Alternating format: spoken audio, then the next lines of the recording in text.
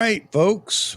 Good evening, night, morning, afternoon, whatever it may be, wherever you are. So, AP Studios live again tonight with guests Vitalij from Touch Life Studio, wedding photographer, Briar, and it's what's their handle? I don't have a handle. I'm a wedding photographer, real estate photographer, and I shoot marathons too. Okay, great. And Vahagan is going to join us, but he's tied up at the moment, so he'll be in here a little bit later. So this is for all of the folks. Let me get the chat up. All right. How you doing, Hassan? Good to see you. Thanks for dropping in. So this is a night for those that want to know something about wedding photography, which I know nothing about, even though I shot a wedding, and we won't talk about that anymore. Um, but especially for those of you that might be thinking about getting into wedding photography. And here are the people to talk to. So, hey, Woody, good to see you. We have the phone line again tonight. We're going to see how well it works tonight. I worked on it a little bit today. Hopefully, we've got it up and running so that everybody can hear the caller. So, if anybody wants to call in, please hold on for just a few minutes. And I'm going to turn these guys loose. Starting with Vitalij, let him give you a little introduction to to himself and his wedding photography business. And then we'll just push it right over to Mr. Briar and let Briar talk about it. All right. So Vitalij, tell us about your YouTube channel first, and then sure.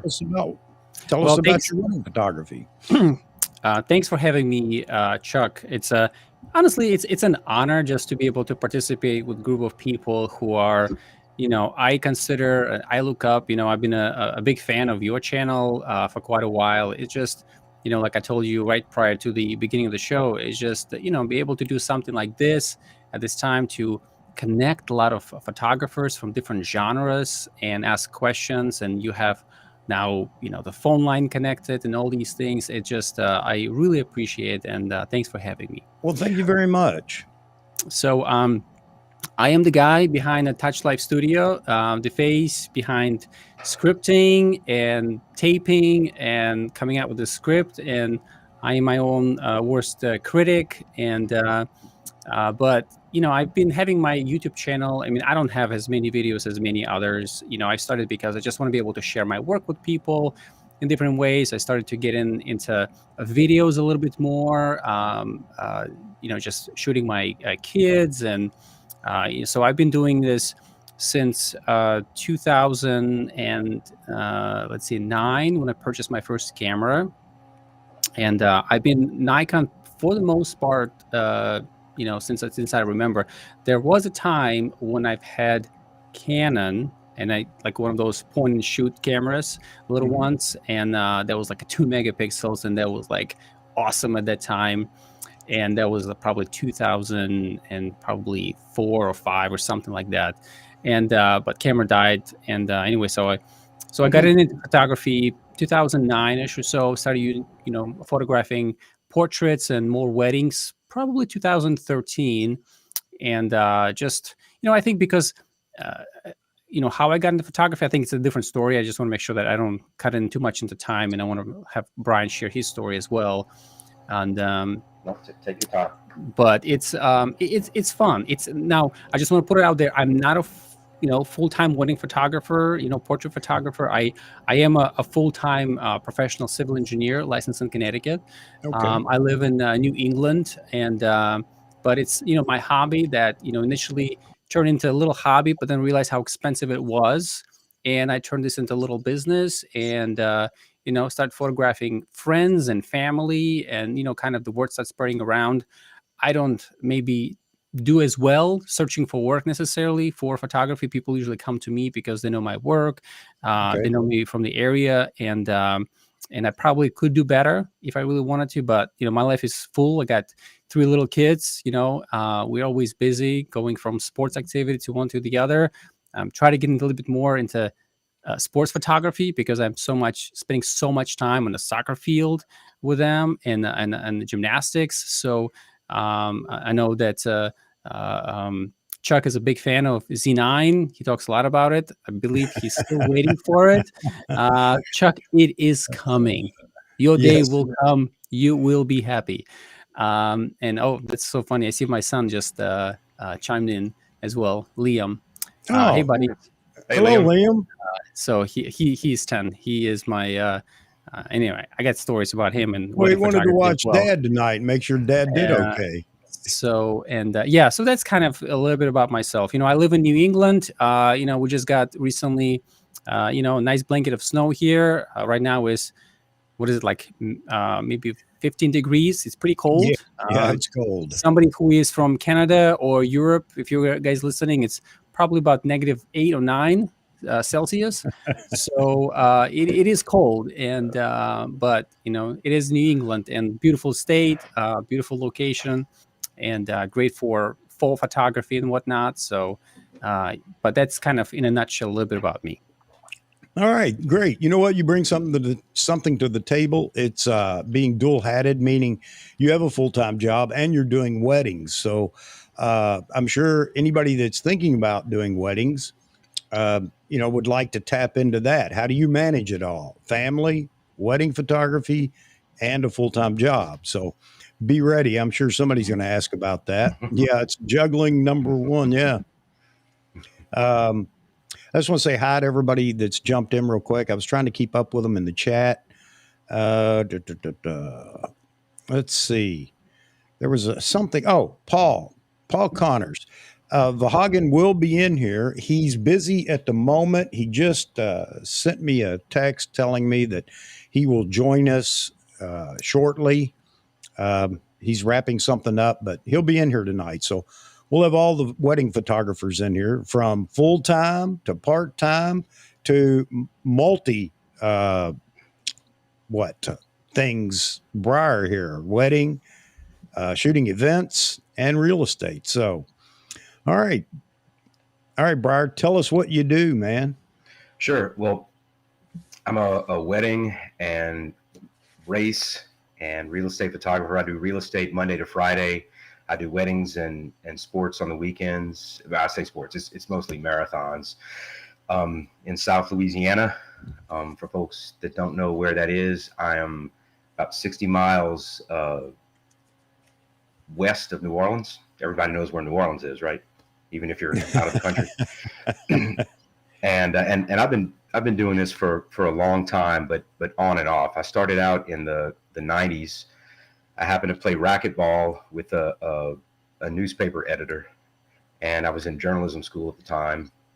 And one day he just asked me if I'd be interested in shooting photos for the newspaper, and I was just elated. I mean, it's something that I never thought about doing, but when he mentioned it, it was like, wow, let me try this out. Seems like it's going to be fun, and I loved it. For about 3 years, while I was in school, my first 3 years in college, I shot for a newspaper, a lot of photojournalism, a little bit of sports photography, and this is something kind of cool from back then. It was probably 97, maybe 98, and the guy that hired me, the editor, comes in with 2 digital cameras. This is the late 90s, and it was an Apple camera. It was shaped just like a UFO. And the pictures were only, the resolution was so low. I think it was a quarter of a megapixel, so 250,000 pixels. And the only thing we could use it for, ironically, I shoot real estate now. The only thing we'd use it for then was for real estate. And the picture had to be about 1 inch by 1 inch. Otherwise, it completely fell apart. So that's about all 250,000 pixels will get you. But it was cool to use some of the first digital cameras. I'd go out and I'd photograph the front of the house, and that's it. That's all. It'd go into the newspaper at the time. And then I finished off school, finished journalism school. And another thing that was really cool. So I came to LSU to finish school here, and my mom had saved a lot of my newspaper clippings. We'd get the paper, she'd cut them out, and she stored them. And thank goodness she did, because I'm in my advisor's office one day, and we're talking about an internship, and he's said, well, what would you like to do? And I said, well, I'm a newspaper photographer. I'd love to work at one of the newspapers here. He said, well, how long have you worked? I told him, well, about 3 years intermittently. And he asked me if I kept the work, and I told him my mom did. And so I got to stuff all these things together in a binder, and that was my internship. It was done before I even knew that I had to do it, which was great because I got to continue working. I worked at Blockbuster Video at the time, so I just kept working at Blockbuster Video, more able to work at school. I didn't have to drive. I was 60 miles away from home, so I had to drive 60 miles on the weekends to work the newspaper, and I didn't do that. I stayed here, worked at Blockbuster Video, had a lot of fun, met my wife, and then for about a decade I didn't shoot at all. And then along came digital and a little camera known as the D90, and I bought it. I think it was in 08 or 09. Maybe one of you guys can remember when it came out. I think I bought it about a year after it came out, maybe 09. And started getting back into it again, started trying to sell some artwork. I tried to work in an arts market for a couple years. That didn't work out. Most people would come in and buy jewelry. People would make thousands of dollars off of jewelry. All handcrafted stuff. It was a maker's market. But I'd sell 2 or 3 prints, maybe take home $30 or $40 and just realize that it wasn't a viable option for me. And that's when I got into sports, got into marathons, and it's a lot more bang for the buck, at least for what I do. It's a really lucrative little job. You don't have to edit anything. You just hand over the card. They give you a card before the race. You give it back after, and then that's it. You're done. And the real estate job that I do is the same. I photograph the houses, bring it home, upload it, and our editors handle it overnight, and our clients get it the next day. So it's a good setup. And like I tell a lot of my clients, you wouldn't know me unless I didn't have to edit these files. I wouldn't have time to do it. I've got, talk about kids. I've got 2 kids, one 12, one 6, and there's just not enough time at night to edit every single night. So I shoot about 12 to 15 weddings a year. And this year, because, with COVID was so bad last year, I think everybody's making up for it. So I shot, I think, either 19 or 20 weddings this year. And that's the most I've ever done. And it's fun. I love it. I love it. You can't photograph a happier event in the universe. And that's one of the main reasons I like it. I love the music. I just love to shoot. There's a freedom to it. Of course, it's the deadline. It's kind of like shooting for a newspaper. You do have deadlines. You have to edit it yourself, but it's a big payoff when folks smile at your work. And not everybody does. That's one of the things we could probably talk about. Not everybody likes the work that you do, even when you've given it your best shot. Some people are really difficult to please, and you have to learn how to deal with that. Some people don't read contracts, and that's difficult to deal with too. So it's a lot of fun, but there are a lot of challenges with it. When you work for yourself and you're your own boss, that's never the case. They are your boss. Your clients are your boss. So don't ever start a small business thinking that you're going to be your own boss. The people that you work for are still your boss. So. Yeah, Vahagen's had a few videos out here recently talking about Yeah, I've watched them. Yeah, all the different pieces to wedding photography and shooting weddings, and I found them interesting. I'm not going to go shoot a wedding, but I thought, wow, it's really interesting that he brought up the tips that he was bringing up in the video that I think he dropped it today. So, yeah, we'll get him in here too. Well, I want to add about wedding photography. It's such a diverse genre, right? That it includes many other genres in photography, right? You're looking at portraits photography. You're looking at macro shots when it comes to rings and details. You're looking at landscape photography. You looking at the family photography. I mean, you're looking at the wildlife photography. I mean, there's a wildlife on the dance floor. Yeah. I mean, it's so many different things that you do that it's enjoyable. And at the end of the day, you get to photograph probably one of the biggest days of someone else's life, and you got to That's take the it scary part. seriously. It's a scary part. It can be, right? I mean, that's why you want to make sure there's a redundancy. You got dual cameras. You have two card slots. All those things that people always recommend for and back it up before you leave. I know people have different methods and means to do those things, but it's a beautiful genre, and but it's a lot of work. I would probably say one of the more, and I could be wrong, and I actually have a question about this, whether this is one of the most paid genre of photography when it comes to weddings. And if it is, I'm wondering why is that then, and I don't really do a lot of sports and wildlife in general, but why is it sometimes I think to myself, maybe genres that don't pay as much, and I could be completely wrong. And I want to ask Briar about this one, who shoots sports. Why is their gear usually so much more expensive, but maybe payoff maybe not as high? Compared to wedding photography, right? You can get two D750s, maybe a couple lenses, you know what I mean, and you're good for next 3 years usually, Yeah. right? And then you can make Yeah. a really decent income with that, right? Yeah. Yeah, it is strange. I mean, weddings can be really lucrative. I try to keep mine affordable. It depends on people's situations. But yeah, you're absolutely right. I mean, sports photographers, they do need the higher performance gear, and that's why we're at a place we are now with the Z system. All the pro photojournalists and sports photographers are ordering the Z9 because it's the first high speed, tracking Nikon Z camera. Yeah, that's an excellent question. Now for sports, sports, you don't do a lot of editing. It's kind of what you shoot is what people get. So I think on the front end of it, it's difficult because it's high pressure. But on the back end of it, your work is done. Once you take the shot, take it or leave it.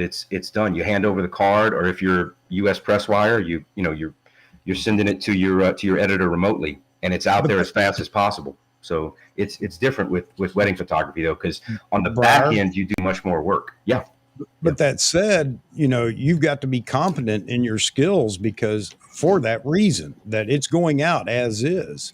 So there's pressure there too. I've seen it over in the motocross. If you're going out on the wire to editors for the company that runs the motocross, I can't remember the name of it, but it's got to be right. You can't just get out there and shoot wildly, and because you're not going to get a chance to, at least initially, get a chance, because those photos they're going to try to push out immediately, as you know. Right.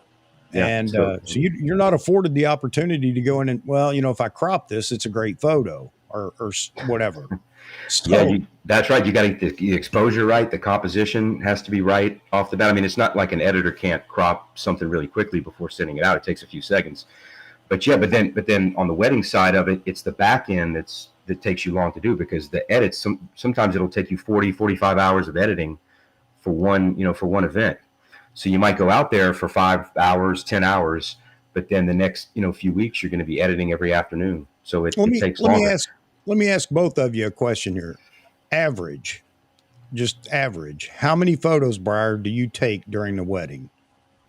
If it's closer to 5 hours, it's close to 1,000. If it's 10 hours, closer to 2,500.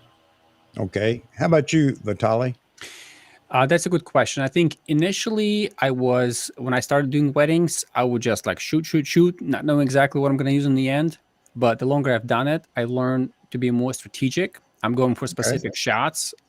Yes, there will be a lot of kind of here and there. I'm going to get something, but so probably for most of the weddings that I've done is a full day wedding, anywhere from 8 to 10 hours. I would say maybe 15 to 1,800. And then, so I would discard typically, and that changed with mirrorless. With DSLRs, I would discard, I would deliver maybe like, I don't know, 300 or something like that. With DSLR, with mirrorless now, I can deliver, I don't know, probably 600 if I really wanted to. But I would generally say my ability to deliver with mirrorless has gotten better. It doesn't mean my photography has gotten better necessarily, because it's still the same thing. You're capturing light. but ability to be able to have sharp photos. And I'm like, I might as well give it to them. What am I going to do with it? So let Right. somebody, under promise, over deliver. That's always my motto. Yeah, great. So that just gives everybody an idea of the work on the back end. I mean, a long day of shooting, which is a lot of fun. I would imagine there are times when you're tired or whatever, but then on the back end with that many photos to call. So, wow. Yeah, that's again another reason I don't want to be a wedding photographer. We got a question in here.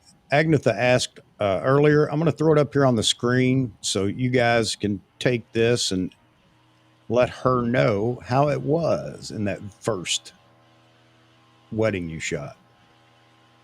I'll let you go first. You can have at it. Sure. So my first wedding photo shoot was it was free. It was free on my end.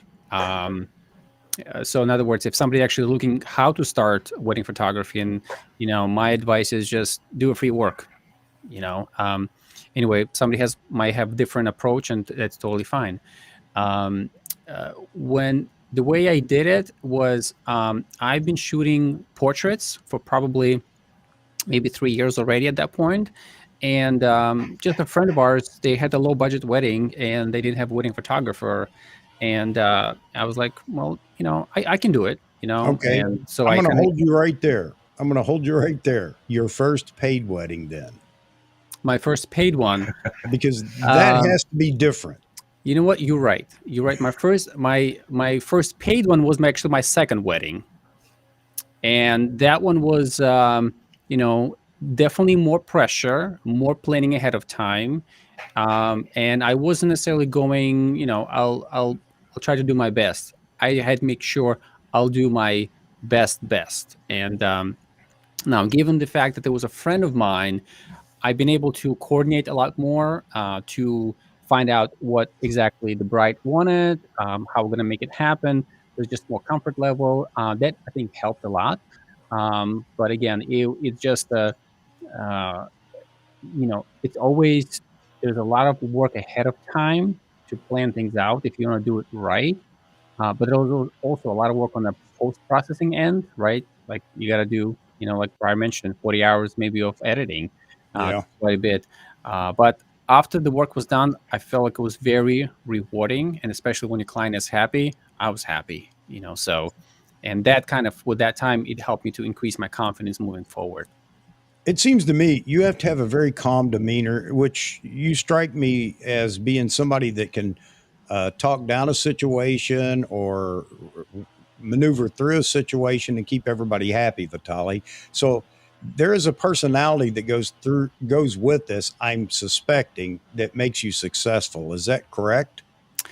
So it's interestingly enough, one of the things that I discovered about myself, and maybe that's more with my job, I am good at de-escalating conflicts.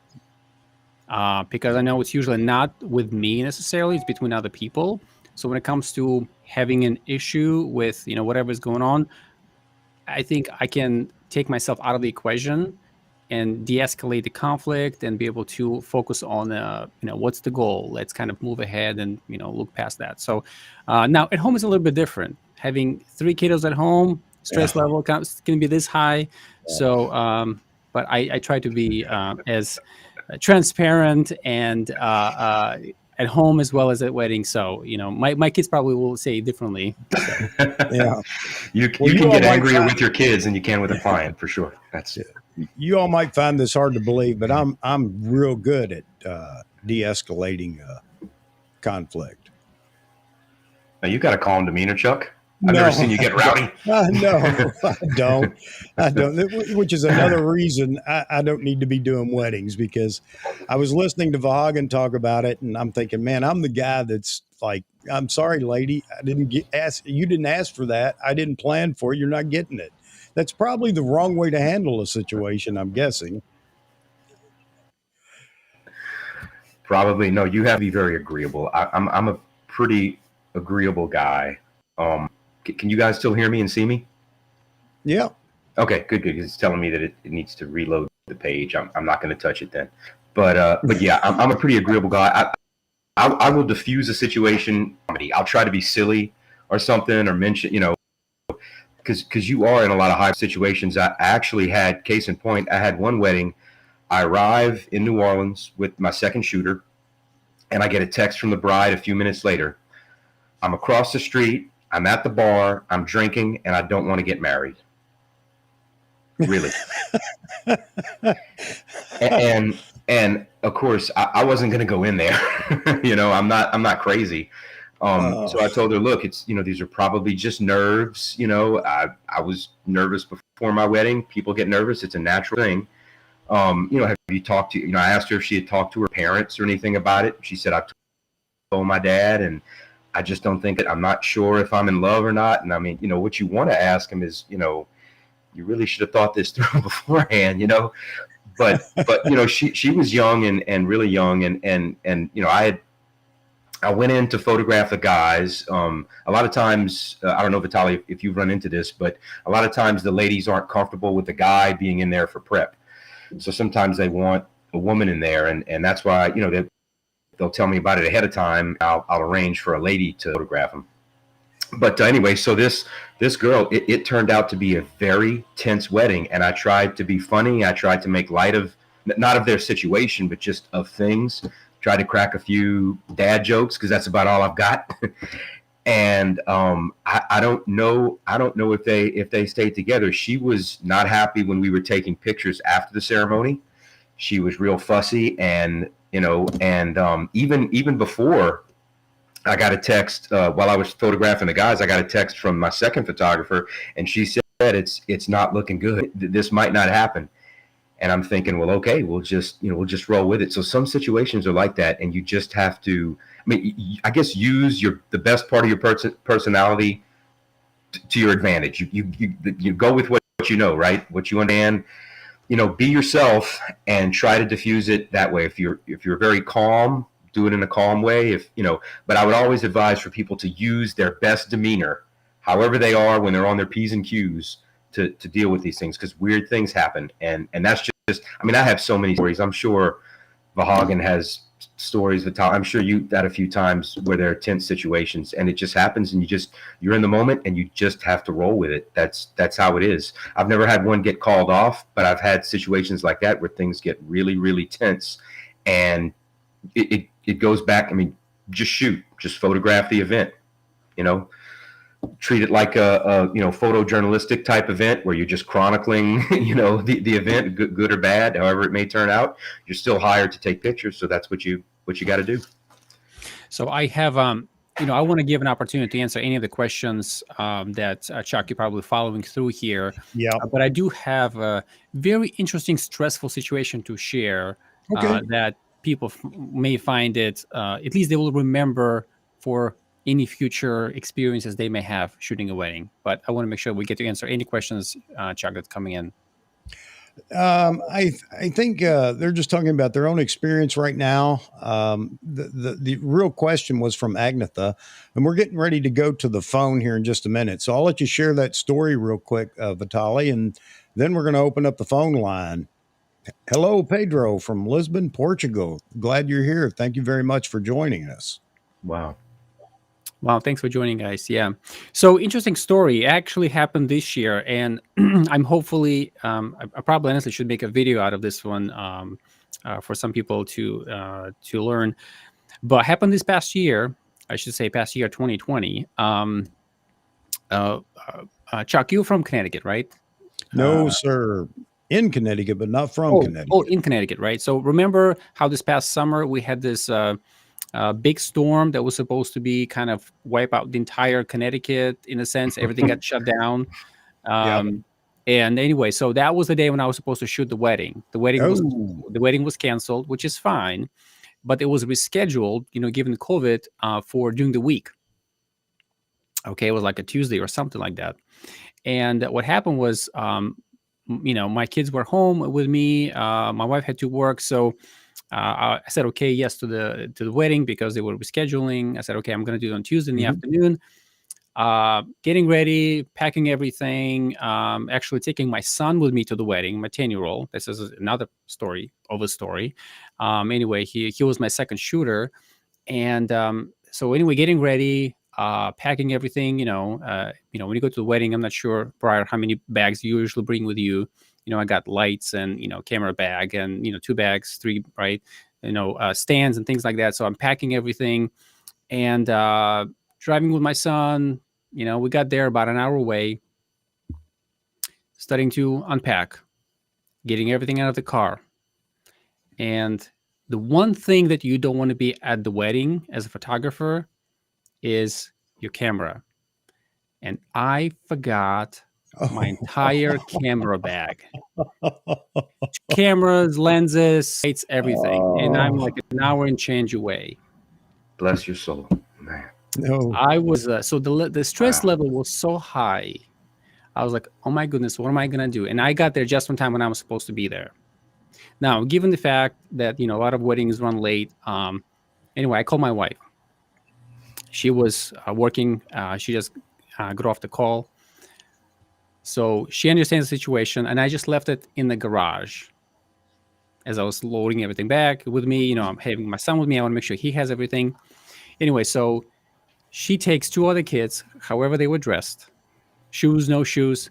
She puts them in a car and drives 90 miles an hour just to be able to get to me. So, and that was a learning experience for me. It's like I always have to remember, but experience for me of, with my son specifically, he was my second shooter, my colleague at the time for a Right. moment, is just, I have to handle it well. I have to handle it well. We hang out together. We went to Subway, got a sandwich. But, what did I learn from this one is that make sure you got your camera bag in the car with you wherever you're going.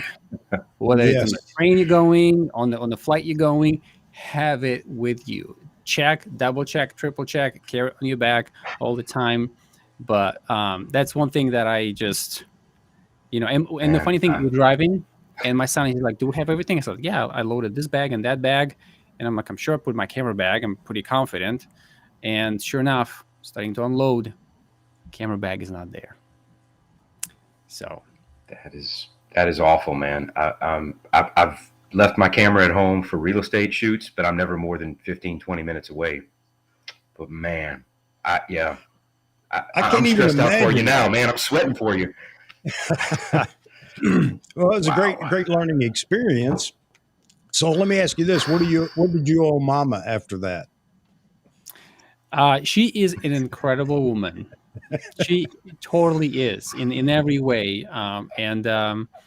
She came, she brought the bag, and I was like, should I call the bride, let her know? And I'm like, that's gonna make things worse. So Yeah. if anything else, I'm just gonna be 1 hour late to the wedding. But anyway, they were running late themselves. I don't think my bride still knows up to this point what happened Well, that time, unless she's well, watching the stream, which I doubt. Um, I'm glad it worked out for you, man. Glad it worked out for you. Thank goodness. man, oh man. Yeah, I can't imagine that. Well, I'm not my going to wife's sleep right wonderful. tonight. My wife's a wonderful woman too, but I guarantee you, I'd owe her something after that. Guarantee it. She wouldn't forget that. All right. All right, folks. Let's open the phone line up. Let me put the number up here. And you guys are welcome to call in. Whoever calls in first obviously gets the phone line. I don't have a switchboard, so it's first come, first serve. I think we're open and ready for business. All right. Paul made me laugh. He said, Briar, that tale reinforced why I'm glad I never married. Oh, You yeah. gotta do David yourself, said when he Paul. packs his truck, yeah, everything has its own place so that I know just by looking if anything is missing. And that's great. I'm not the most organized person in some things, and other things, yeah, I'm accused of being just, you know, completely over the top. But packing up my equipment, my camera gear and such, just to go out, I'm not shooting for uh, money, but just to go out and shoot some of the events I shoot. And I that's one of the things that just drives me crazy. I'm always thinking, even after I leave and I've checked everything and I'm driving and I'm 30 minutes away thinking, what did I forget? What did I forget?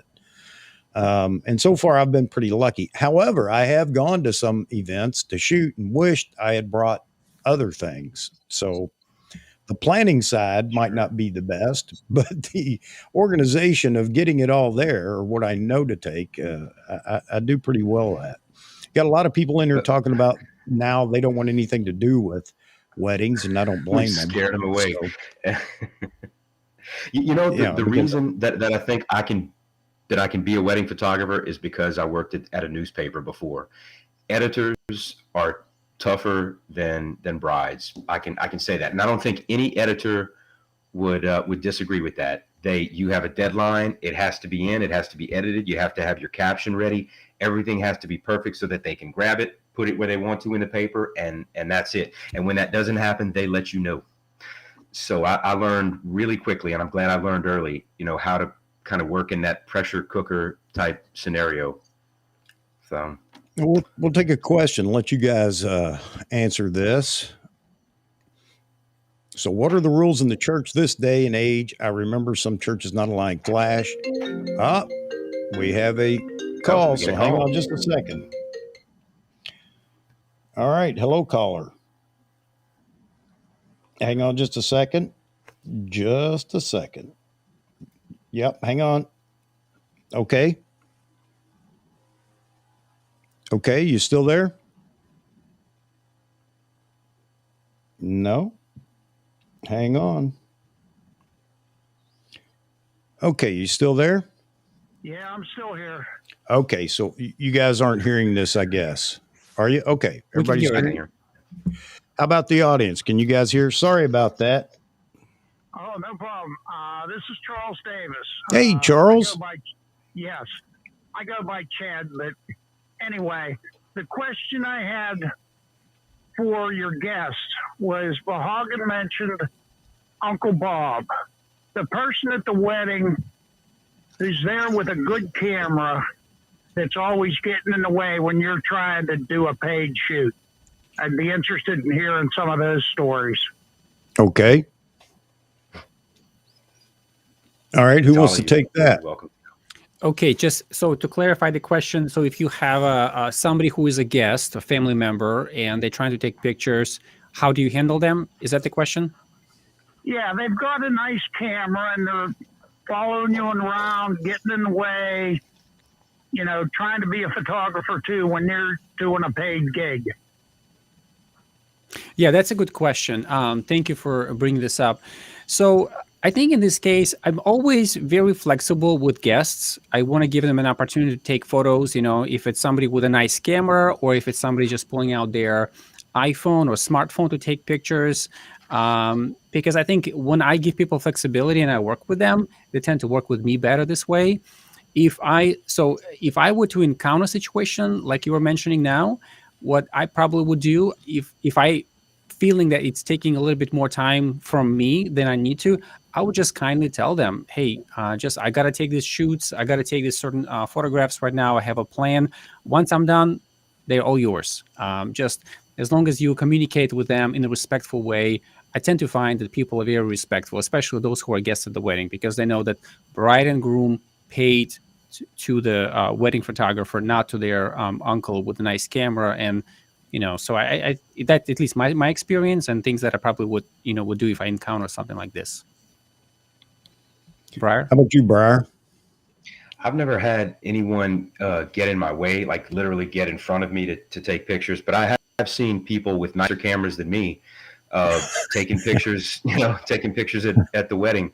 And that's fine as long as they don't get in my way. But I do the same thing as Vitalij. I would just ask them to politely, move over so I can get the shot. A lot of weddings these days, they will announce before the wedding, please don't use your cell phones. We have a photographer here. We want you guys to remember the wedding with your own eyes and your own minds. And so that happens a lot. And some weddings I've shot at even have a sign up, no cell phones during the ceremony, that allow it everywhere else. So I think a lot of the couples now are more conscious of the fact that these things can happen. And of course, because everybody has a cell phone, it is funny though, there's always that moment when the bride is about to come down the aisle and you see 15 cell phones go up. but it's all good. If I'm shooting in landscape mode, I'll go to portrait and just get the bride, with her dad coming down the aisle. So, you adjust and adapt just like any other situation. But thankfully, I haven't had anyone who's really like rude and jumping in front of me. But I would try to handle it the same way as Vitalij. I think that's a great answer. That's the best way. It is a great answer. Cooler heads always prevail. You get more with honey, whatever cliche you want to use. Because what are you going to do? You're going to cause a scene at a wedding? You can't do that. You have to be polite and just try to diffuse it. Yeah, you catch more bees with honey. My wife tells me all the time. Yeah, well, and Paul made a comment there talking about 82nd Airborne Photog would do a certain thing. And so the one wedding that I shot was my stepdaughter's wedding. And I only had that situation one time. I mean, they were very nice. They made the announcement before the ceremony and everything else. But at one point, everybody decided when everybody was on the dance floor, or I'm sorry, the couple were on the dance floor. Everybody decided for whatever reason at that moment to kind of horseshoe around the couple. I'm a few feet back at that point, and they just step in front of me with iPads overhead. So, and I didn't have, I'm thinking, man, I'm going to miss a shot here. Man. I'm going to miss a shot here, and I don't know what to do other than to get in there and, bump and grind with everybody and kind of, move myself into a better position. But yeah, that was lack of experience for me at weddings and everything else. But that was the only time that it happened. Everybody was really good about it. Did that answer your question, Chad? Yes, very, very, very good. Thank you very much for taking my call. I'll get back to watching the podcast. All right. Thanks for calling in. Okay, everyone have a good evening. All right, you too, buddy. You too. Bye. Bye. I would just add one of the big things as a wedding photographer, you have to be good at managing people. And especially bride and the groom, because a lot of times they're relying on you. They're expecting that you will tell them what to do, where to stand. Maybe given nature of my job, my day job, I am very good at managing projects and people, therefore. It kind of came to me maybe a little bit naturally, I would say, of just, because when I go to a wedding, I know exactly what I'm looking for. I know how many people I'm expecting to photograph, who are going to be the family members, so I communicate ahead of time, and but be able to manage people and manage them politely in a kind way, not in a rude way. I think it goes a long way. I have a question for you guys, and we'll take another call right after you answer. What was my question? Well, that's good. Oh, in poses and things like that, do each of you have your own playbook, if you will, of the poses you want to do, and you bounce that off of the couple, or how does that work? I'll let you go, Brian. You can go, Vitalij. Okay. That is my Achilles heel. Posing is my Achilles heel. And what I've found, the best thing to do is couples know how to hug, right? Couples know how to embrace each other, because that's one of the things that couples do. So I try to let it happen naturally. I won't move someone's arm somewhere unless it's really distracting, something like that. I let them embrace. I'll say face each other. Okay, put your arms around her waist. Put your arms over, around his waist. Put your hand on her chin and kiss her. That's as far as I go. I want it to be as natural as possible. I started with photojournalism career. I'm a much bigger fan of candids than pose shots, but of course you have to take the pose shots. You can't get away. You're not going to ever get away with that. And it's something that over the years I've had to learn to do, but that's definitely what I am least good at is posing. But over the years I've learned how to try to make them feel comfortable enough so that when I am posing them, they just sort of fold together. That's it. Hey guys, hang on just a second. Hello. Rock and roll photographer. What's going on? Hang on. We had a question. Actually, I posed the question, Vahagan. Vitalij's getting ready to answer, and then I want you to follow it as well.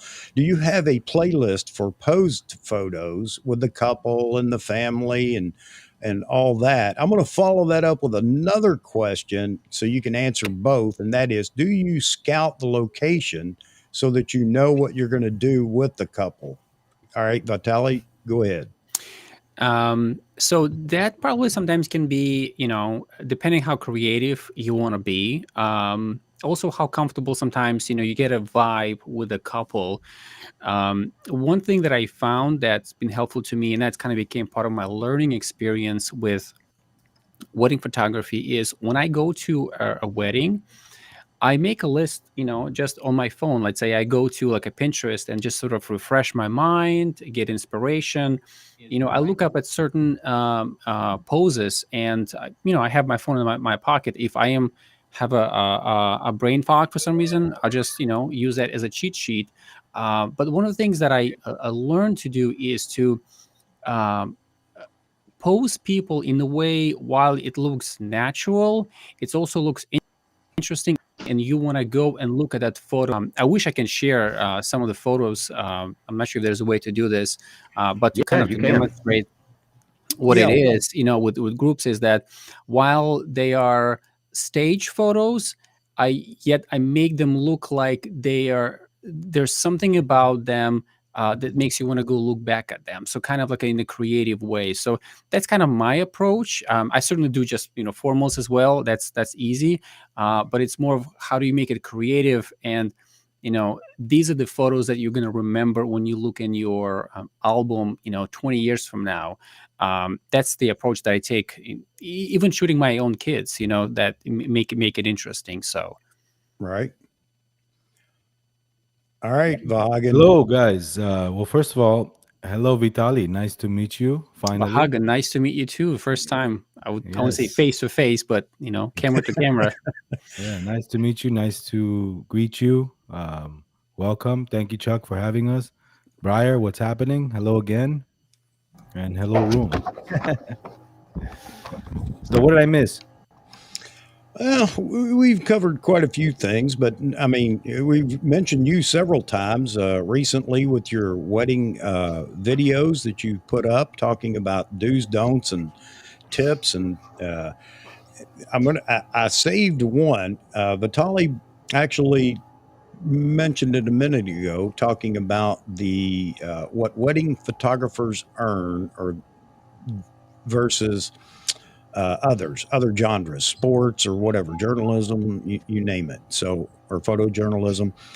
So I'm going to lump that into a question for you here in a minute. If you want to tackle the one we just asked or just talked about, but you just talked about inflation and why is it photographers are left behind when inflation is a problem? Everybody else's prices go up, but everybody sneers at a photographer because his prices are going to go up as well. I thought that was a great explanation of, or a great question to ask the audience when you did it and talk about how it affects you guys. I agree 100%.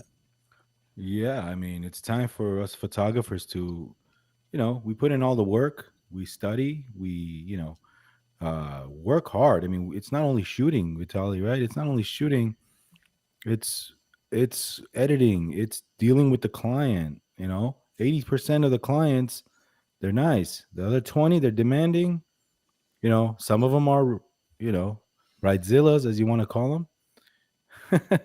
But, but at the same token, it's really a good way to make a living, It's out of all the genres, out of all the genres, wedding photography, if you're good and if you have your clients, you can really make an honest living, one gig. So Vitaly and Briar, you do weddings too, right? Yeah, we were just talking about it. I do weddings and just general portraits. I'm not a full-time wedding photographer. Like maybe you are. I believe you are a full-time wedding photographer. I mentioned earlier that I've been doing it for past since 2013 or so, sort of on the side. But I learned to enjoy it. Enjoy the pressure, enjoy the results of it. Um, you know. Yeah, it's I seen your videos, really cool. Oh, thank you. Really nice. You're doing a good job, good quality, clean. Well, thank you. Just Well, post more of I'm them. I'm learning from you guys. When I grow up, I want to be like you. Oh, like me. I'm just learning. Hey, by the way, hello everybody. Always learn. I see all the comments. Hello everyone. Hi, Mike. So Michael, good to see you in here. Hey Chuck, by the way, how's the mic Yes, sir. sound? Sounds good. All right, Sounds cool. real good. All right, cool. You sound like the pro in here. No, Yeah, Hagen, you have a radio voice, man. You really have a He does. yeah. Saturday. You don't even need to do that. You've got the DJ voice, not the advertiser voice. Yeah, okay. So that's yeah, great. man, wedding photography. I mean, what can I say? I mean, it's got its challenges, but Chuck, you've shot 2 weddings, your relatives, right? Yeah, I shot one. Yeah, I shot my stepdaughter's wedding. And I got to tell you, it was fun. I didn't enjoy the backside of it probably as much as you guys, the calling and editing, because I edited with her. I let her choose what she wanted as far as the editing was. And maybe that's the easiest way to do it. But yeah, I don't want to do another one. Nope. What was your question when I just got on? You were talking about what were you were talking about locations? Well, it was two part. I switched Posing it. question. Yeah, talking about do you have a playlist of poses for the couple, the family, and all the other important people or whatever that you go by, or is it now ingrained in your? For you, I'll say, is it ingrained in your mind? I mean, after many years of doing it, you probably have an internal playlist that you know you're going to do, the shots that you know you're going to do. Are you? Can I tackle this one or No, you guys it's got it? yeah, Yeah. You guys. With me, I just go with the flow because if I, try to study any type of posing, I'll drive my head crazy. If I would try to remember poses during the wedding, especially the park session, I just go with the flow. I try to see what the client's style is and their character. If they're fun, if they're, serious type, they like more romantic shots or they like more fun shots. Honestly, guys, I just go with the flow and I do my traditional poses, get them out of the way. And then as they say, shoot for the fences. So okay. Yeah, I'm So with you there. I mean, like I said, I let them do it naturally. People know how to, couples know how to embrace. They know how to get close to each other and feel comfortable doing it. That's what I've learned works best for me, and a lot of times it works best for them. Because what you have to realize is these people have probably never modeled or posed for anything in their life ever, and so if you start trying to, I don't say bark orders, but if you start trying to tell them exactly what to do, it's going to make them nervous and they might get tense. So when they embrace each other, they're like, it's something weird that happens. So it's just best to really let them sort of kind of fall together. I always equate things to music, and there's a line in a Madonna song. It's "Crazy for You." I don't know if you guys are Madonna fans. She's one of my guilty pleasures from the '80s, but she's got that song "Crazy for You." She talks about being on the dance floor and they're swaying, and then their bodies just sort of come together as one. You know, knowing Madonna, there are probably 100 sexual connotations to that. But it really we is have how a phone people call, are. guys. Sorry. Oh, it's okay. Hello. Hey, Paul. Hang on just a second. What happened here on my audio? I don't know. Is it Can Paul you guys hear Connors? Paul? Yeah. No. No. nope. Hang on a second. We have to do it again. Here we go.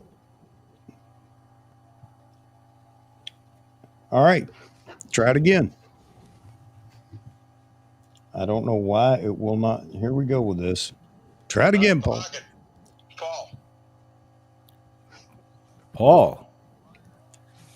Paul Connors. See what I mean? It worked fine a minute ago. I heard him Sorry, say, guys. Hang on Paul. just a second. All right, Paul. Hang on just a second. What's going on, Paul? How are you, man? Yeah, but I know what Briar was saying about just sway with it, just sway with it, swing with it, like a swing, jazz tune, just swing and dance. Let it You know, unfold. Let it happen. Yeah. yeah. All right, Paul. We're trying again, buddy. Yeah, I have no idea, brother. I lost your audio. I don't know why. You know what? He has a webcam. Remember I had him on? You should just tell him to come on. Oh, No, sorry for that. hang on just a second, Paul. Let me hit it again here real quick. Hey, Vitali, where are you You there from? Like, now? what are you from Connecticut? Yeah, I am Hey, actually from Paul. Connecticut. Yeah. Hey, Vahagan. Yeah, what's There happening? we go. Sorry, here we go. Okay, for any of you guys, do you have like a rule that you when you have a second shooter, how do you direct them at a wedding? Go ahead, guys. Answer this one, and then I'll tackle it. So if having a second shooter, I usually give them certain assignments, what I want them to do. For example, if let's say I'm on a dance floor, I want them to go and take certain pictures, of maybe people. If it's, let's say, formal shoots, I typically take that assignment myself because I know what I'm looking for. There's a sort of a precision that I'm looking. If I'm looking for kind of a candid shots, I will take them to do that basically. So that's kind of my second shooter experience. Now I've been a second shooter in the past myself, and wasn't very good experience for me. Was very controlling. So what I've learned is that I don't want to be like that person. So I want to be able to be as a first shooter and give assignments to a second shooter, but again in a respectful way, give specific directions, and then be able to come back. So that's kind of my approach. Nice. Yep. Brian Vahagan, do you want to comment? Yeah. Well, with me, it's like in the beginning, where if it's your first or second assignment, you have to tell them kind of what your role is, what my role is. For example, the ceremony is key. Are you taking the main aisle shot? Am I getting the back shot? What lenses are you using? Let's not use the same lenses, because there's no point in you doing the same shot, same, focal length is key, Paul. Maybe second shooter has a 7200, you have the 24-70 ceremony, same thing. Any important moment that both of us need to be on, like the ceremony entrance, when they exit, the first dance, the grand entrance, everything else you can pretty much just wing it. I mean, I think, right, guys?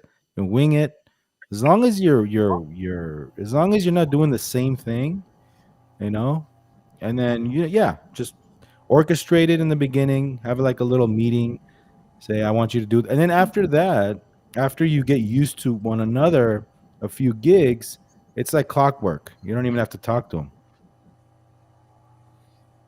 Yeah, that's a great question. So the good news is that at first it's easy, because if you have a second shooter, they're out photographing the groom or the bride, whoever you're not with. So they're with the bridal party or the groom's party, the groomsmen, and you're separate. But the toughest part is definitely during the ceremony. That's when you have to try to avoid, you have to make sure you're out of each other's way. When I first started out, and I had, naturally I shot a lot of weddings on my own at first. You kind of grow into making enough money that you can actually pay someone a second shooter. You get the reputation, and then you can afford. It's weird to say, but you can afford to charge more, and then you can start to afford to pay a second shooter. And I've actually had one guy, good friend of mine. He actually works for the same real estate photography company I work for. He's a phenomenal wedding shooter, and he started doing it full time about 6 years before I did. And the first wedding he shot with me, I walked to so we both shot the ceremony, and he came up to me and he said, and you have to know someone well to be able to tell him to him like this. He said, "Briar, man, you got in almost every one of my shots. If you ever do that again, I'm not working for you anymore." I swear to God, he said that. and he's a close enough friend, and he said it jokingly, but he kind of meant it. And so, you just have to learn that there's a dance to it. There's an ebb and a flow. But after that, naturally I learned to start talking about it more. Okay, during the ceremony, I'll stay back. I'll snipe them with the 70-200. you can, duck in and out with the 50, part of the time. And then of course you also try to never be across from each other. So if you're in the back, of let's say the aisle, and they're at the front of the venue and they're shooting at you, you're going to be in every shot. So you have to make sure that you're shooting at angles that, you won't see each other in the pictures. The next tricky part is the dance floor. You're out there, and naturally when everybody's out there dancing, everyone's everybody's out partying. It really doesn't matter. But for the bride, for the first dance, for the mother, for the mother-son dance, the father-daughter dance, you really want to be out of the way, and you just want to get them. So it's about communication, and once you get experienced enough to understand that you need the communication, then you start to do it, and you talk it out beforehand, and you work it out. And then once you start working with experienced people and you're experienced yourself, just to stay the heck out of the way. That's kind of how it is. So that's a great answer. That's a great answer. Yeah. Communication is important. Why, Paul? Are you thinking about doing second shooting? Is he back? I'm sorry. Say again. Are you thinking about second shooting? Yeah, that offer I made to you still applies. There you go. Let me tell you a funny. Now, let me tell you an interesting story about second shooting. I had a guy, retired cop. Okay, he's a retired cop, older gentleman. He wants to come out of the house. He's bored. He's good with photography. He starts second shooting. Retired gentleman, over. I think he was over 60, and the reason why he likes the second. So am I, Vahagan. So that's not a problem. Yeah. So the reason why he likes the second shoot, he loves shooting people. He's not going to get a chance to shoot anybody. This is a great way for him to come and, do photography, shoot people, come out of the house, see people, party, nightlife, and take pictures and get paid. So, and don't wear bright shoes when you're wear black. I like to have dress in black, no highlighted clothes or, right, guys? Johnny Cash. Yeah. Man in Black. Yeah. I try to wear darker clothes. If it's a summertime though, and it's outside, I'm not going to wear black slacks and a black button-up shirt. I'm going to wear something more comfortable. But yeah, generally, if you can, darker colors work. I try to usually blend in with the guests in some fashion. Like if it's an outdoor wedding, I would usually wear, black slacks and shoes, and maybe just a white shirt and a tie. This is what you see a lot of guests wear, right? Some sort of a bright shirt and a tie. So in that way, it kind of helps me to blend in, but at the same time be, presentable at the wedding, to make them feel like, you are respecting its big day. That's an interesting answer. That's a great answer. You always think about the black to kind of melt into the shadows, but you can camouflage yourself in plain sight, looking like everybody else, like just another wedding guest. Yeah, I've never heard that before. Like That's yeah. If you're doing like an Thank you very island much, wedding, guys. I'm gonna drop. thank you, Paul. If you're doing an island Rock wedding, on, Vahagan. hey, rock and roll, man. You get my email? Okay, He's gone. But if you're doing an island wedding, sandals, shorts, right? Go for it. Do that. So, by the way, guys, I have a rule with weddings: never shoot a wedding, no matter how big it is, without 2 photographers. So, if that's possible. Yeah. oh, I refuse I it. agree with that. Yeah. I'd rather make less money than have the headache. So I shot a wedding with my son, with my 10-year-old. I took him on the assignment, okay, this past year, and greatest experience ever, truly, in the way that just bonding time with my son.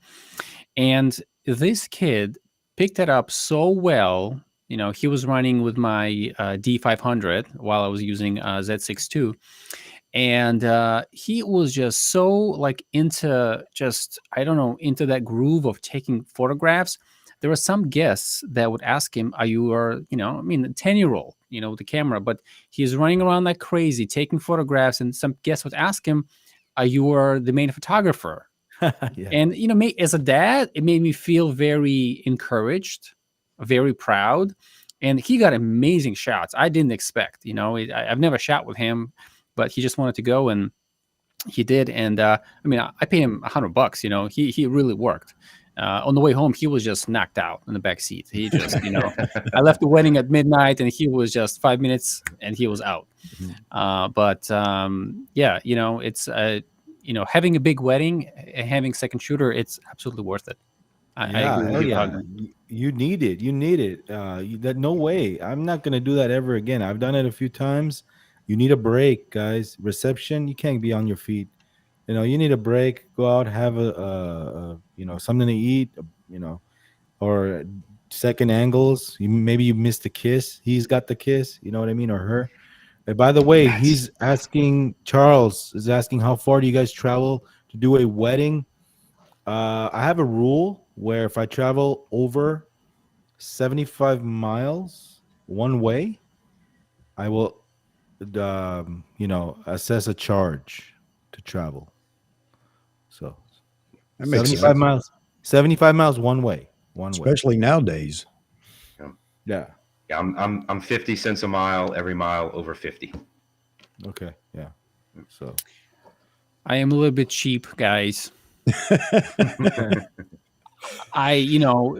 the fact that I don't do maybe as many weddings as you guys do, the ones that I've done, I think the furthest one I traveled might have been New Hampshire from Connecticut. So that's what, like, 4-hour drive. And I drove with a friend of mine. So we just, didn't charge anything extra. And typically here in New England, I would go up as far as Massachusetts and maybe New York area, so that's, a couple hours drive. And I usually sort of built in with my package if I need to. yeah, it all depends. I mean, if you're doing like, well, by the way, I hope we answered Charles' question, but I'll travel anywhere to do a wedding. I'll travel overseas. I have destination wedding packages where, if they want to get me in, to come to Hawaii or Bahamas or Europe, whatever, I'm there. With COVID, it's kind of tough now because of all these restrictions, and you have to be quarantined with this, that. I don't know. It's messy. I haven't shot a destination wedding out of US in a long time, but I will. And I love destination weddings. And I'm kind of jealous, Vitalij, because you got beautiful, landscape, beautiful locations in New England. Love the foliage out there. Yeah, That's but why let me that's tell why so you, many weddings in Connecticut here in the fall. I mean, starting from September through end of October. I mean, it's foliage here is because you can travel along the northeast corridor up and down, and foliage kind of drops down starting from Canadian border down. Yeah, the window here is beautiful. Absolutely, yeah. Very nice. Briar, where are you from? I'm South Louisiana, Ah, nice. not far from Very New nice. Orleans. Yep. Very nice. Nice. I got friends all over now. So if I'm in this, you're part of the woods, man. Let me know It's, I'll anytime. let you know. We'll do a video. You know? Be another fun. question from Paul. Unlike Jared Poland, I would have dinner with you, Vahagan. Oh my God, Jared. Yeah. If you shoot a lot of weddings, do you factor in equipment refresh?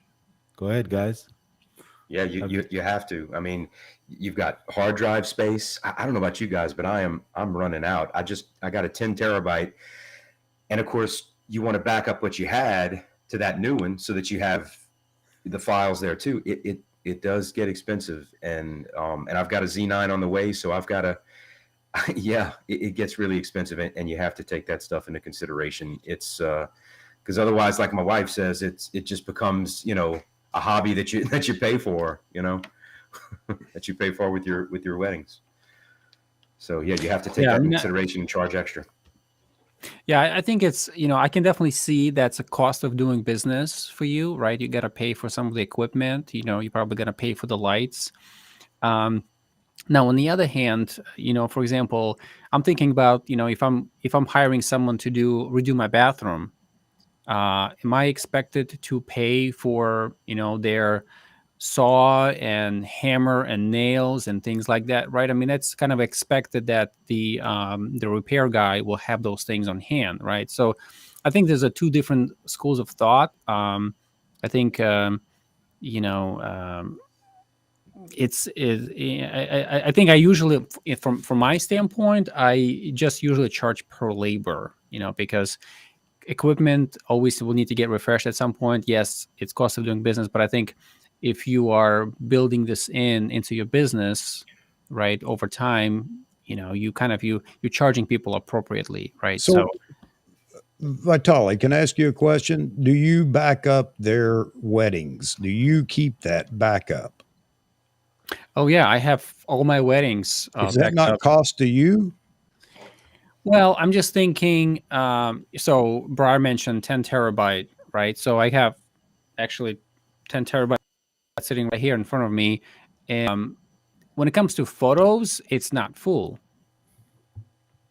Well, You I get know, that. I understand that, but yeah. it's still something that's out of your hands. It's part of the wedding. So I just wondered.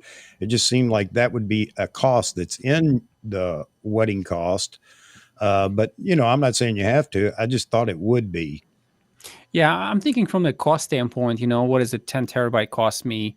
Especially one of those spinning drives. I'm not talking about the solid state Yeah. drives. Oh yeah. Maybe a couple $100, $300 maybe, right? And cost of a camera, $2,000, lenses, Well, 1,000, two yeah. thousand. So I guess that for me, that's I guess considered a small cost. So I Yeah, don't yeah, necessarily. I get that. I understand that. And I wouldn't insinuate that you should get the recoup the cost or even the used cost for a camera or a lens or anything else. But I mean, isn't some of that don't you capture some of that in your wedding costs though, looking down the road, and especially if it's something that you're keeping on hand? I may be totally out of line, so No, you're I you're don't know right. what I'm You're talking right. about, but I mean, that yeah, it's seemed not like it's not you don't make it up with one wedding. You make it up right, with 15 right. or you Yeah. Yeah. yeah. Yeah. No, I mean, with me, it's like I hardly replace my lenses and cameras. If anything, it's just if you take care of your gear, you'd go a long way, guys. Go a long way. Hard drives, maybe, yeah, you need backup hard drives, Uh, but yet you that's a build question. you build that into the price, Chuck. Yeah, You, I you, get that. I just wondered if you have external drives. So let me ask you this: how do you deliver? Let digital all three of download them or answer. USB? Okay. Same here. No. Yeah, I used to do probably 3, 4 years ago. I used to do CDs, right? I would just burn in the CD for people. But I think my computers don't even have a CD drive anymore. So I just do either digital downloads from my website, or I just give them, by 32 gig USB little flash drive, and then just load them in and just send this out, or deliver to them in person. Yep. Yep. That's what I do. I think Exactly. things have changed. Like 10 years ago, people wanted prints more. They wanted to print the work. Nowadays, it's all they just want to post it on Facebook. So Yeah. yeah, if you give it to them in a digital format, that's maybe bridals. I do occasionally print. If I shoot the bridals, they'll want me to print one out for the wedding just to display at the wedding. But that's changed over the years. It's more they just want to put it on Facebook, share it on social media, Instagram, whatever. Yeah. Charles, you're funny. Here it is again, folks. Here's the phone line. Call in. You guys have a question or a comment? You just want to say something to one of the guests? By all means, call in and I see that say Jeffrey was hello. Or asking me where I'm from, Connecticut. He says he's a Connecticut native, from Hartford area. Answer to, let's see, that was Jeffrey. Yeah. Honestly, guys, right now, I'd rather them not order anything. It's just less headache. Like, seriously, like, yeah, you make some money with the albums, but if they just want USB digital files, color corrected, I'm fine with that. I make the chunk of the most I make the chunk of money shooting and delivering digital files. Everything else is just, we don't make too much money on the prints.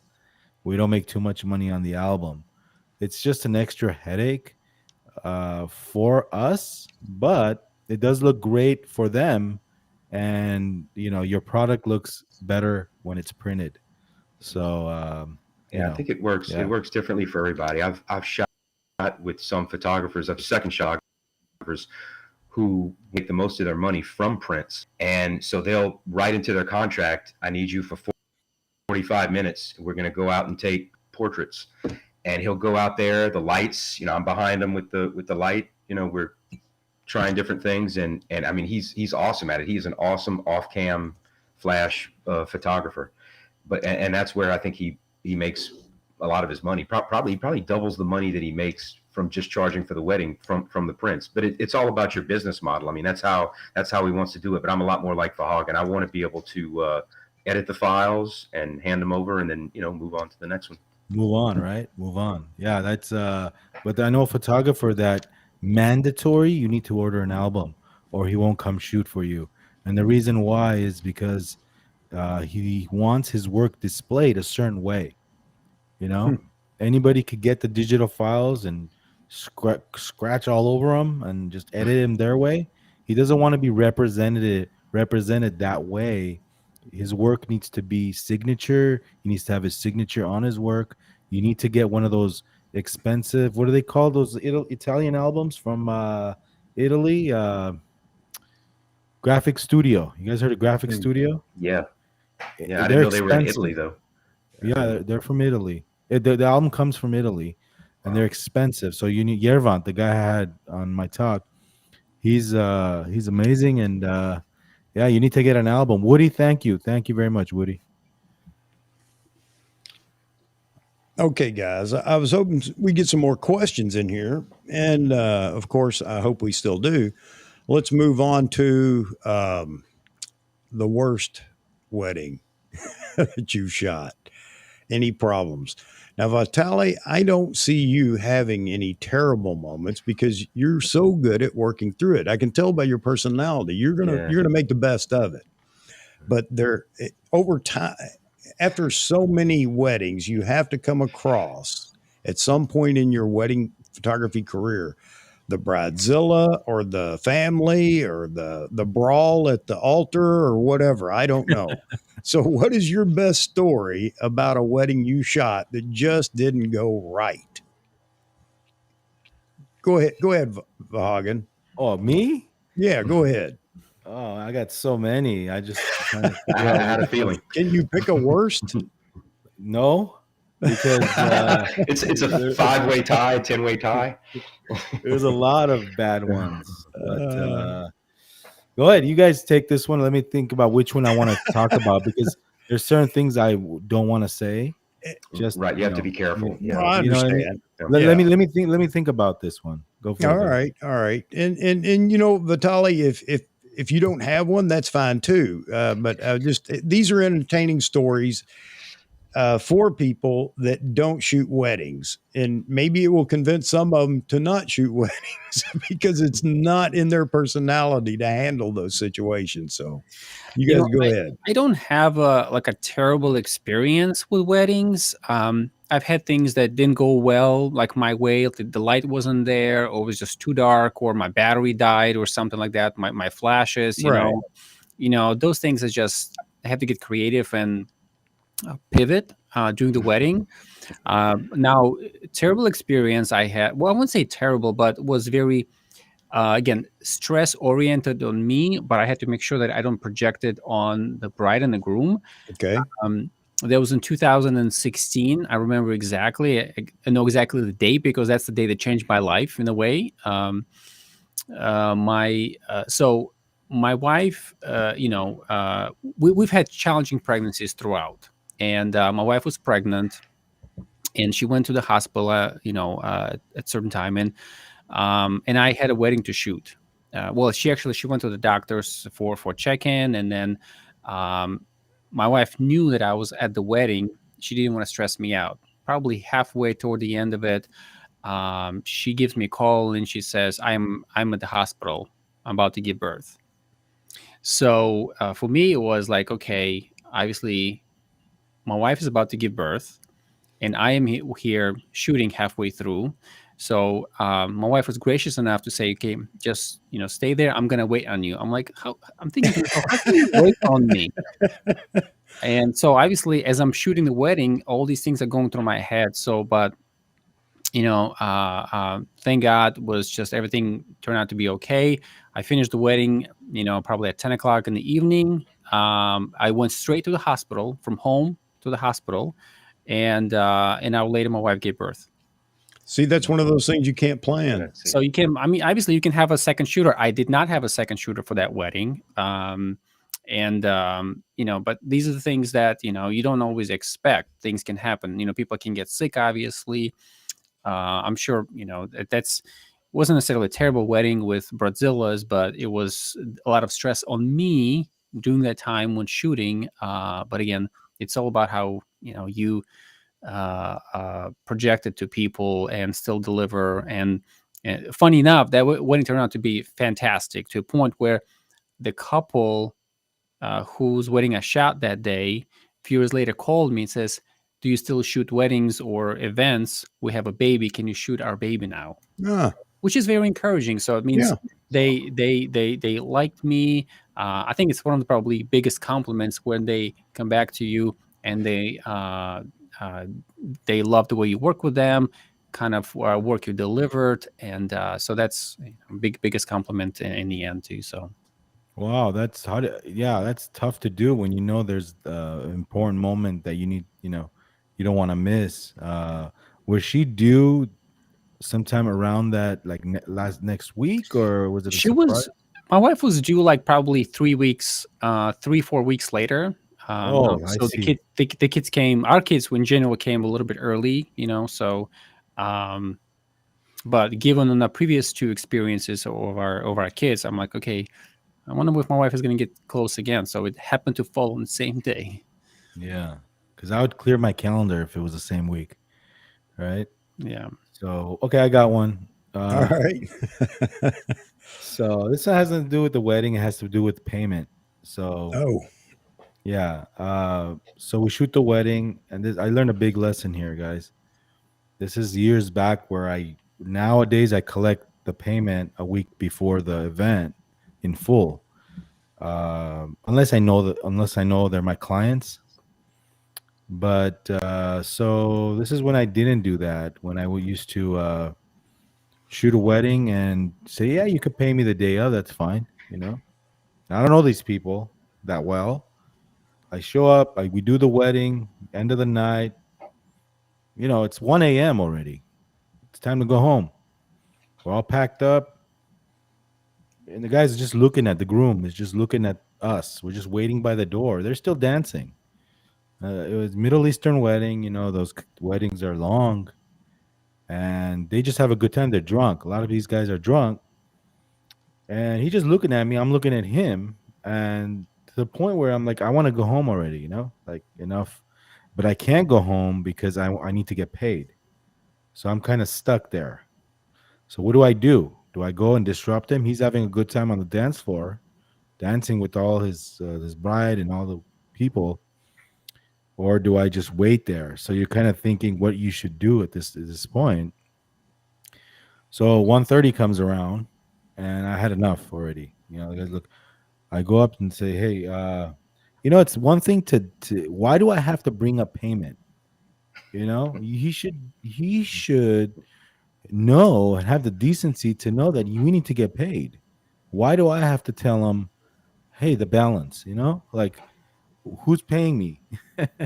So finally, I say, "Hey, you know what? We're leaving now. Congratulations, being nice, smiling.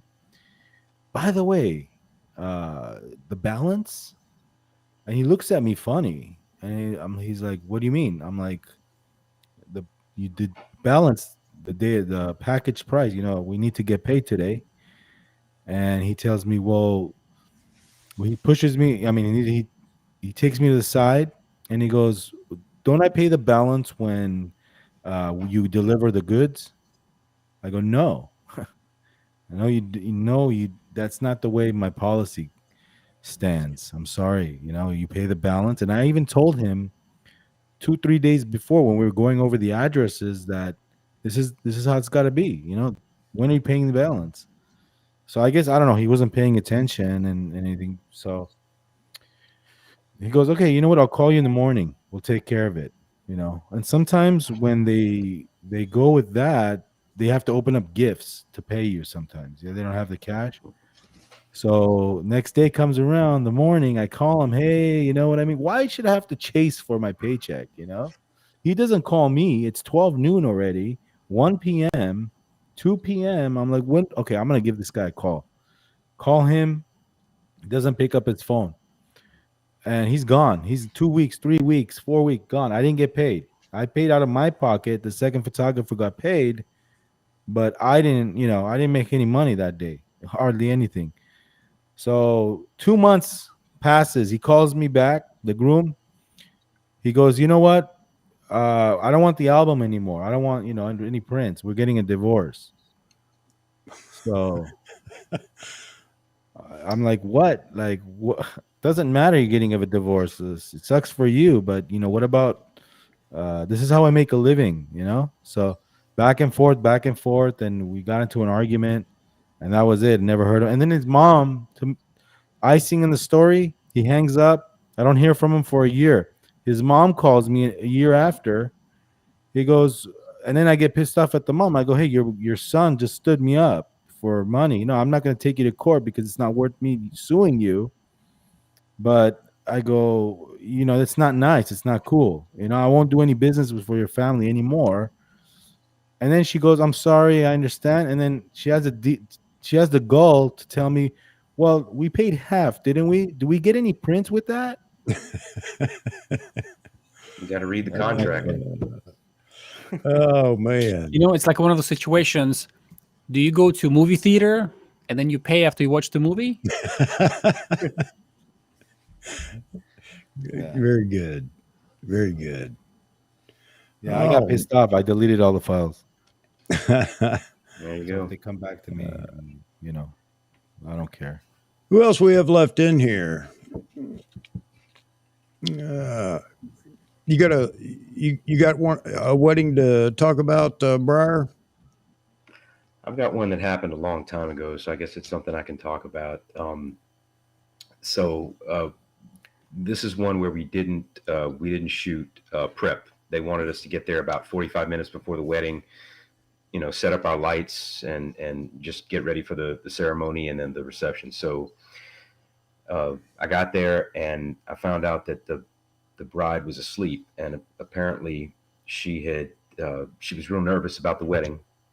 She had taken a Valium earlier in the day, and then she started drinking something later.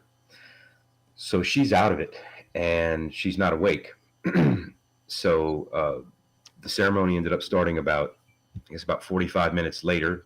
They woke her up, and bless her heart, she could barely walk down the aisle. She was practically asleep. And it's just crazy. You're in the moment and you're watching this happen and you're thinking, wow, man, I'm here and I'm seeing this. When they did their vows, she was literally falling asleep on the groom's shoulder. She could not stand up on her own. And I think I was second shooting for this wedding. I think I got one good picture of her the entire time. I was there for 6 hours. One shot, one good shot. It was during the ceremony. I happened to look up, and I got it, and that was it. And that's another, Vahagan, you bring up having a second shooter. That's why you need more than one for not every situation is going to be like that. But anyway, so fast forward to the reception. Everybody's dancing. She's feeling a little better, so she comes out to dance, and I have my back turned to her, and I'm shooting, shooting some folks dancing, and I feel a thud through my feet. This poor girl fell down face first behind me, face planted, knocked out cold. And I turned around and I saw that it was her, and I just thought, poor darling. And I don't know if she will remember one thing from her wedding, bless her heart. And I mean, sweet girl, she just took the wrong, she was just nervous, took the wrong mixture of prescription medication and alcohol. And wow, this happened about 10 years ago. So that's probably the craziest one that I've ever shot. So there's my story. That's hard to deal with. Yeah. Is she okay now? Oh yeah, she was fine. Yeah, I talked to the head photographer. Like I said, this happened 10, maybe 11 years ago, and she said, yeah, the girl was fine and everything. And I'm just talking. We talked about how many good shots we got, and she said, well, I got about 10 decent shots of her that are usable. But I mean, it's just, I mean, think about this. You shoot for 6 hours, and you've got 15, 16 shots of the bride, the most important there. That's the only thing you can give them. I mean, it blows my mind because that's all we could offer them. I mean, I'm sure they understood because of what happened, but just one of those really weird situations. Probably the strangest I've ever There's been nothing through. you can do at that point. I mean, that's No. Yeah, it's not one of those situations where you feel guilty about anything because we did the best that we could, but you just feel so terrible for the bride and the groom and the family. It's crazy. Hey guys, I'm not seeing the chat anymore. I can see the chat on my end. Yeah, I'm having the same problem, Chuck. Again? Yeah, I have to. Let me shut this down and come back. Okay. All right. All right. The most recent one I can see is at 21:32:50, and it's from Chuck. Yeah. Yeah. It I looks like said a how Japan to- land. I said how to T-Nid instead of T-Mid. Sorry about that. One question that I have, and I want to make sure that I don't jump in ahead of our listeners here. Maybe Briar can share on Vahagan when he comes back. Besides the camera and lens, obviously, what's the most helpful piece of equipment that you've got for a wedding specifically that you used and you say, yeah, that's made a difference for me? For me, If there was one. Yeah, no, for me, it's off-camera flash. I started doing it about 6, 7 years ago, maybe something like that. It adds a whole new dimension. Once you can, and it's surprisingly inexpensive. You don't have to buy Nikon's, entire flash system to do it. You can buy Godox or, one of the Chinese brands, and they work great. I mean, in the end, it's just throwing out light and it's just sending out radio signals. And so that's to me, because you've got venues where you've got a dark ceiling, so you can't bounce the light up, and you have some in New Orleans that are like, man, it's all dark, and it's all to create a move. A lot of them are old jazz halls that have been around forever, and so it's dark ceilings, dark floor, dark walls, so you can't bounce the light. So you have to use off-camera flash. Basically, you just put one on the opposite side of you, or kind of angle it, and so it's ever since I've used off-camera flash, it's a big boost to your confidence at the reception, especially, and it saved my neck a few times. I shot a wedding a few months ago, pitch black. They wanted to have a twilight wedding, but it started 30 minutes late. No lighting. It was out on a lake, beautiful scene. If we'd have started the wedding an hour earlier, but no lighting or anything. And thank goodness I had a couple of off-camera flashes and I could trigger them as necessary. Otherwise, I mean, you can't shoot at ISO 25,000. You gotta have some light in there and create. Not unless you have a Z9, right? We'll see. Yeah, I mean, I'm surprised some of these photographers, they don't use flash at all. And no matter how good your camera is, it's still the picture's not going to look that great with just whatever lighting the reception has. I still think a lot of photographers are afraid of artificial light, or afraid of flash or strobe or any combination thereof. I was afraid to make the jump, but once a friend of mine that I shot with taught me how to do it, and I'm thankful because it opens so many things up. You know, you can dig yourself out of some pretty tough situations if you have off cam. You know, it'll You need save. it. You need Yep. it. Yeah. No, seriously, you need it for the reception. What I do, I use four 8200 Godox flashes. I There you gel go. my flashes. I gel them depending on the color temperature that Ambient. Yeah. that I'm after. When you gel them, you have to gel these flashes if you need to, and just the skin tones just pop out. You know, it's Yeah. beautiful. Saves you a lot of editing time when you use the gels. That's, you know, Yeah. yeah. I started using those probably a year after I used off cam because I was spending a lot of time in editing. I bought the Magmod system, and I love it because it's all magnets. It's easy to put things on and take them off. You can put in a gel, take it off, you know, put in something, you know, they can narrow the light. It's a really versatile system for about 150 bucks. That's 150 bucks well spent, man. Just to, you know, sort of shape your flash and color your flash. Yep. So Vitali, what's your you asked the question. Um, let's see. My favorite, I mean, flashes, yes.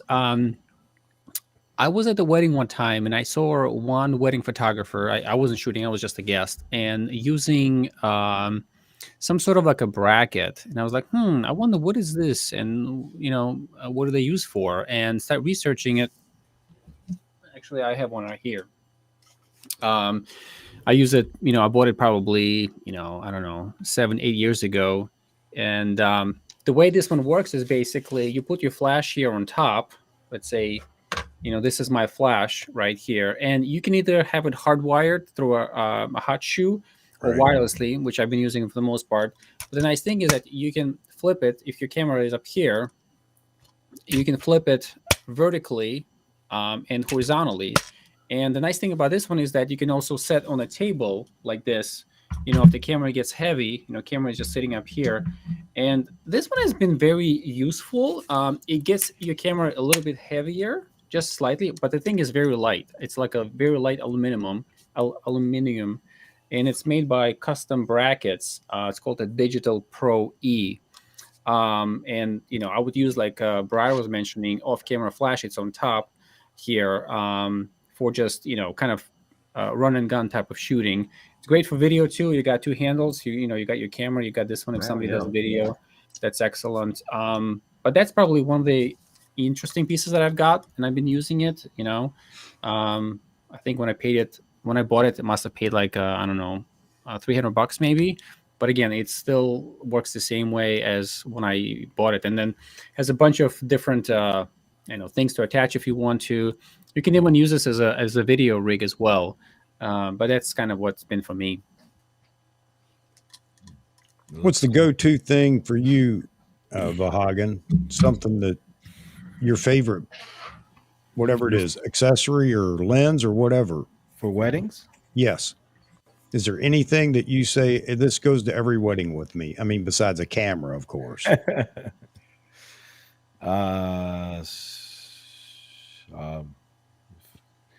What lens? I can tell you lenses. Okay, what are your go-to lenses? 24 to 70, 7200, Yeah. 50, maybe 85. If I have like a 16 or 14 for the wide shots, 2470, 7200, that's all I need. Okay. For portraits, 85. But so you have those with you always at weddings. oh yeah. Okay. No, I have those don't leave my bag. Okay. Two bodies, but now I'm doing 3 bodies. Because I like to keep this ultra wide lens on a body. Yep. I just so you never know when you're gonna need it, and I just like to pick it up, take a few shots at 14, and then put it down. But I don't know, a couple of flashes. If I'm doing a larger reception hall, those 8200s come with me. 4 stands. Always take sandbags with you. Those weights, so you could tie those stands down. Yep. I have stories where one guy tried to sue me, but nothing happened to him. I'm insured anyway, so. Oh, it fell on him. You're saying it fell on someone? No, he thought he got hurt. You know what I mean? You know, he was an opportunist. Yeah. Yeah. So I'm So, like, dude, I'm not Steven Spielberg here, buddy. You know so what I we got mean? a couple of questions out here, and I want to get these some of these questions out. Thanks for that, though. That question, Vitali. Um, 'Cause even based on your answers, there are a couple of people talking about it. T-Mid's talking about it at weddings, two bodies, 24 to 70, 70 to 200. And I'm sure he may have others that he may take depending on the wedding that he's shooting. He does all the off-camera flash, so he was talking about that as well. But Hassan was asking, and this goes back to the storage. Okay, how many photos from the wedding do you keep? I'm guessing, and Hassan, you can correct me in the chat there. How many do you keep that you archive? I have well, we shoot average about 4,000 shots Okay. between two photographers. After I color correct and delete all the bad ones, well, first of all, I load it all up into a software, Lightroom, and it make sure you have the clocks right on the camera. Number one, all the cameras. So what that Good. does is it brings up all the images from start to finish. Chronologically. Yeah. So when I color correct, I delete all the bad ones. Say I take 10 pictures of one thing, I keep two. After I'm done, I'm probably about 1,500 from the 4 to 5,000. So that's what you archive for the client, Yeah. for yourself, for the client, right? I transfer them to high resolution JPEGs Mm-hmm. because I shoot raw all the time, but I transfer them to JPEGs. Eventually, when I'm done with them, I wait a month. I delete all the raw files because I don't need raw files anymore. And I keep the JPEGs on a separate hard drive just in case they lose their files. They come to me for files after a year. I tell them, okay, I have them, but I'm going to charge you $200 because why are you charging me that? They're just files. I'll bring you a hard drive. No, I'm charging you that because it's just an archival fee I charge. All these Okay. hard drives cost money. So and then it makes them aware that not to lose these files, to back them up, because a lot of times they just keep leaving on the stick. They don't copy them. Is that in the contract? Yes, and they don't copy these files. I tell them like 100 times, did you back up your files? Did you back up your files? And some of these customers, they just don't back up files. And then, Vitali, how many photos do you keep? But 1 second, after Oh. the contract, in the contract, it stated that I'm not responsible for your images 10 years, 5 years down the line. So I'll keep them, but I'm not like, don't rely on me. Right. Well, as long as it's in the contract, I think it's great. It's when, and see, this is what I'd be negligent of if I shot weddings without knowing any better. Listening to you guys, I've picked up a lot tonight. I'm going to go shoot a wedding this weekend, I think. No, I'm just kidding. But, that's a good point, the contract. And that's one of the things that I think that's a whole other conversation to have is writing of the contract. But before we go to that, Vitali, how many photos do you archive for the client? I archive all of them. Okay. Again, for me, storage is cheap. You know what I mean? It's like we're living, it's 2022, I'm not, if they lose the photos, I've never experienced that somebody came back to me for photos. It may happen in the future. And if they do, I probably will just give it to them, just for the sake of earning a future business from them. Because I feel like, for me personally, a good name is better than extra dollar earned. That's just my personal philosophy in business. Just, I don't know, I just want to be able to have a relationship with people, be able to put people first, again, I don't want to come across in the way that that's the right way to do, because coming from a standpoint where I don't earn my paycheck from shooting weddings, And I don't want to take away from people who do that because it's their business model, and I absolutely respect that. So I just looking at things a little bit differently, and I enjoy doing weddings. I enjoy that stress, getting out of situations, de-escalating, and providing the best service I can. So, but Chuck, to answer your question, I keep all of them. Okay. All right. Is there anything in the contract about that, you archiving their photos so that they know? And I'm not saying you have to, I'm just asking. I don't think I have that, Okay. and maybe that's a bad business, and maybe I should have it really. Well, I don't know. Here's the guy that's been shooting weddings for a long time, and I mean, he may be able to answer that better than I. I kind of like the idea, only to limit your liability. Is anybody going to come back 5 years later and say, "Hey, I want all these photos because my house was in a flood, we lost everything." That's a Yeah, but possibility. my house could be in a flood.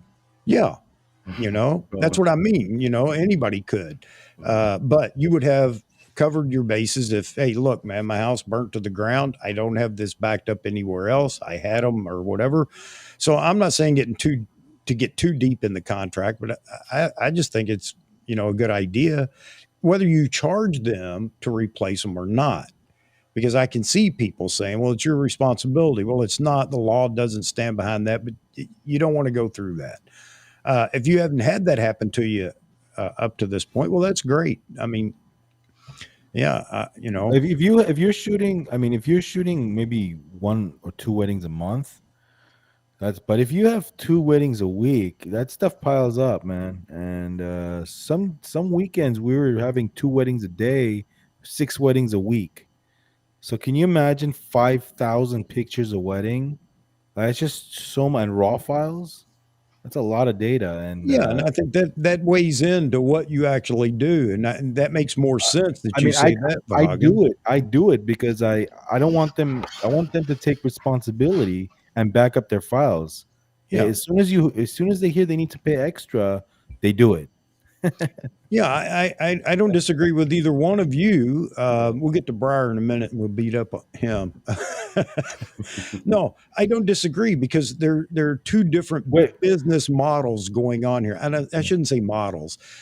You're right. You're shooting uh, six weddings a week. Yeah, I can understand that, and you could bet I would have that in there because I don't have time to babysit their. I wouldn't tell them that way, but I think that's a good way to my it's a good my model to follow.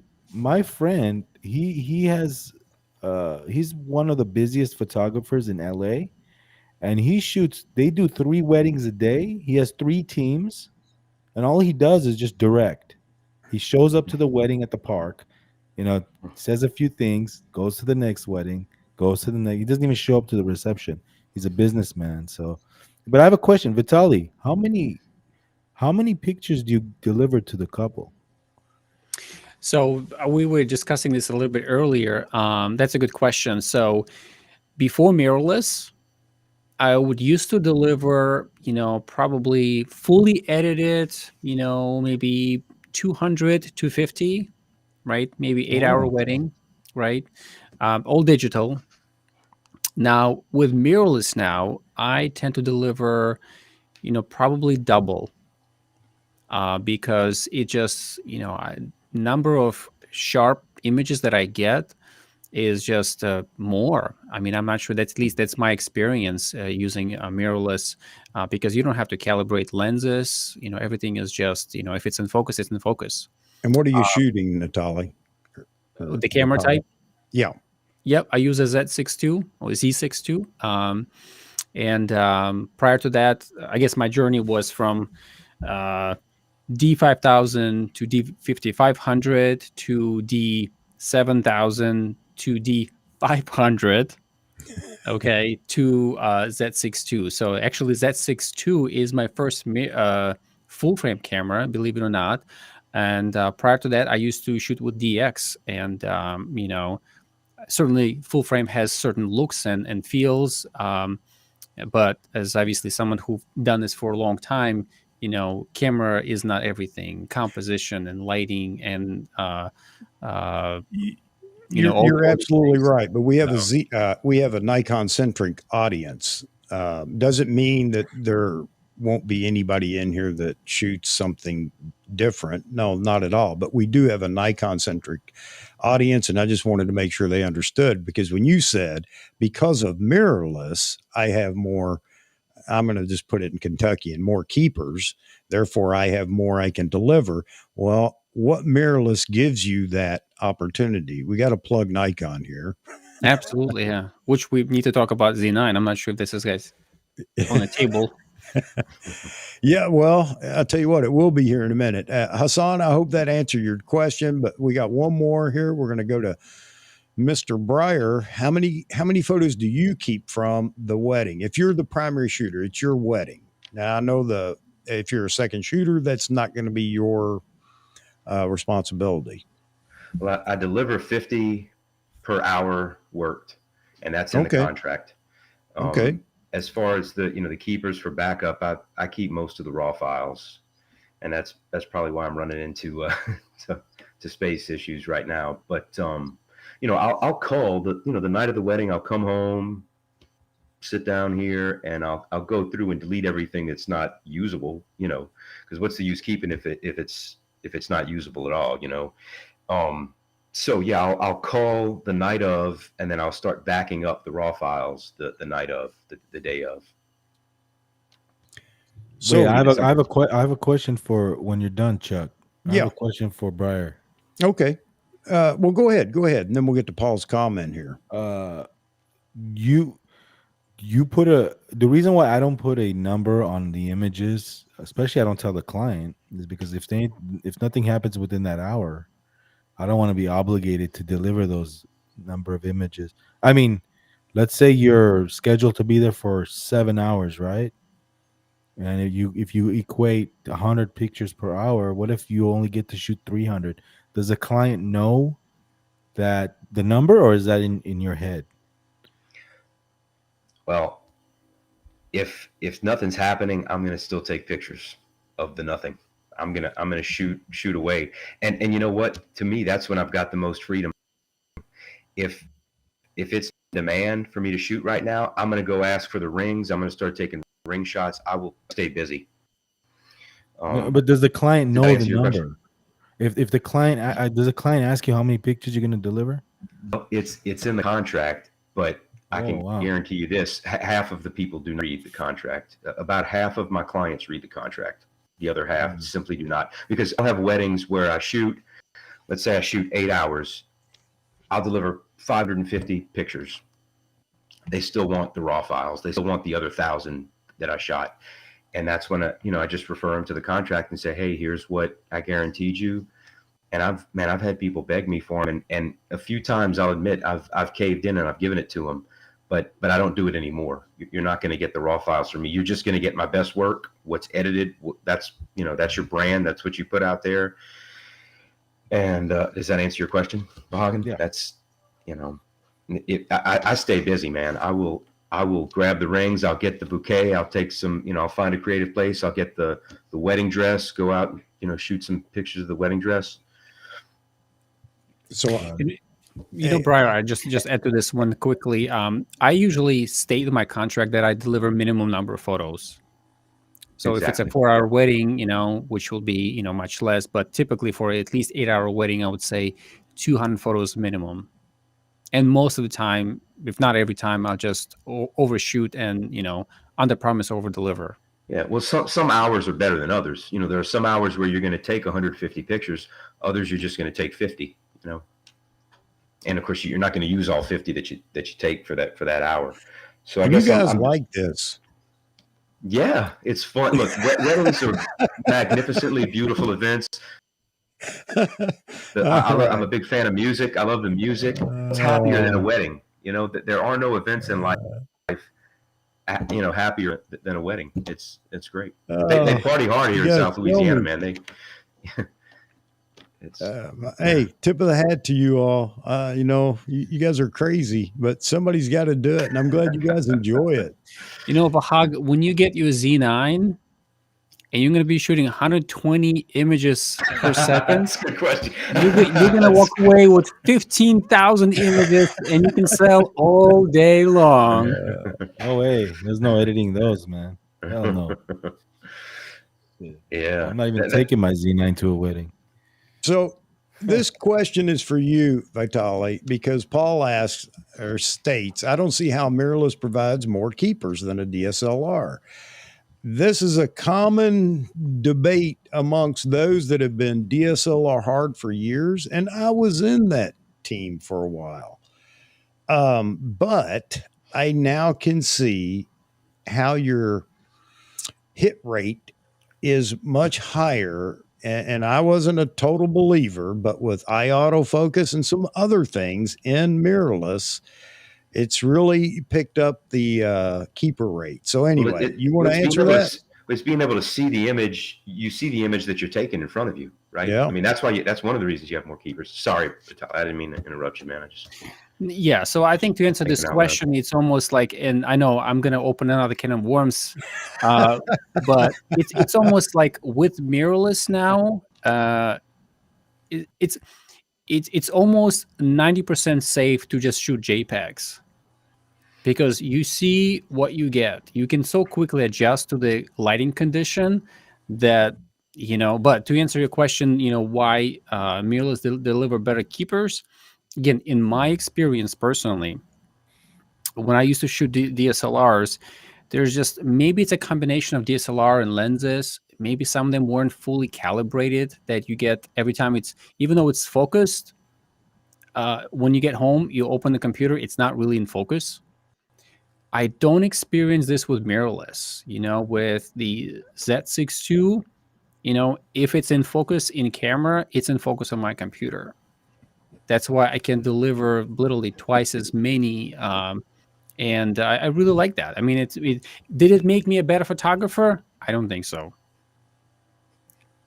Does it allow me to deliver more photos? I think it does. It's almost like, whenever you're using a nail gun, right, versus using a hammer, your accuracy is just so much more improved. And the speed of be able to have a keepers. I don't know if that answered your question. You want to add anything, Vahagen? No, you see what you shoot. You see what you shoot. The exposure's right. But I tend to overshoot. That's just my nature. I just like bam, bam, bam, bam. Safety, but and not numbers, spray man. and pray. Yeah, not spray and pray. I mean, I don't move the setting to out of single at all ever, unless the groom's popping a champagne. Then I'll put it on continuous high. But I tend to overshoot. I delete all the duplicates, and yeah, you. I mean, it's about the same. I still shoot DSLR, man. So you're asking the wrong guy. Well, no, I just wanted to know if you had anything to add to it. No, I understand. And I Oh. understand that you do shoot DSLR, your D4s and your D850 and No, but he's you right. I mean, you see what you do get. You could pinch that. You could pinch it in and see if you're in focus. But yeah, the Z mirrorless system has a really nice focus ratio to it. He's right. You get a lot of things in focus. yeah, you know what? I wouldn't say for me, I wouldn't say I can do better. Now, give me because I haven't used my Z6, Z6 II for stills. I've used them for video. So now the Z9 will eventually get here, and I'll have a better opportunity to look at, how much more does it help me. So, but I can see why a lot of people are saying that very same thing. So, all right, let's move on. I don't want to get into a big, it's whatever you want to shoot, you shoot. And if you feel like one camera it does better than the other, maybe it's a personal reason, personal opinion, or whatever. Either way, everybody gets to shoot what they want. But Charles asked, do these videos, these maybe live streams and the videos that you put out, are they doing anything to help you gain clients? Or do you know? Not at all. Okay. They can care less. Seriously, I tell them, oh, I have a YouTube channel. Oh, really? Okay. So what's the price again? Yeah, well, I think it's a good question. I don't know how it would, but maybe ask you guys and Not really. I mean, I think most of my friends don't even know that I have a YouTube channel. yeah. I don't advertise. I just, I do it for myself. I do it for people like Well, you guys to be able to connect, and there's because, nothing wrong with that. That's fine. I mean, you have a job. And again, we talked about that earlier. I don't know how you juggle all the balls in the air, to be honest, but if as long as you're enjoying it, I think it's wonderful, Vitali. And you're good at all of them. So there you have it. You've got the right mix. Now, if you're full time, I don't know how you guys advertise. Is it all word of mouth or, I don't know.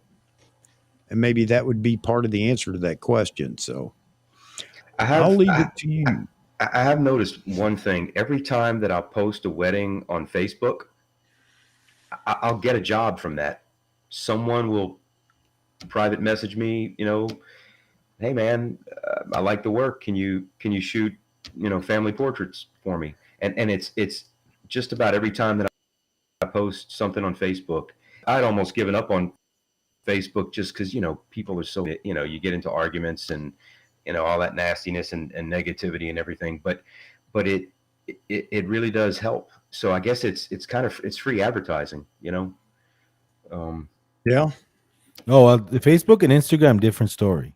yeah, I thought the question was YouTube. That's what. yeah, it was, Well, yeah, yeah, this is specifically I don't, YouTube. He just brought up that one yeah, of I don't the have other a social YouTube media channel. platforms helps.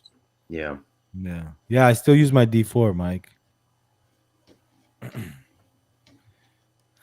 What's up? Hey, Ike's in the house and Timid, Mike, Greg Corker. What's happening?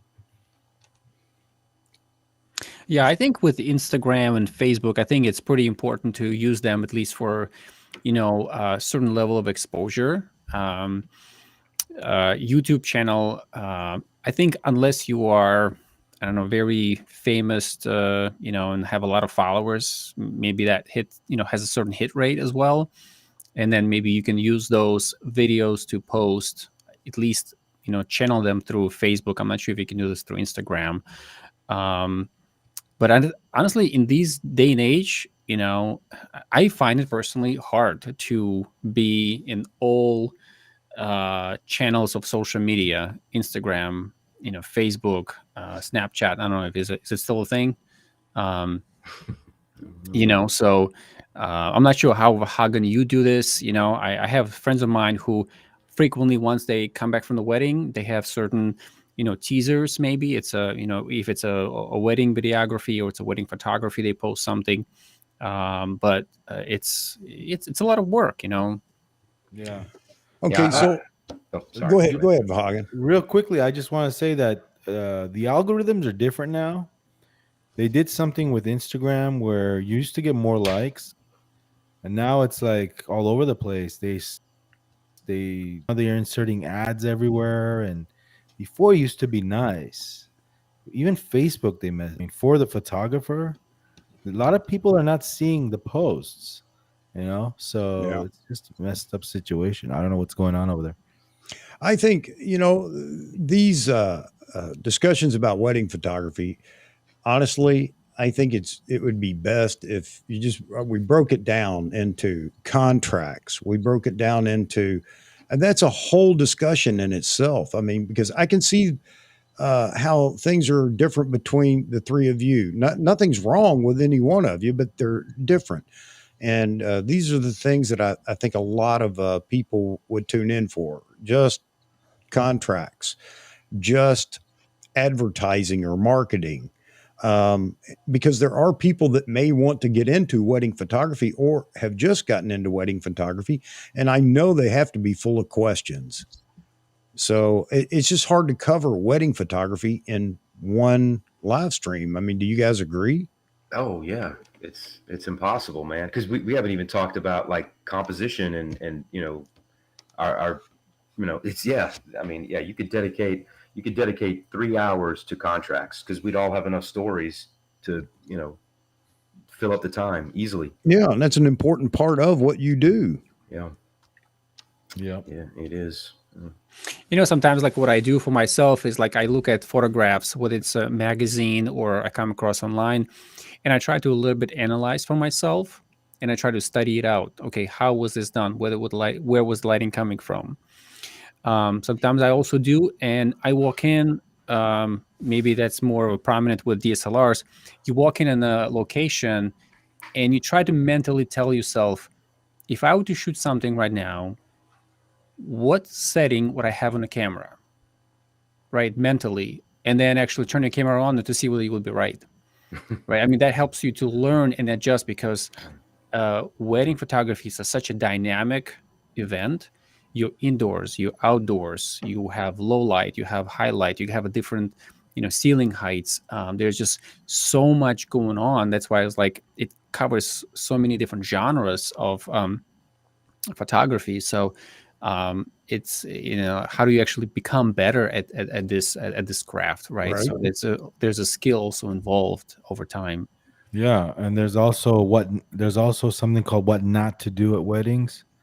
And I'll tell you one thing not to do when you're shooting in a dance floor, watch out for those lasers from the dance floor.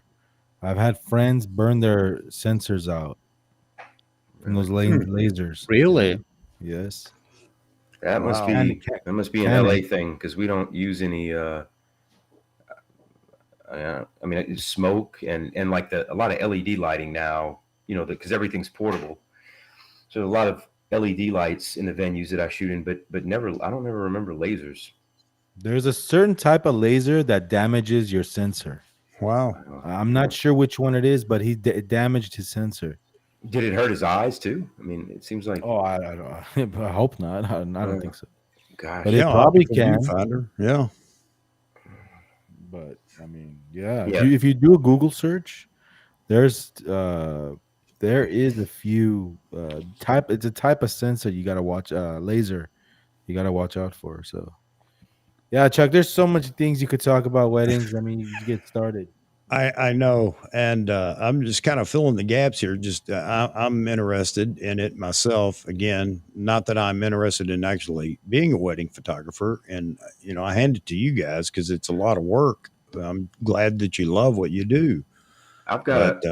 Have you ever used your camera to defend yourself or bash someone in the head with your lens? Like No. Paul Connors. Paul Connors saved his life. His D5 F5. Here's a question by Mike. I'm going to answer it for you, Vahagan. Hey, Mike, go to Vahagan's channel, and he has a story that will answer your question. Am I lying, Vahagan? Yeah. Mike's question? Yeah. Oh, yeah. I have a friend that has a nice fancy. Well, then go with your friend. No, I'm talking about your story of the couple that come and the guy's talking about you don't shoot with a Canon. Oh yeah, well that one. Yeah. Oh, I watched that one. I saw that one. Oh, was it the guy who was shooting wildlife with 24-70? Man, that guy's famous now. I wonder if he knows about it. Every photographer knows about that. Yeah. Oh man. I don't care if he finds out. He disrespected me. I call him out. No, I'm serious. I didn't name him by name, but I mean, if you're gonna treat me that way, Yeah. you think I'm gonna care if you think that? Oh, why are you? Who cares? But I think that's a good, again, for anybody that's beginning, it's a good story so they understand. Look, you don't have to stand by and take this. It's yeah. You handled it well, much better than me because I'd have said, "Good, go away." That was ridiculous. I mean, I luckily the fiance was, she was cool, so I didn't want to act like an ass. But if it was him alone, bye, man. Did you end up shooting that wedding? I don't remember. No, Did you? no way. Yeah, I'm like, why don't you get your brother's photographer? Why are you coming to me? His brother, he probably like the photographer didn't want to do anything to do with them after that wedding, probably. Well, if So you he said, shoot I'm busy. wildlife with a 24 to 70, you shouldn't need anything more than a 6 millimeter to shoot a wedding because it's closer. You'd have to be You know, like unless he had like a 5 teleconverters on it, right. maybe it's a good way to start new business. Do wildlife with a fisheye lens. You guys Yeah. remember that that '80s movie, the Beastmaster? He could talk to the animals. The Oh, yeah, Beastmaster. yeah, You remember yeah. that? Yeah, that's who that guy would have to be. Yeah.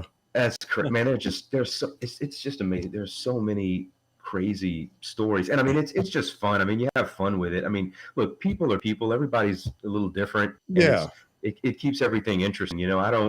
I'm so thankful for all my clients. Good experience or bad. I'm thankful because they help you put food on the table, and it's just so many fun.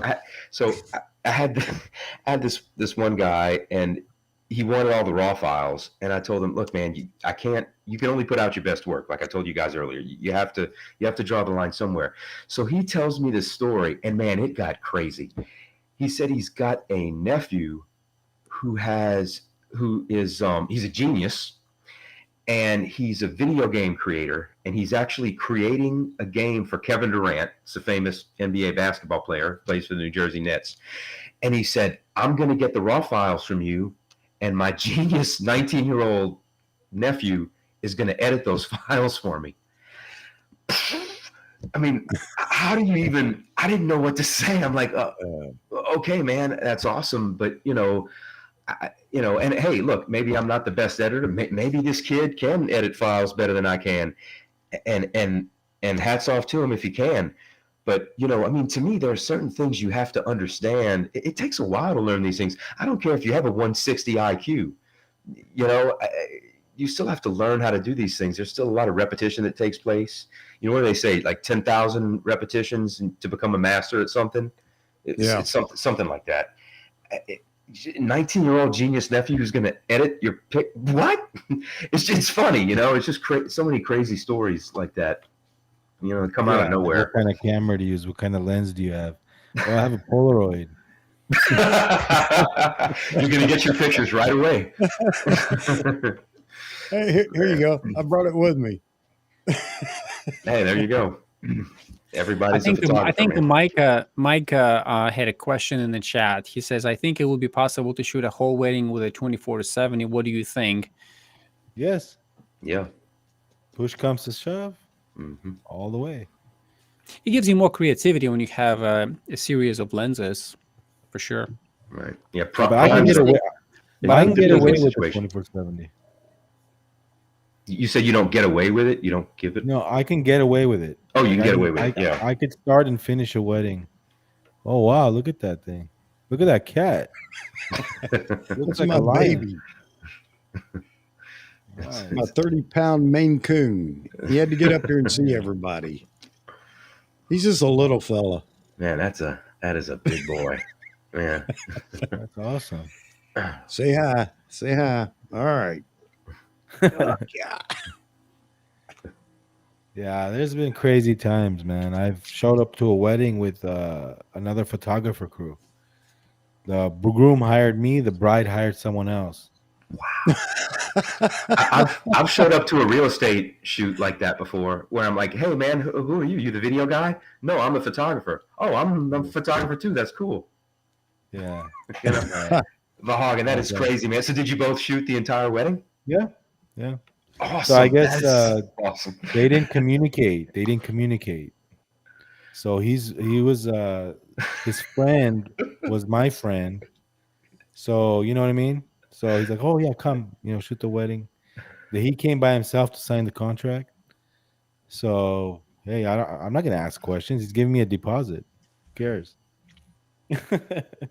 So it was fun though. See, those are the types of awkward situations I think I would like to be in. That would be fun. Yeah. Yeah.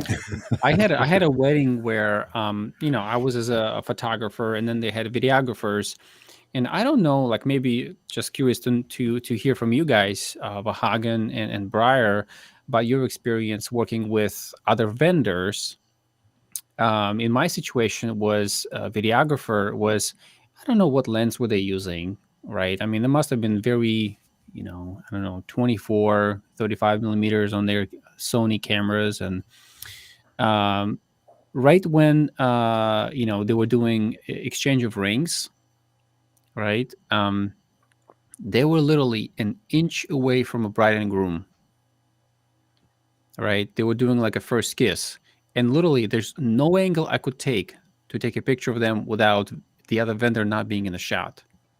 And there were two of them, one on each side, and I was just, I mean, I work with them. Obviously, there's, it is what it is.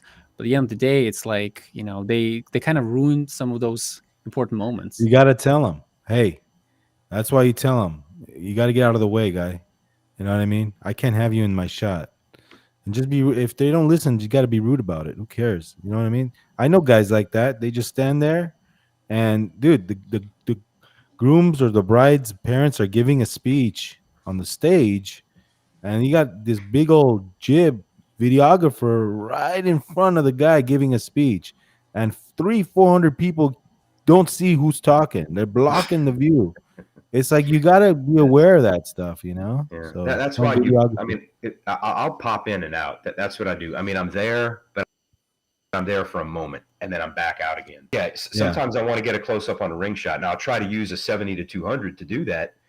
But sometimes you got to get close. It's just, you pop in, but then you got to get out of the way.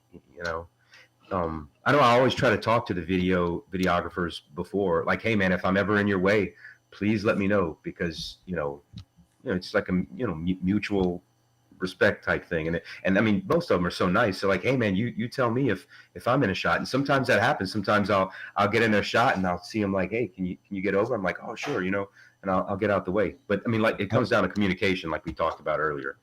It's good to talk about that beforehand. How about the videographers that have that gimbal, and during the first dance they go around and around? That's that shot. Yeah. And it's like they do that at the most dramatic moment, like they're kissing. It's like, damn it, he's in the shot.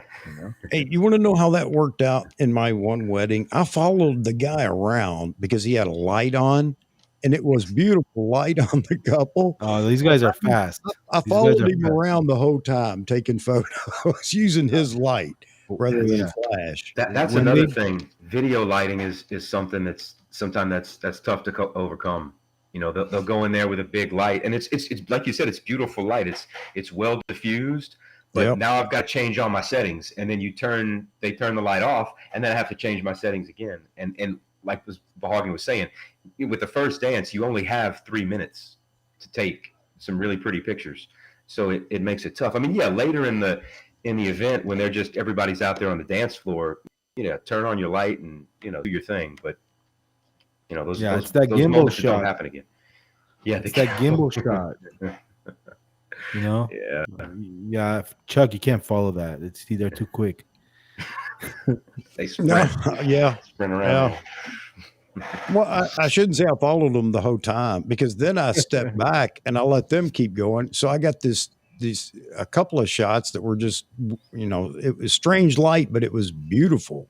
It was really weird, backlit with the floor lighting. And anyway, I cheated the system there. But what did I know? Yeah, no. I'd never shot a wedding in my life. Yeah. I mean, look, every wedding in a way is the first, so many different situations. I mean, you run into the same thing sometimes, but each wedding, it's different lighting, it's different people, different personalities. And I think that's one of the reasons I like it, because, it's the people make it interesting too. You meet some of these people are going to be friends with you for the rest of your life. You meet new friends, meet new people. It's just, everyone is different, Yeah. Well, you know what? I'm glad you guys are all successful at this. I really am, because I know that for every person that's successful in photography, there are 10 that just can't make it work. I mean, I'm not talking just for wedding photography, but across the spectrum of photography. Oh yeah. Man, I think a look, lot of people jump into it, especially business side of it. You know, if they're trying to make money in the business of photography or whatever, they jump into it too quick sometimes, or they really haven't done their homework. Which is why, you know, a video, a live stream like this, or the videos that you guys put out about wedding photography, if people aren't eating those up to make sure this is what they want to do or can do, they're just wrong. I jumped into the wedding. I was forced into it, honestly. But you know what? That was enough for me to say, this is not for me. I would not be good at it and I couldn't make money at it. So, I mean, if you really want to get into photography, there's so much that goes into it. Not all of you guys, well, except for you, Briar, because you don't have a YouTube channel. So we're just going to exclude you from now on. I'm just kidding. I'm just kidding. that's fine.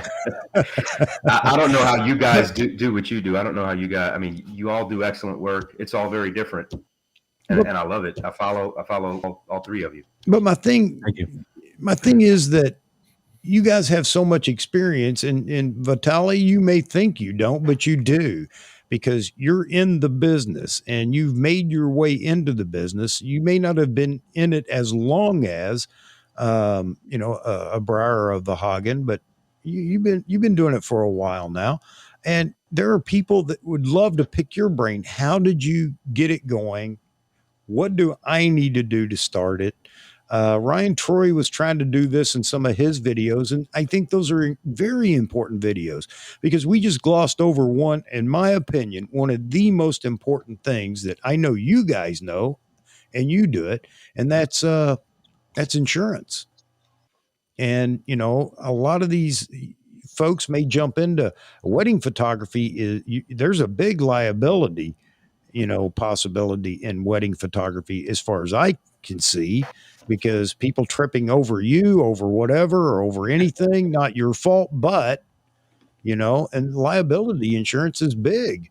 And they don't know that. They just jump right in. The next thing you know, Uncle Bob, you know, he tripped over something and you're responsible for it, or in everybody's eyes. So anyway, that's just one of the facets of being in the business of photography. So go ahead, Vahagen.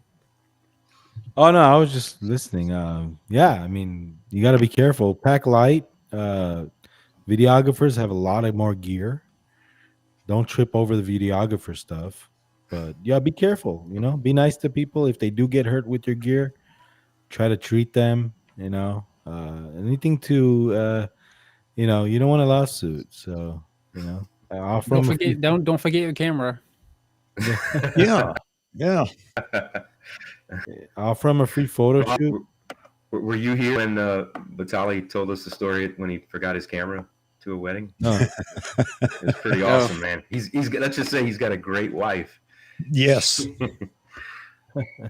No, he dropped it off. She dropped Another it off. question. What's that? She dropped off your camera. Yeah, that was a story. I mean, maybe you can go back to this, you know, stream. It was in the beginning. I think I shared. Yeah. I'm gonna watch it in the beginning. But another question I want to ask guys, you know, obviously as technologies evolving and you know, more toys becomes available to people, you know, and one of them is drones. I know that a lot of wedding videographers use drones quite a bit, and it's a great tool. I love it myself. I fly drones myself. Have you ever used or consider using it for photography in any possible way? I've considered it, but I just don't have time to set it up. I have to have a different person do it. What I do is I offer the videographer, if I know him, I tell him, hey, take a couple of shots for me while you're up there. You know, send it to me. You know, that's about it. You know, because we do them favors too. We do them favors. If they want a picture for their cover of their DVD or whatever, they always bug us for that. So why not bug them? But yeah, that's good. You get a lot of creative shots with your drone, man. You just brought something else to mind for me. Do you take any photos of any of the vendors for the vendors? Sure. Yeah. I'll give it to him. I'm fine with that. I think it's they're going to promote you and you can promote them. The It's caterer, the yeah, The cake, for example, or yeah, flowers or something. Yeah. yeah. I'm happy to do it. Sometimes good gestures really do, they really do come back to you. So I believe in that. I've had vendors ask me for pictures, like the reception halls and stuff, and I've sent them out to them. Sometimes I don't even get a reply back. I don't know if they use them or not, but if they ask me for them, I'm happy to do it. Have you ever gotten a gig from one of those guys? One, just one. It's rare. You know, It's rare, yeah. yeah. You don't live in LA, man. Here they don't care. They just ask for the pictures. They think no, they think it's standard. They think you Wow. they're no. Yeah. Here it's like, Uh, when you gonna send me the files? I swear, I'm not kidding. wow. They're yeah. Well, It's bad. you got to be polite. I mean, these people ask for them politely, and they're really nice about it, and I'm like, yeah, I'll send you three or four of the best shots. Sure. Oh man, here it's like, you know what? I ignore them. I'm tired of it. I'm seriously. You know, I would love to shoot with both of you guys because both of you guys have different personalities. And sometimes I can use Vahagan, sometimes I can use Vitalij. It's really, I mean, it's if I need a firm hand, Vahagan, I want you with me. If I need a But situation diffused, Vitalij, you're my let, guy. You're my guy. let me tell you something. I had this one guy. He was the manager of a venue, banquet hall. Okay, and Russian dude. He's every time I would hook him up with images of the flowers or the banquet hall. Not once, because I always ask my clients, "Why do you hear from me? Who told you about me?" Not once does he send me clients, and I find out that that manager that I always hook up with pictures, he feeds another photographer in my same market. Oh, So he doesn't even mention my business. And then I'm doing all these favors for him. And when I found that out, the photographer that he was hooking up, because I guess they had a deal. I asked him, "Hey, he sends you all the business?" He goes, "Yeah, he does." So next time I was at his venue banquet hall, he comes up to me, "Hey, you know what to do, right, with the pictures, like that, right?" He's already used to me, like it's automatic. I go, "Yeah, hey, how much are you paying me for each shot?" And he looked at me. He goes, "Oh, really?" I go, "Yeah, really." That's it. Never send him a picture again. We got a good cop and we got a bad cop here. No, I I mean, love you guys. uh, It's awesome. No nonsense, man. I hear you. God, it's so tough for me to be like that. It's just not in my nature. Seriously, I would just laugh it off. I mean, yeah, no, but dude, the guy's using you. The guy's yeah. Oh, using if you. someone's treating me like that, yeah. I mean, I would, I'd probably return it with silence. I'd probably just walk away. Yeah, I think there's a lot of unfairness out there. People want to use you in possible way to their own advantage. And that's kind of the world we live in. And it's. I think at the end of the day, I just have to. I have to question my own consciousness. How do I feel after a certain interaction? But yeah, it's it can be a tough business, but it can be enjoyable business. I mean, it's you are sort of the driver, right? You can channel the way you want it to go, Yeah, and yeah. Yeah, Oh, look, there was this florist that I would always hook up with the pictures, a vendor, and I'm thinking in my head, when it's my time for a hookup, she'll be there for me, right? I call up and I talk to the person I always take care of with free pictures. Always taking care of this lady. And I'm talking edited pictures too, not just, straight from my camera. Edited, color corrected, vibrant. So, I call in and say, "Hey, you know what? It's my wife's anniversary. What can you do for me?" You know what I mean? Like, hook me up with a nice bouquet of flowers, something like that. So I'm thinking she's gonna. I don't want it for free. You know what I mean? But at least hook me up with a bit of a discount, because I wanted a lot of roses. I'm talking about over 150 roses. It's gonna cost a pretty penny. So I find out that she just charged me more than what she usually charges, because I guess she thinks I have a business and I could afford it. So she adjusts the pricing. It goes the other way. You know what I mean? It's not. What goes around comes around. Yeah, see that's what I believe. What goes around comes around. So I try to be nice and polite. And if look, I'm the type of guy I'll walk away from something if it's getting too awkward or getting too weird. I'm just like, hey, I'm out of here, guys. You settle it. But you know, it's just different personalities. Guys, Paul brings up something interesting here, and it really made me think. He said, people down south are by nature polite. People in LA and the Northeast are not polite, and in fact, are some of the most inconsiderate people in the USA. And I've never spent any time up north, so I don't know that if that's the case or not. But I can tell you this: for the real estate photography company that I work for, I used to teach our new photographers in different markets.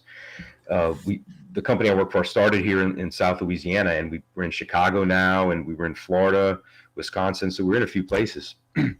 And from what my boss told me when he moved out there to Chicago, he was like, look, man, it's so different up here because people just want you to take your pictures, get in and get out and go. And he said, where you're working, they want to have a conversation with you. They want to know about your family. They want to know all these things. So it opened my eyes to the fact that, I thought just, yeah, sure, people are different, everybody's a little different, but regionally to have those differences and to actually handle business, a different way, get in, get out and you're done in Chicago. It just, it kind of surprised me. It shows you how I haven't traveled a whole lot. I mean, I've been out of the continental United States once, so I don't have a lot of experience, but that has, that does ring true. I think just based on what I've heard from the people I work with closely, I think just to kind of put a different spin to this one a little bit, I think what I'm finding is areas that tend to be very cosmopolitan, right? And I'm talking about like big cities, LA, New York, Boston, areas where time is money, right? I mean, it's just where things just moving all the time, 24/7.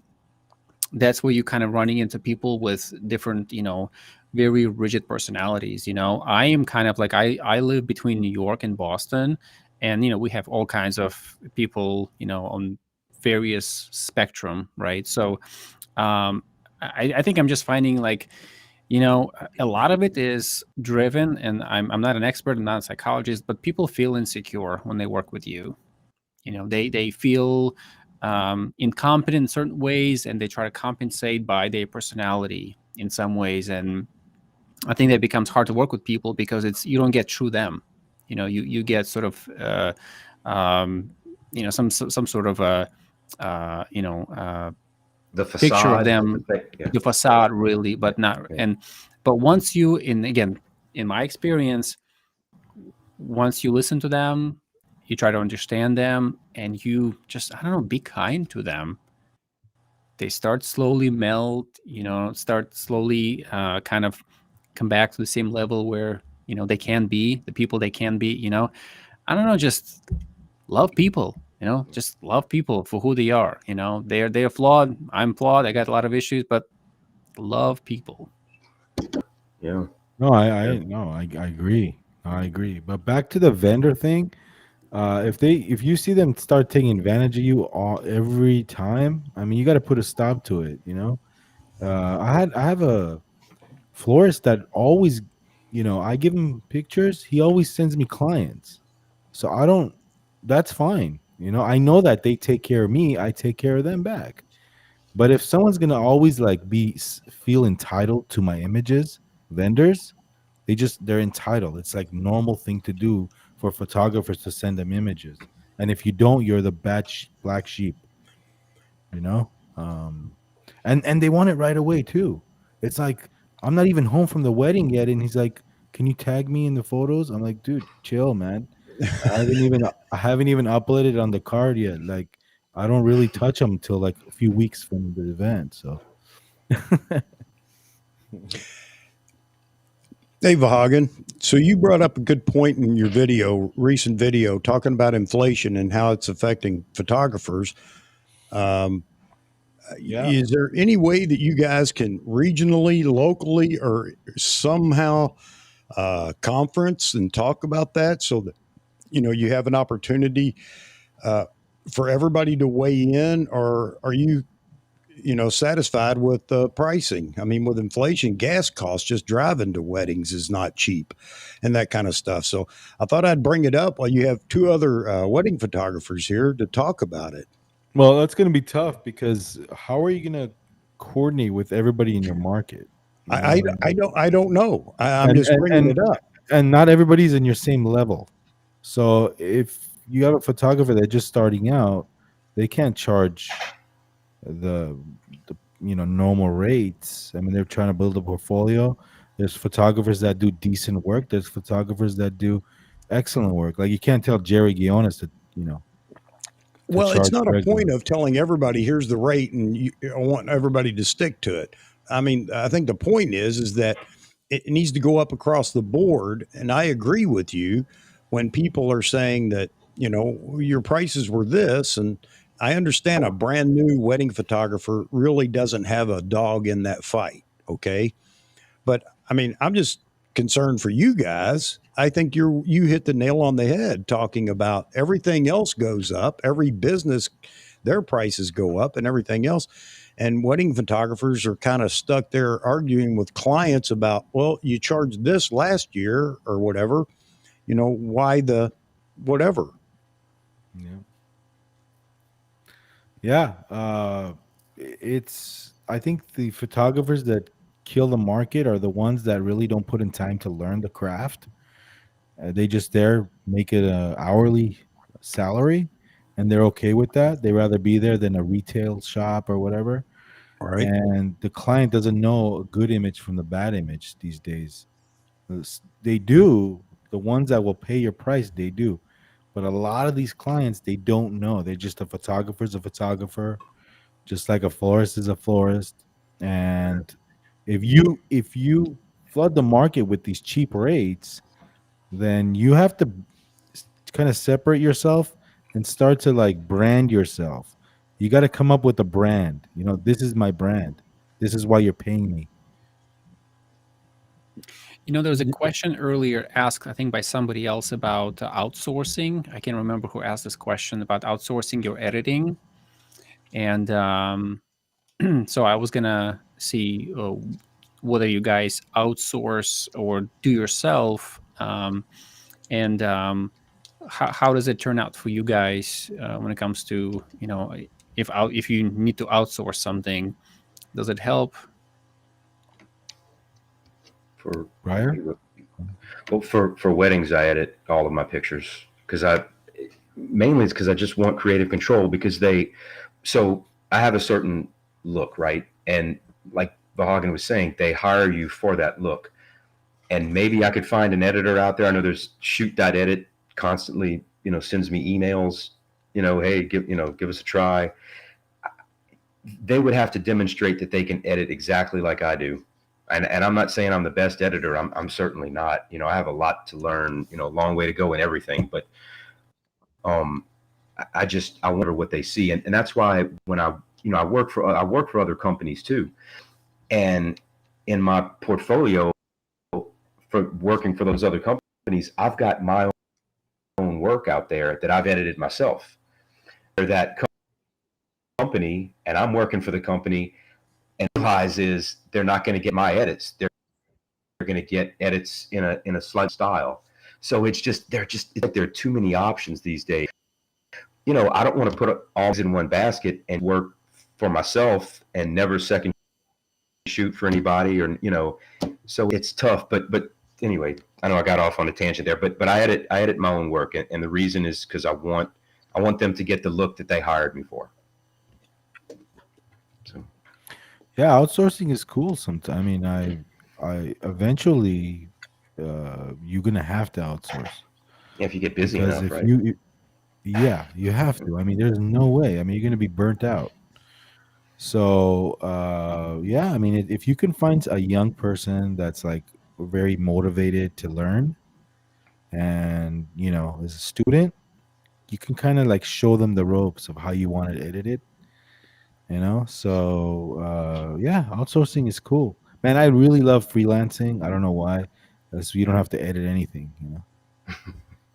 Yeah, no, I think it's I think it depends on the volume. Sounds like, I totally agree when it comes to if you have more than you can handle, then you're gonna outsource in order to handle the volume coming in.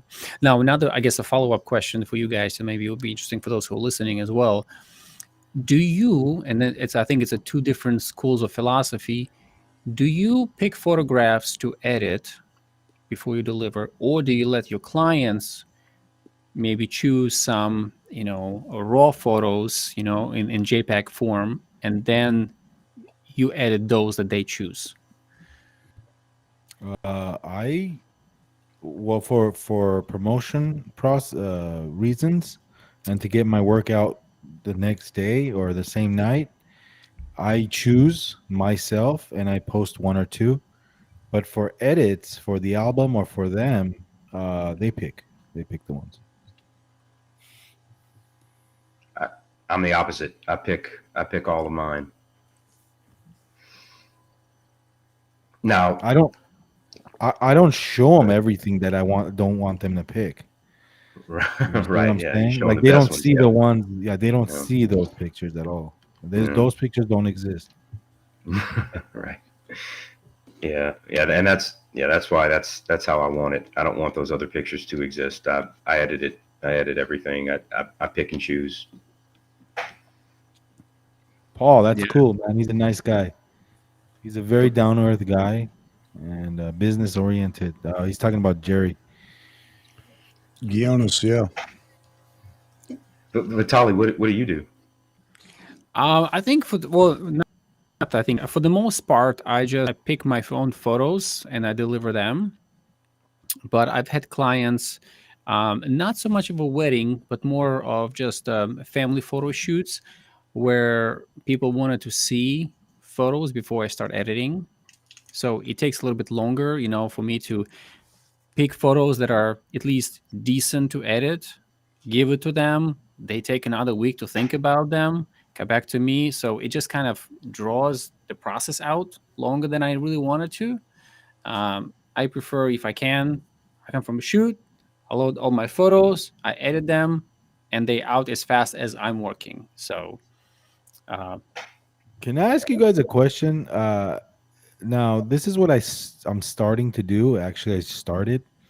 Uh, how do you guys feel like? Because at the reception after the first dance, there's really no need for creative like vision shots, right? It's just dancing, cutting the cake. There's really nothing artistic at all.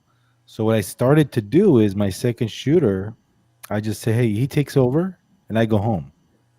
You know, I go home after the first because I don't know about you guys, but in my culture the weddings are long.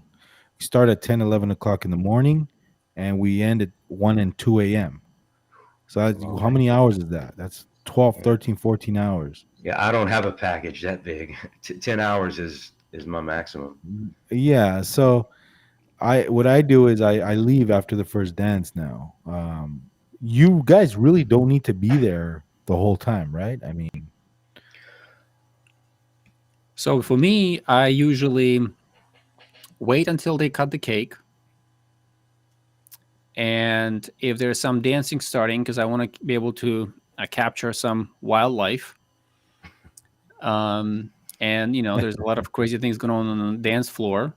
Mhm. So, because people want to have some fun shots, it's not something they're going to probably print and put it on the wall, but as part of the memory, and then maybe I'll stay for, half hour after they cut the cake, an hour the most. I rarely I would stay all the way until the end. Now I know there's some weddings they start on Friday night, and depending on the culture, and they finish next Monday morning. I think it's a different package that you start, you know, kind of crafting really. But that's when you need, like a friend of mine, he needed a second shooter, and he is a videographer, but he needed a photographer second shooter, and it was a Middle Eastern wedding, and it started, on Friday, and they had Friday night event, they had Saturday all day, and they had Sunday all day, until, almost Monday morning, really. And that was something, you almost have a team of people to do something like this. That's cool. Yet again, the wedding photographer thing, man. You guys, Indian weddings are 3 days. Indian weddings. well, a lot of different cultural weddings are like that. They're over a period of days. Yeah. Yeah. I like the simple weddings, man. 6, 7, 8 hours. That's it. I like what you said earlier, and Bahag, about just if you're a second shooter, just come in, take your pictures, and give it to them, and let the main photographer deal with editing and everything else. It's just Oh, yeah. easy. Eventually, as you get older, yeah, the money is not as much, but the headache is less. Yeah.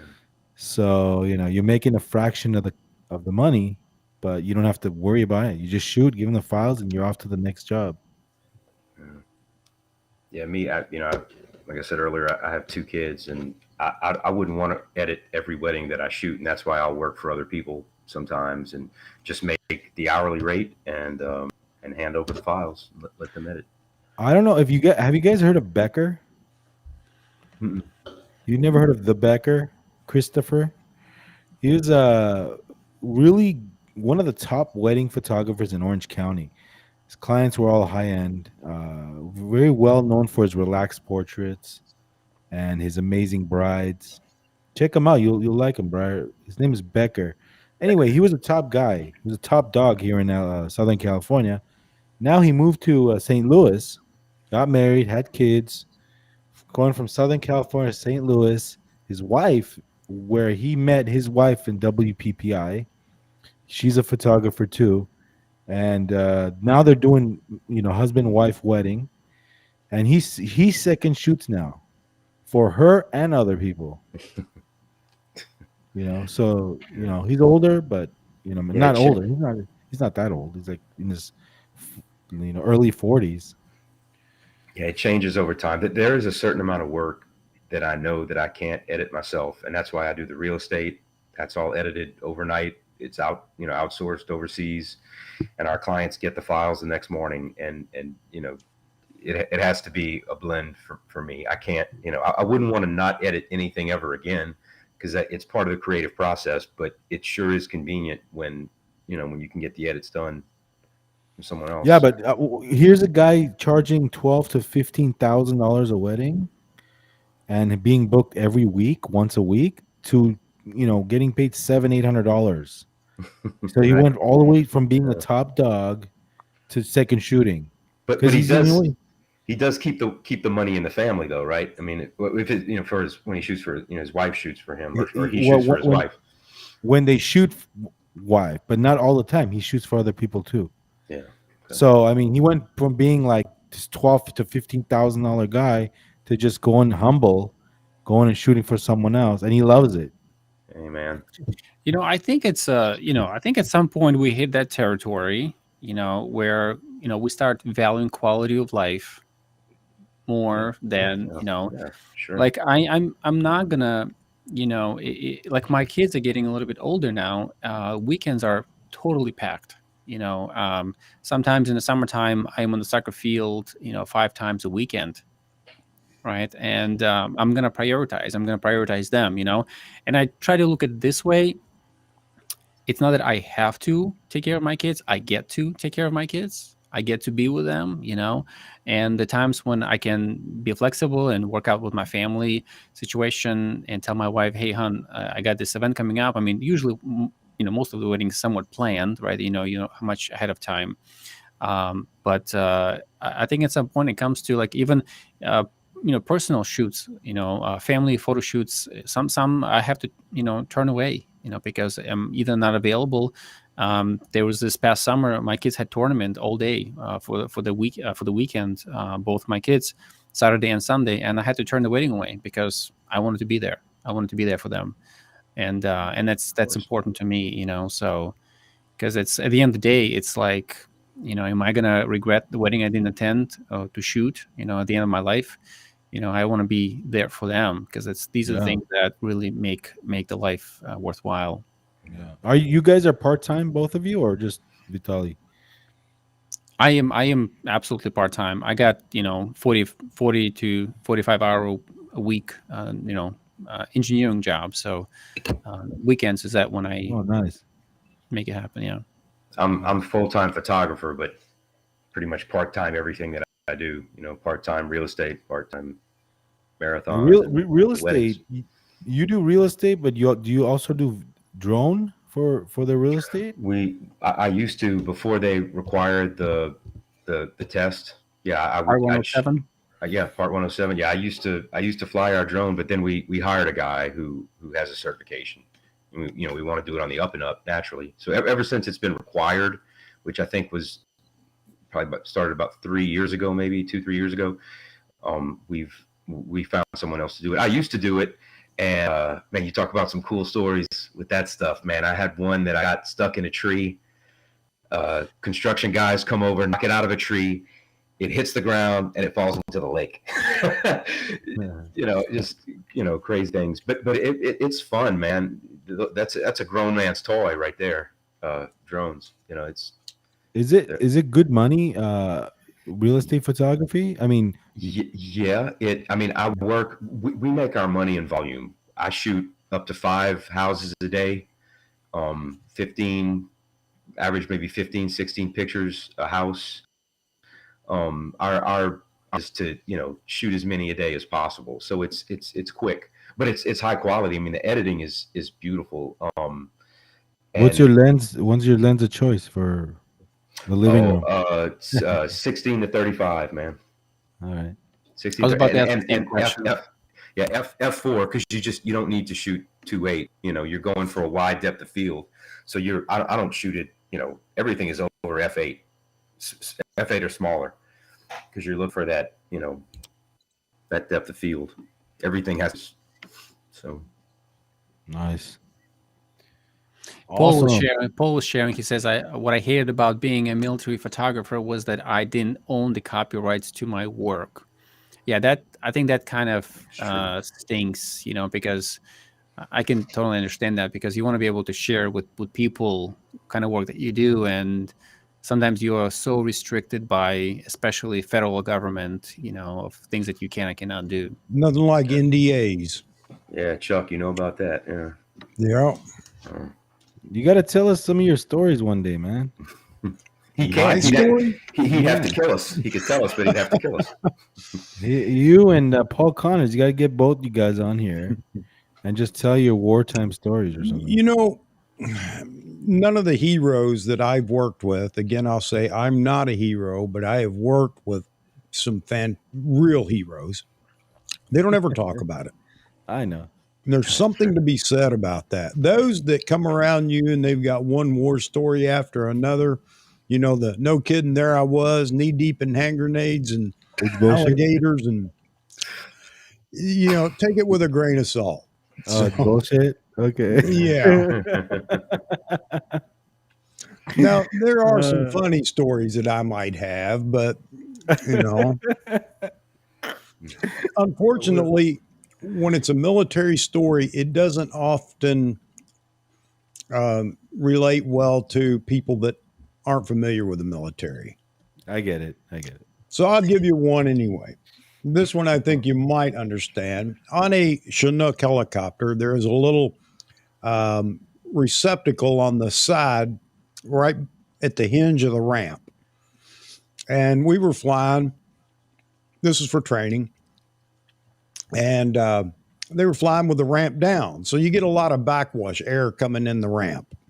And it blows to the front of the helicopter as it comes around underneath the rotor and then inside the helicopter. So, and it was about 8 jillion degrees, and we're all dying heat, whatever.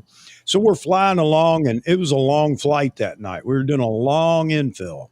We started, it was still daylight, but we flew into the night for the infill. So anyway, we're flying along, and I noticed my boss at the time was asleep and he was forward of the hinge on the aircraft, laying there on the floor asleep like everybody really. And everybody's just, you're getting as much rack as you can before you go in because you're going to walk all night long. And which is why I get mad about these people. But the D9 is so heavy. Oh, please don't get me started on that. So anyway, we're flying along, and I think I'm gonna play a joke on him. So because you go back and the little receptacle on the wall by the hinge is a urinal, and that's where you go to relieve yourself as you're flying. And it's notorious for sprinkling everybody forward of the urinal when you're using it because of all the air when the ramp's down. So nobody had used it. And anyway, he's laying there, and I noticed that he's nodded off. And I go back there and I get my canteen out and I pour water in my hand and I start shaking my hand and letting that water blow. And it's just blowing all over his face, and he starts rubbing his face, and I quit looking at him when I saw he was waking up, and I'm just standing there as if I'm doing my thing. And he wakes up and he sees me standing at the urinal, and he just about has a fit. He thinks I've just covered him in urine. And anyway, it didn't go over well for me that night. I got to carry some extra things, and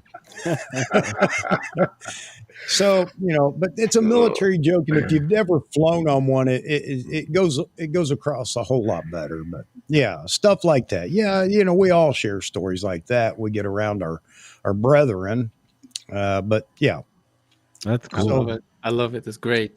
Yeah, thank you. That's great. And on an aircraft one night, so you got me started on this is when the C-141s were still flying. We're going to do a jump. We got a bunch of new folks on there, you might say. We're helping them, acting as jump masters for their troops. So anyway, we're on the airplane, and the 141 decides to do some nap of the earth, where it's flying very low, way too low, if you ask me. But anyway. And everybody on the plane is feeling queasy. And I've just been fortunate. I've never had a problem with air sickness or motion sickness, period. And I noticed everybody's starting to get a little pale, and you could see it in their face. So we had MREs, meals ready to eat, for those of you that don't know. And I had a chicken a la king MRE. So I see everybody back there. It's hot on the airplane. We did an in-flight rig, which is miserable. Everybody's rigged up in their seat, in the jump seats. And I open that chicken a la king MRE, and I get a big mouthful of it. I turn my back so they can't see me do it. So I turn around and I start, acting like I'm going to throw up. I'm going to throw up. I'm going to throw up. And finally, I realize everybody's kind of looking this way now. And I just open that bag up and just let it go. Let it just pour down in the bag. Well, needless to say, probably 15 or 20 of them, that was it. That was the end of the line for them. And the old way, this has been a long time ago. You were required, because we didn't have puke bags.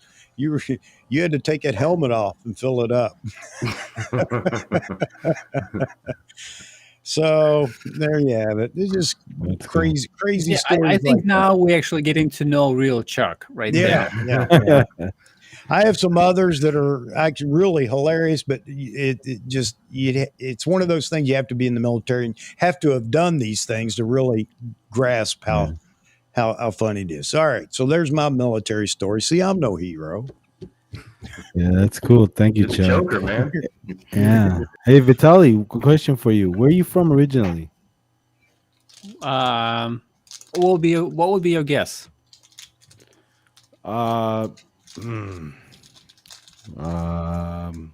Lithuania? Close, very close. Russia? Russian. So I am Russian, but I am from Latvia.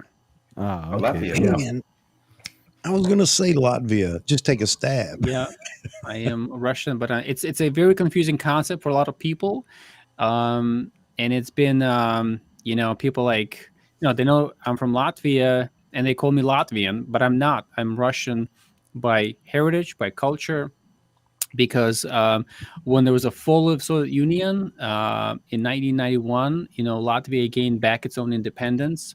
But I was born prior to that, so I was, there's a half a population was from Russia and half of them Latvians.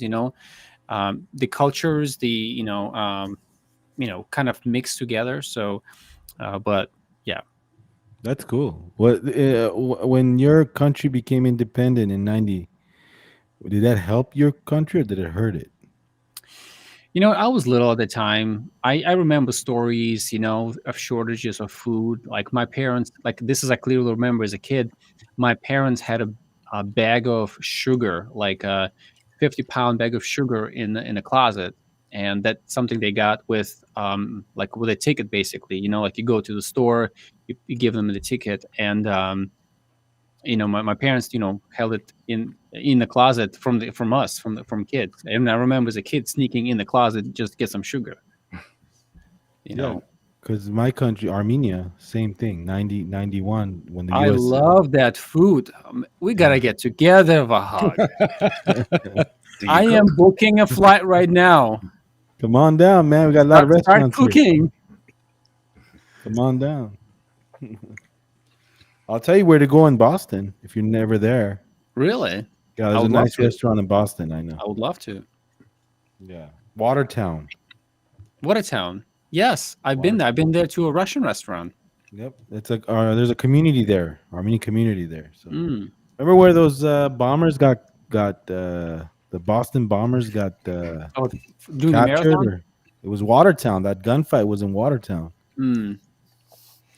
So anyway, this was great, guys. It's what time is it over there, man? It must be midnight where Vitalij is. It Look at is.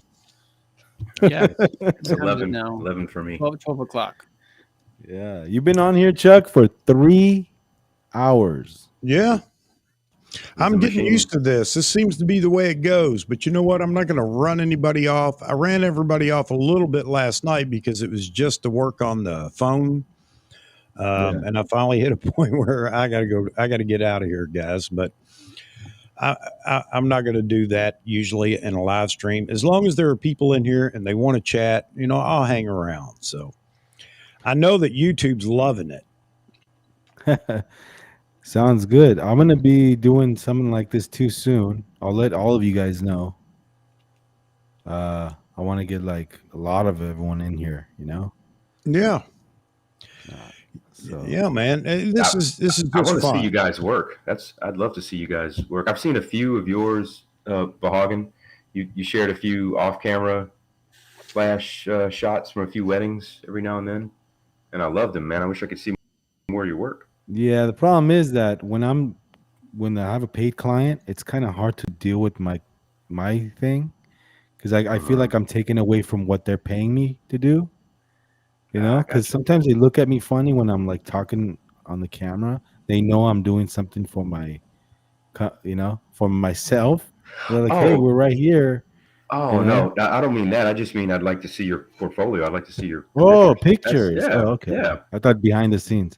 I Oh think no. that would be maybe kind of cool to, I don't know, at some point, whether there's a opportunity for that, maybe to share some of the work and discuss and how maybe something was shot. I think that's the best way to learn. Just to watch other people, Yeah. or at least listen to the story of how the shot was taken. I would love to be part of something like that and Yeah. learn from you guys. Yeah, that Yeah. would be fun. I'm game. Same If thing. you guys want to do it. Show the So image and talk about it. I know Chuck did that with his birds. yeah, so in Restream, you can share your screen. Okay, so the next time we get together, I mean that's if you guys want to get together again, but just understand that in Restream you can share your screen. It minimizes the guest, and the majority of the screen is for whatever you're sharing on it. Okay, so you can share photos. There should be a button in the studio there. Yeah, it's the middle button. Share screen. Yeah, it's X'd out. It's got the Oh wait, you got those. What is that on top there? Are those bots? Where's that? Those comments. Those are, I don't know what yours looks like. You know, one of these days I'm gonna have to start this and then go get on another computer and those look like see. bots, no? I think somebody's trolling it a little bit, right? I Is, can. oh, they just came in. Yep. Sorry. Gone. I Gone. Yeah, that's hey, the other thing I want to do too is I'm going to see if I can get some folks that would volunteer to be uh, Moderators. Yeah. moderators. Admin Yeah, moderator. here in the chat, just to catch that stuff. You know, hey, I don't want to flip that bugger on anybody. I mean, hey, but Vitaly, Greg Corker asked you something Yeah, I interesting. was going to say that. Yeah. These are the things Americans do not easily understand about the Ukraine-Russian conflict. I realize there probably is no time for this, and definitely off topic. You know, Greg, good question. It honestly, it's hard for me to understand that conflict. You know, it is about power at the end of the day, and you know, politics will never be prettier than it is today. I think at the end of the day, it's just going to get worse, and it's. Um, you know, it's like, you know, how do you you know, how do you like understand, for example, you know, like Russia is powerful, United States is very powerful. You know, United States for the most part has some sort of presence, military presence in nearly every country. You know, how many countries have the same presence in the United States? Right, not as Yeah, many. So it really Yeah. comes down to power and abilities, and Nobody. you know, so um but man, I can get into this. I have so many opinions, but I don't want yeah, to. I don't think it's a yeah, platform for this. You know, I think I just really want to respect it for I don't what want it to offend for. anybody, but I Yeah, just, there's so many. I have my own opinions with politics, but I'm just afraid of insulting someone. yeah, Oh, and yeah. that's It's I don't want to eggshells. go. Yeah, I don't want Eggshells. to Yeah. go there, guys. It's just like we've talked about before about politics, whether it's U.S. politics or whatever. That's the easiest way to run people off, get yeah, people mad at each other, and everything else. I think we all have opinions. We may have similar opinions, but on politics. But yeah, it's the last thing I want to do here, considering this is all about photography and everything else. So All yeah. I And know is that race car. All I I know am is not. that race car driver is awesome. That's all I gotta say. a little coded message there. Nah, I'm kidding. Yeah. Well, like I said, we may all think alike, but yeah, I don't want to go down that lane here Yeah, on this channel.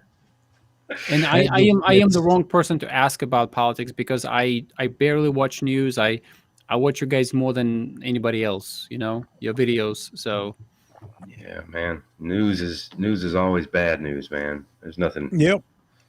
Well, it's all entertainment. I mean, honestly, it is because news channels aren't doing it for our good; they're doing it for views. Kind of like some of the YouTubers with their That's right. clickbait titles. It's all about getting views. Hey, sometimes you have to, man. I mean, Yeah, everybody else does it. yeah, You know what I mean? Like, how do you think they got ahead? Yeah, but Someone's got to. Vahagan, when you have a topic up there, and same thing for you, Vitalij, you guys talk about what the topic says. It's not misleading. yeah, You know, yeah, it's enticing. It makes you want to watch it, but it's not misleading. And sometimes people will say something in the topic, and it's the opposite of what they're going to talk about. You know, it's yeah. like, Is you know, Canon going out of business? right? You know, Yeah, something yeah. stupid like that. But Or they'll, yeah, let me borrow your Z9, man. Like, I'm really gonna let you borrow my Z9, you idiot. yeah. you know, Uh, speaking of Z9, I want to ask you guys. Um, Yeah. do you guys feel, you know, it is significantly an overkill for wedding photography? And when I say significantly, it's almost like you might as well just shoot with medium format. I want to see how it works in really low light, like those really dark receptions, and then I'll get back to you. We'll see. It could be worth it. I mean, I've just experimented with eye autofocus with the Z6 II, and it does a pretty good job as long as they're fairly well lit. But I'm curious about the starlight view and those just those extras that it offers. You know, what, Hey, let me answer real quick, and then you got it, Vahagan. Let me ask you a question, Vitalij. Can you continue to shoot weddings with your Z6 II and your D500? Absolutely. Then it's overkill. Absolutely. Doesn't mean you don't want it. You can't get it. Yeah. Like, I have So- experience now shooting with R5 as well. It's a great camera. It really is. 45 Yeah. megapixels. Yeah. I've never experienced 45 megapixels until I start shooting with R5, and I was like, I guess I could, use that for weddings. Crop a little bit more and get more resolution. So that's why for me it's like I'm looking for something.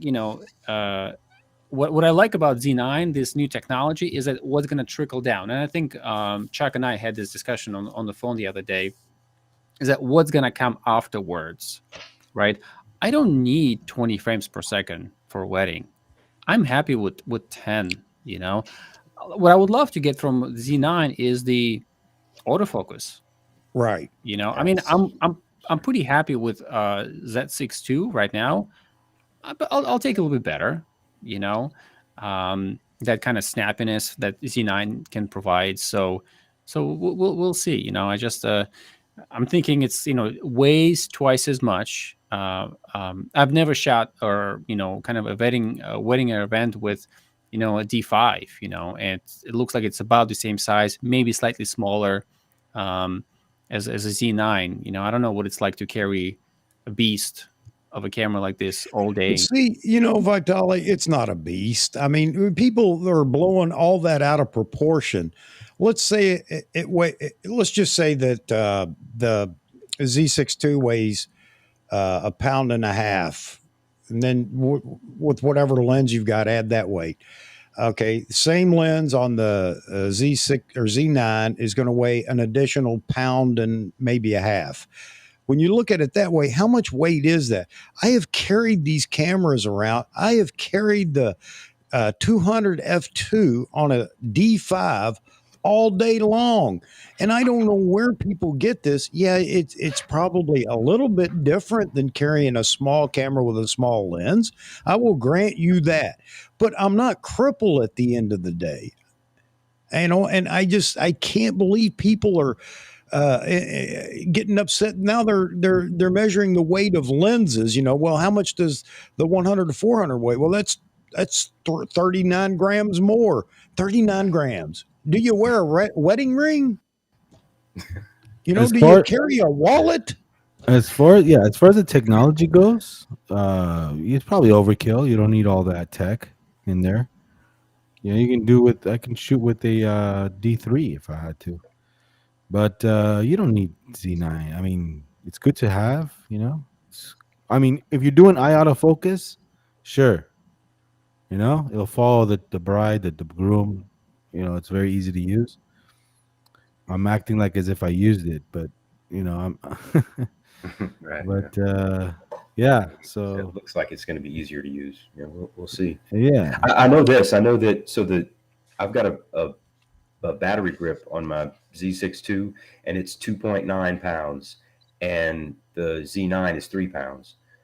So that's virtually the same. So I'm used to it. I mean, does it feel better balanced when you have a big lens on it, like a 70-200? Yeah, it feels awesome. As opposed to maybe putting the 35-1.8 on there. It feels back heavy when I've got my battery grip on. But I think you can handle it. It's a mental thing because it weighs more, and everybody, how did we ever get by without mirrorless? I know that's a cliche now too, but honestly, it's not that much of a burden. It really isn't. But I think you were also asking about the size of the files, 45 megapixel versus 24 or even 33 or whatever. The nice thing in the Z9 is those lossless files, raw lossless, are still around 25 megapixels, is what I've heard from people with Yeah. a camera. JoJo Pro has it, I suppose, because he's talking about it in this comment he made. He can answer that question. So that's not even an issue anymore either. It's not. It's completely different. The D850, you're talking 45, 50 megapixel or megabyte images or frames. Where with the Z9 at 45 megapixels, 46 megapixels, you're looking at 25 to maybe 30 is what I'm hearing megabytes. That's the new tech that's in it. The new what's the company that Tico something. Tico. Yeah. Tico Raw. So Tico there Raw. you go. So so anyway, that's and I'm not trying to talk you into it or out of it. Again, I think you can do without it. Yes, I believe it's overkill, but I'm getting it anyway because I want it. If somebody's doing hybrid weddings, it'll be great because you won't run out of battery that fast. Yep. That's great. That's a great reason. Eye autofocus, low light, and they're all good in low light. But hey, Jojo, what's happening? Greg asked us something real quick. Do any of you use f4 lenses? I use f4 lenses all the time for weddings. It doesn't have to be 2.8. It doesn't have to be 1.8 or faster. If it's I could even do portraits with an f4. So it's not overkill, guys. The Z9 is great. I don't know if I would be using it right off the bat, though. I want to get used to it a little bit before I take it out on a job. I don't want to bang it around. I think it's absolutely worth it when it comes to what the camera offers. I made this short video, whether the price is justified for the Z9, and I was comparing with the Z6 II that I use, and everything that's in the camera is a little nearly doubled and more when it comes to spec. So I certainly agree that I think most people would be okay, even if this camera was priced at $6,000 or even $65,000, like any previous flagship cameras came out. It's just it's an icing on the cake, the fact that it's so much cheaper than competitors. But I'm just thinking for wedding photography, I should back up and apologize to you, Vitalij, because I'm looking at it from a different perspective. You're absolutely right if you're looking at it for an investment in a photography business, whatever genre you're in. You're absolutely right there. I agree with that. But it will be overkill in the sense that if you're making it with what you have, this should make it easier to do what you want to do. But I'm looking at it purely from a point of I want it. Yeah, consumerism. Yeah, right. You're Yes. You can afford it. You're going to enjoy it, so you're going to buy it. I want it too, and everybody wants it. Hey guys, can I cut in real quick? Sure. I have to take off. All right. But it was a pleasure, Vitalij. Nice meeting you, man. We finally get to talk. Briar. Nice to talk with Hagen. Yeah, it was a pleasure. Briar, nice seeing you again. You too. Paul, Chuck. Thank you for having me on once again, man. It was awesome. Thank you for being here. I always appreciate it, Vahagen. Yeah, let's do it again. And I think next time around, let me know. And in advance, we'll give it some more, some more promotion. So more people can join us because last minute YouTube's a little slow with the postings. Yeah. Not a lot of people see the community post when it's last second. So nope, you're right. And I Vitalij asked me that this morning. I've been busy here. Sorry, guys. I'm making excuses, but it snowed 7 inches. Well, Vitalij knows. And I hand shovel it. And it kicked my behind. Call me next time. I'll bring my snowblower. Okay. I appreciate that. How far are you guys from each other? About 45 to 60 minutes, depending on where he's at in Hartford. Oh, that's awesome, man. So if I come visit you guys on the East Coast, we'll have lunch or something. All right? We can all get together. Absolutely. With one stone. Yeah. Yeah. We'll make a video. Oh, yeah. Oh, you definitely. We'll make a video, huh? Yeah. Vahagan, I want to ask you while you have on the stream here is I think you might have mentioned this before that you own the 200 F2. Yep. I would love to see if you would be interested at some point to do some kind of a video on a photo shoot, because I never have experience with that kind of lens.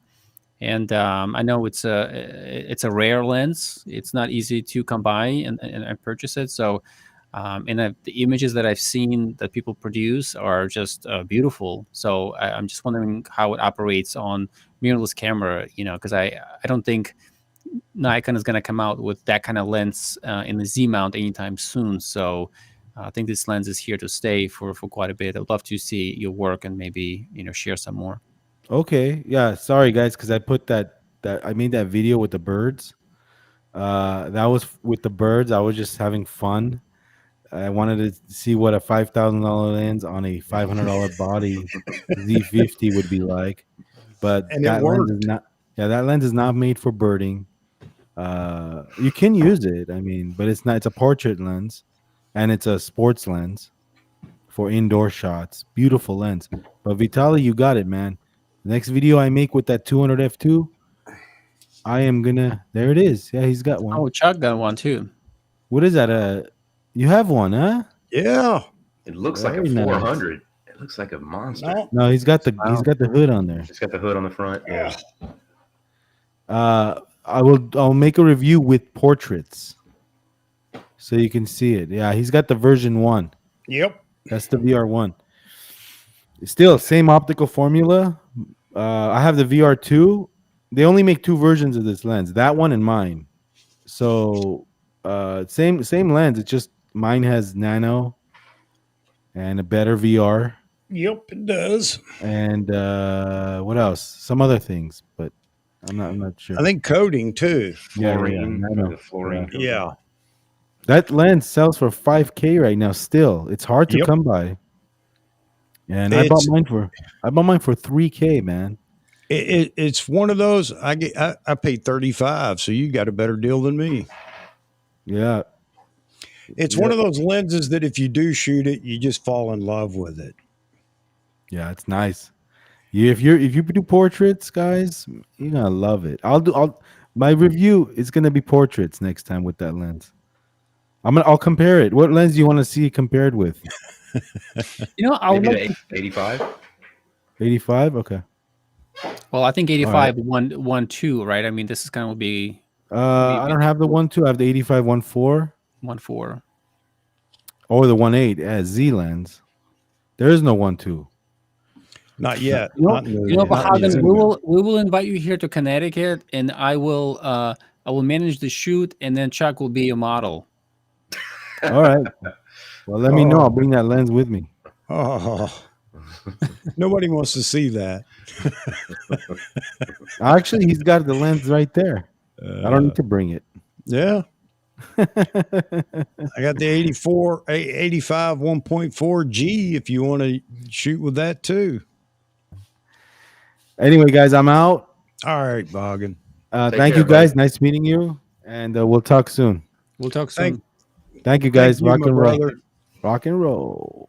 The rock and roll photographer. Elvis has left the chat. All right. No, it's been great tonight. It always is. You got the best folks that have migrated over here with us, and you guys are great. Vitalij, thank you very much for offering to come on. You're a wealth of knowledge. I love your channel. I hope everybody will go check your channel out. I appreciate it. Touch Life Studios. If the folks out there don't know or don't remember, and I'd send you over to Briar's channel because it's phenomenal. Oh wait, Briar doesn't have a channel. No way, buddy. No way. But I enjoy talking with you guys, man. That's what's fun to me. I've had a good time too. I don't mean just tonight, but over the last couple of months since I really just decided I'm going to do it. And I'm going to stick with it, and where it goes, it goes. Yeah. You got a great thing going Chuck, here, Chuck. I gotta say, your show here is probably more consistent than what you would find on regular television, right? I think it looks like you come on Wednesdays and Saturdays. Yep. You know, it's like what other show comes as often as yours, unless it's on Netflix? You know, so thank you for putting it together. You know what I mean? It's like it's It's you- reliable, good, reliable you- content. you like a Dr. Phil for photography here. You know, Yeah. Yeah. The first couple was me talking to myself. It was real enjoyable. 30 minutes in and nobody's in here, and I'm thinking, do I just give this up or what? And my wife was very encouraging. She said, "You just keep doing it. People will eventually find you." So, and she was right. And since then, I've just been having a good time. I really have. Do you get to see the stats? Like, you get to see how many people, like at peak chat, how many people you have in here? Yeah, You get those kind of- yeah, with YouTube, they have analytics for every video, and you can look at every video. You can also look at the overall analytics for your channel. So yeah, and it's way more in depth than I care to read. I do go through them and just look, and I try to figure out what it means. Vitalij, since he has a channel, I'm sure he checks his analytics. But if you really stick with the analytics, it will tell you exactly what you need to do. Looking at the numbers to grow as far as a channel, and it is interesting. That is true. yeah. Like I mean, I played a little bit with analytics just to learn myself, and you know, it will tell you from what country people are mostly watching your channel, what's the demographics and age of people that are watching your channel. That's kind of interesting. I mean, I learned that I think like 99% of people who watch my channel, and which is very small, mostly men. So I mean, there's the kind of things that you get to find out really, and when it peaks. But sometimes I think I've heard from other YouTubers who do this full time. They say sometimes you never know when it's gonna peak. You may post a video, and 3 months later, 6 months later, it's actually can go up quite a bit because people found an interest, and I think the algorithm helps. When somebody likes your video, the YouTube mega boss says that video must have a value in it, and then so it's kind of starts dispersing to other viewers as well. So, well, I'll tell you, yeah, consistency has helped me because if you search right now, YouTube search for AP Studios. When I began this, you couldn't even find me in the myriad of AP Studios channels. But I think because of the consistency, now I'll be one of the first AP Studios that comes up. Yay! Yeah, big moment for me. But that's the consistency part. And then looking at the stats, just like you said, it's really interesting. I look at it for out of interest, looking at where the viewers are from, as you were saying, which country. It gives you a percentage of your viewers from each country. That's very neat. The age groups, male, female, which is interesting too. And a whole lot of other stuff that some of it that I don't even understand. But if you watch it, and I'll tell you, Jared Poland talked about this. This has been a long time ago, but he knows it. He reads the analytics, and it's definitely been something that he's used to grow his audience, obviously. But one of the things that's really interesting is just looking at the comments, because you can catch all the comments right there on that page on your channel when you go into the channel content. And you can keep up with all the comments that people are making on your videos, rather than you might get an alert that somebody made a comment on a video, but it just gets buried in all the other traffic and you never see it. But you can go to that page and look and catch up on the comments. So it's really interesting. Oh, also peak times that your videos are being viewed. And that's interesting. That said, and I'm not cutting this off yet, but I want to get this out before I do forget it. Next Wednesday, we'll be live again, but it's going to start at noon Eastern time, 12 noon. And the reason for that, and this is what reminded me, the analytics show me that there are some viewers that are overseas and, not just in Europe. That's only a 5-hour difference, but in farther realms, farther away in the African continent, India, Japan. It may be only one person. I don't know. It just gives me a percentile that I'm not going to sit down and figure out. But I want to do it just to see if maybe some folks over there find it more convenient to watch on a noon stream here. Because that said, the following weekend, there won't be a Saturday night live stream. I'm going to do a Sunday morning live stream. So next week, we'll be doing a Sunday morning live stream. And the reason for that is after talking to my guest last night and finalizing this, and Gutra, I can't remember. I'll have his name obviously before he's on the channel. He is a photographer in Nairobi, lives in Nairobi, Kenya. And he's a renowned wildlife photographer there, part of the Nairobi Wildlife Society, and all. He's just got all kinds of awards and everything else. He's going to be on, and that'll be next Sunday afternoon. Well, 11 a.m. our time, or on the East Coast. And I know it's going to be early for people that would be on the West Coast, and I'm sorry about that. But the first time that he asked for was he wanted to do it at 7 in the morning his time. Or I'm sorry, not 7, 9 in the morning his time. And that would have been in the middle of the night for us. And I doubted anybody wanted to get up at 1 in the morning after going to bed, get up at 1 and sit through, however long live stream. So we settled on 11 a.m. our time here on the East Coast, and it'll be 7 p.m. for him there in Nairobi.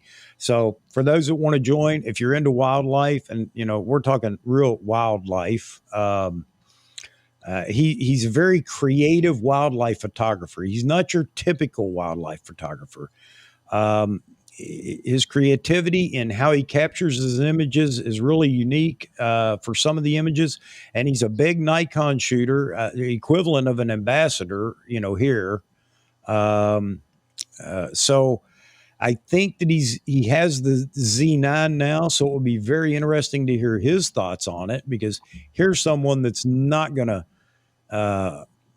just blow it out of proportion, or you're going to get the truth. And it's in a pretty harsh environment because he takes his cameras out. Not just that, but I'll let him explain one of his tricks using a little radio controlled car that he's modified and put a camera on it. So, and you'll see some of the photos he's taken with it, and here's some of his stories where he was afraid the elephant would step on it, and you name it. Yeah, so anyway, I hope everybody. That sounds very interesting. He's just a very nice guy. You really enjoy listening to him, and I'm going to get out of the way and let him go and talk about what he does over there, what his photography is all about, and show lots of images. So I'm working that out, how we're going to do that, so everybody gets a chance to see. And I'll have I'm going to have the reminder up. This one will go up early. I will have that up by Tuesday at the latest, which is going to be a little weird because there will be 2 reminders up, one for the Wednesday afternoon, and then again for the Sunday morning. And I encourage everybody to go check his photography out. And when I put the reminder up, I'll have all the information. I've asked him, and I want him to provide me with what he wants in that reminder as far as information goes. All his social media and whatever he wants, I'm going to put in the reminder so everybody can go check it out. But I think it'll be a good time. I found out about him 6 or 8 months ago watching Gary Go, who is over in Britain. He's a photographer, and he does a lot of landscape photography videos, and he's fun to watch as well. Has a good wit, but he had the gentleman on his show in a live stream, and I thought, wow, man, I at that time I wasn't even really thinking about jumping back into YouTube, but I was thinking though, how nice would it be to have him in a live stream with his photography? So you can look forward to wildlife photography and comments about Nikon because he shoots all Nikon. I think he even had the D6, but I believe he has the Z9 now, and that may be something that he's working on for his portfolio as well. So we can ask questions, ask him what he thinks about it, and maybe get some ground truth on it. So a lot of yapping from me, but I hope everybody will participate or jump in. The phone line will be open, and this is where I really want it to work well so that he has the opportunity, you have the opportunity to call in and talk directly to him with whatever questions you have. When you see his images, you may have questions immediately about, I got to know how he got this shot or whatever. So lot of talking about it. Another video of mine's over 700 views already. I'm looking at a comment just to see if anybody had talked about it. Somebody might even know who he is. Okay. So I'll get the name out here real soon. Encourage you guys to go check out his work and would love to have everybody in here when he's on the show next Sunday. Now, real quick, and then I'll turn it loose. If you guys want to continue to talk, we'll continue to talk. But I really want to thank you, Vitalij, for coming on tonight. I love your channel. I think it's very professionally produced. I love everything about it. I love the color. Your audio's good. I mean, it's funny we talk about those things, but that's what makes a very appealing channel too.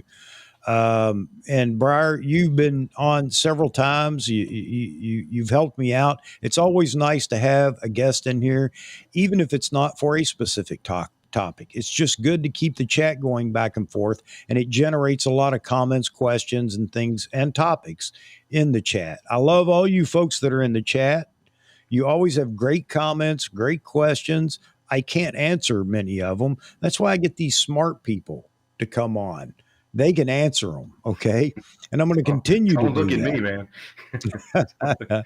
I just want to be the facilitator here. I enjoy doing that. And I enjoy providing an opportunity for people to, mingle, if you will, virtually here. The phone seemed to work tonight. There was a small glitch, but I have to get the muscle memory built to hit the right button at the right time. But could you guys hear the audio from the caller there towards the end, the last couple of calls? Was it better? Yeah, I think it was. You can definitely tell exactly what they were asking. So, Okay. Yeah. Okay.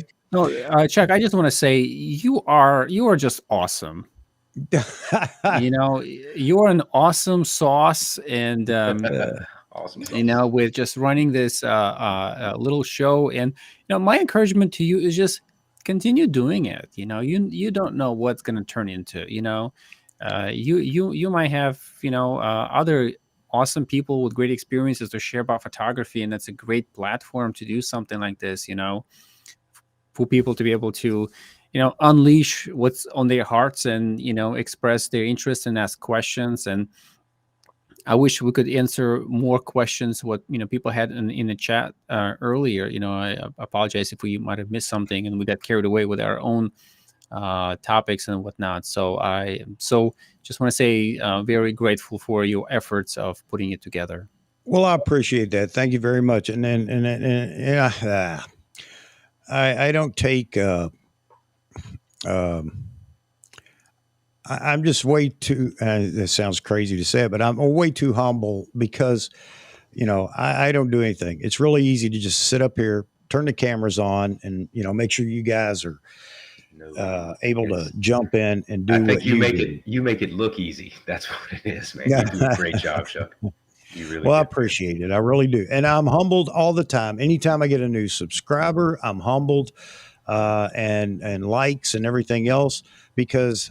It's weird. I wish I could accept all the, things that people say, but I just wonder myself, why would anybody want to sit out there with me on this side of the camera? However, I do appreciate that you guys do. So we're going to keep it going. I appreciate the motivation of Vitalij. We're going to keep it going no matter what. We're just going to have fun. So that said, Looks like Michael had a quick question. I know you're trying to cut it off. Something about Z6 II that we dislike. Briar? To me, it wakes up a little late. I've had a few times where I miss the moment. You know, you almost have to keep pressing the shutter button to keep it awake. So that's one thing. And the other thing is every now and then I open up the memory card cover. You know, I'm just moving my hand around and I flip it open. But those are the only two things. No complaints about focus or picture quality or anything like that. That stuff is just stellar, you know. Yeah, I think for me, it's primarily the ergonomics part of it. Coming from the 500, using the 800, I think that ergonomics was just absolutely beautiful for me, for my hand. I mean, I have a decent sized hand, you know what I mean? It's not too large, not too small, it's normal. But what D500, it felt like it was a glove with Z6 II, Z6, and 7. It almost feels like they went into the same route as what Sony did with A7 model cameras. It's kind of a little bit angular, slightly, if that makes sense. And then one thing is that D500, D850, the D-pad was a little bit more like rugged. You know what I mean? It just felt right. With Z6 II, it's kind of soft. It's slightly almost like a toy a little bit to me, if that makes sense. But what I wish Nikon would do with that D-pad is to, and I don't know whether there's a way to do for them or not, or if it's a license issue, to have what Canon does, that wheel in the back, rotating wheel. I really like that. I find it so handy, so quick. It's larger, at least make it the D-pad maybe a little bit larger than what it is now. The ergonomics could be improved for sure for me.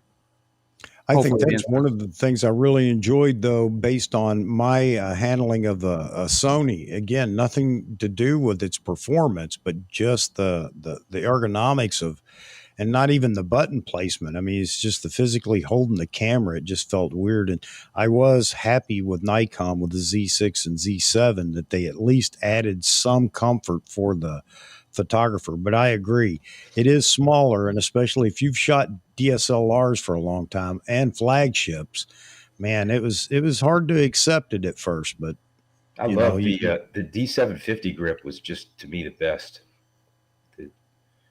You guys ever shot with the D750s? No.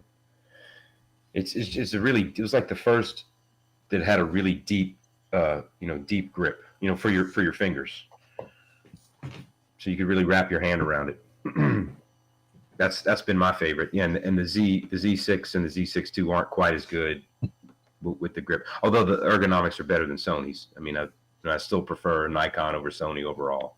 Yeah, I agree with you. Yeah, But I mean, I prefer Canon over Sony too. The Canon grips to me are a little bit thicker. yes, and I like that. I like that for my hand. One thing that I also like about Canon, again, and it's again my personal preference, is that when you look at the placement of the button, right, the shutter button, is that it's almost like it's placed where your finger's supposed to go. With Nikon, you almost have to bring your finger a little It is a over the little top hard. to do that. So it's not true. necessarily the way your hand is set up. So that's one other thing that I really like about Canon as well. That ergonomic feature, it's helpful. yeah, there's just a major difference, especially if you're shooting big lenses. The smaller body Z6 and the Z7. I think if you had the battery grip on it, that it would be different. But yeah, for the big telephotos. So I guess a lot of people still want the small body, like a D850 style camera body for the Z8 or whatever they're going to call it. But I don't know, for the telephoto lenses, that's going to be pushing it. Yeah, I think those folks would probably get a battery grip with it too, though, if they get the 850 or whatever the Z equivalent is of the 850.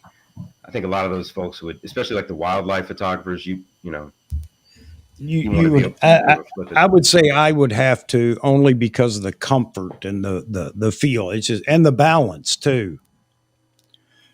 You know what? I'm sorry. I want to say this real quick. I forgot about it. I'll throw it out there because this is Z9 related. I saw an issue with the Z9. Somebody had reported that their LCD was scratched. Didn't know how. He swore he didn't do it. It wasn't rubbing against anything or whatever. Then somebody else reported that the Z9 LCD screen is no longer glass. That's some kind I of don't know that I like that. plastic composite. Yeah, that's not that's not cool. But maybe it's something No, yeah. not at all. I've Gentlemen, never do you used them. know Go ahead. whether it's the same size when it comes to screen, 3.2 inches, or it's I think so. larger? I think Yes. it's still the same size. Yeah. Because they were asking about the protector, the glass LCD, protector, and somebody said that it was the same size as the Z7, so you won't have any problems there. I don't know that I like it being plastic. I got to tell you, it may be tough, so it's not going to break, but Or shatter. how Yeah. I'm more concerned about scratching it. This may be the first camera that I get one of those screen protectors. Yeah. I'm glad you mentioned that, because that's what I'll do too on my 610 that I use for real estate. I've got protecting. I bump it on walls. I had to get it. The screen would have been shattered years ago if I Yeah. hadn't. So that's interesting. I'm gonna if So- it is plastic, then I'm gonna probably order a protector for it too. Yeah, I've just heard it from two people that supposedly have the Z9. I don't know why they would lie about that, but one Yeah. said he called Nikon USA about it, and they said, yes, it's a polycarbonate, not glass. So, yeah, polycarbonate. And, I don't care what they say, it will scratch.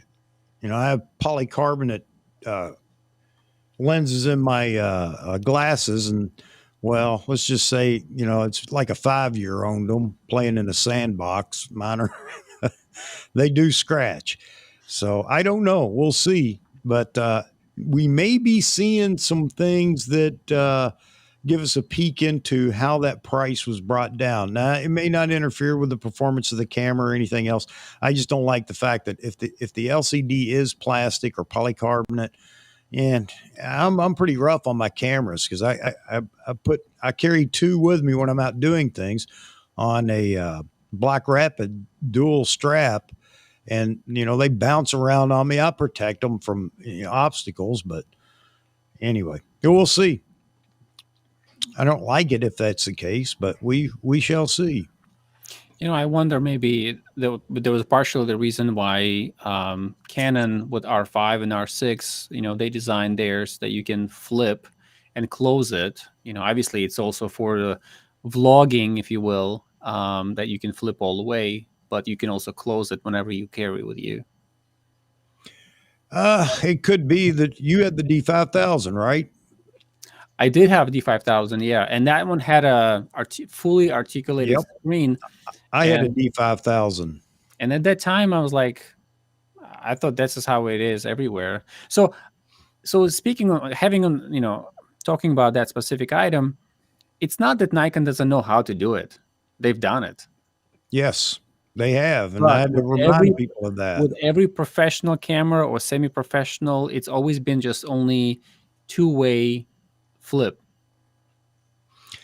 Yeah, Nikon only did it with the D5000. After that, I think it was over. I don't think they did it with the 3000 series, did they? I'm not sure. I don't know if they did or not. Now I'll tell you what I liked about that little camera, the D5000, and I've got some pretty nice photos with that thing and kit lenses. But I like the fact that I used to, when I was shooting a lot of motorcycle events or car events, I like those shots from the ground. And man, it was so nice to just be able to turn that screen around and shoot it from the ground. Now, I never did any selfies or vlogging or anything like that. I didn't need it to flip to the front. Now, here's what I didn't like about it. No, I take that back. The Nikon flippy screen was better than, I think, the Canon screen. No, you have to flip it out to the side. Never mind. I wouldn't like that thing hanging out to the side. Now, I've seen some video or some people with the new Canon R3, and it has the flippy screen. And for whatever reason, it appeared they had it flipped out to the side when they're standing behind the camera shooting. And I would hate to think that that's the only way you can use the screen from behind the camera is out to the side. That I know I would not like. If it rotates and flips back to the back of the camera, I could live with that. That would be okay. But I don't think I want to be looking through the camera, the screen out here. I see all kinds of clumsy me. I see all kinds of opportunities to whip that baby off walking through a crowd.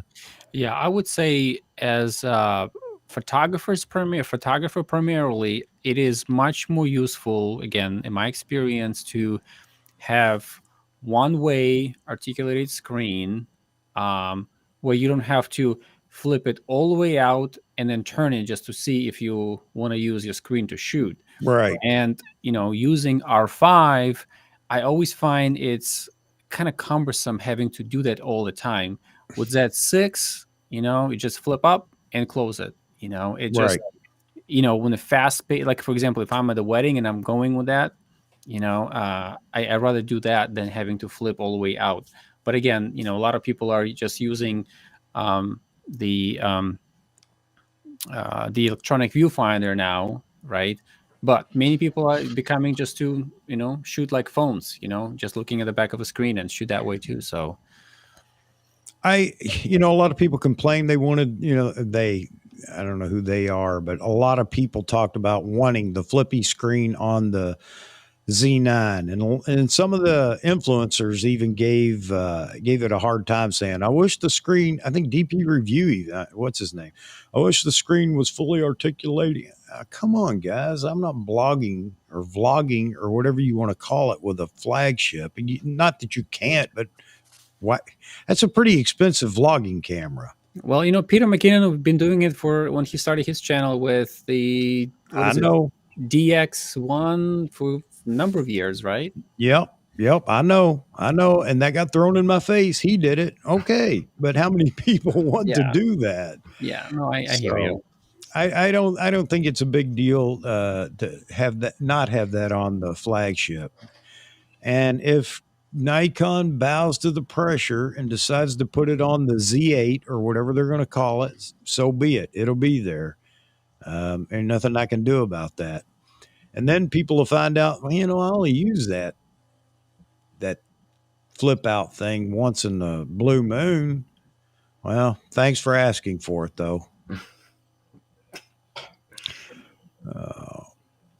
I think 36 meg is great. Oh, Mike, we were talking about the high megapixel camera, because on Grays of Westminster, Khan brought up the fact that he'd like to have a 100 megapixel camera. Maybe the Z8 will be 100 megapixel. Personally, I don't need 100 megapixels. And if they make it 100 megapixels, that's fine, I guess.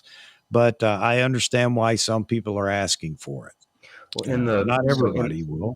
Well, in the round table with Richie and Matt and Seth from Adorama, Seth talked a lot about the diminishing returns of a high megapixel camera. Like, after 50, 60 megapixels, there's just too much noise, and we're not at a point now, technically, where they can take care of that kind of noise. So you need to go bigger. You need to go to like a medium format. Yeah. To spread those pixels out, because you're just going to get a noisy camera. Your image is going to fall apart eventually. If you're shooting at 8,000 ISO and you got 70 megapixels, yeah, it's just impossible to get a usable file out of that. So at least now. I think that's when AI takes over, and we've talked about that too. You're going to see more and more and more AI in cameras. I mean, the Z9's full of it. The R3 has quite a bit. The A1, and the R1 will have a lot of AI. So AI is not just going to be for autofocus, and that's where all the uh, features like IAF and uh, motorcycle subjects and cars, planes, trains, automobiles, and all the whole 9 yards. That's all AI. It's just recognition, AI picking it up and understanding which is which.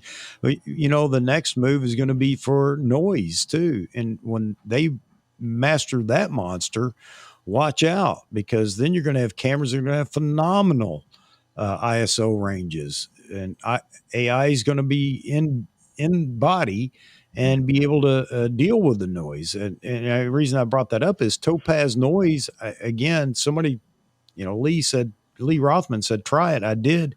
And I was absolutely impressed with the free trial of it. So it's just a matter of time before that AI is in camera bodies. And watch out. So then maybe megapixel won't matter because noise will no longer be an issue. So just wonder how far down the road that's going to be. Like, is it 5 years away? Is it 15, years away? I don't know. It's already in software, so it could be licensing for some of this AI. I don't know. I don't know anything about that. The techie side of it. We know it exists because, again, there's third-party software out there that does it.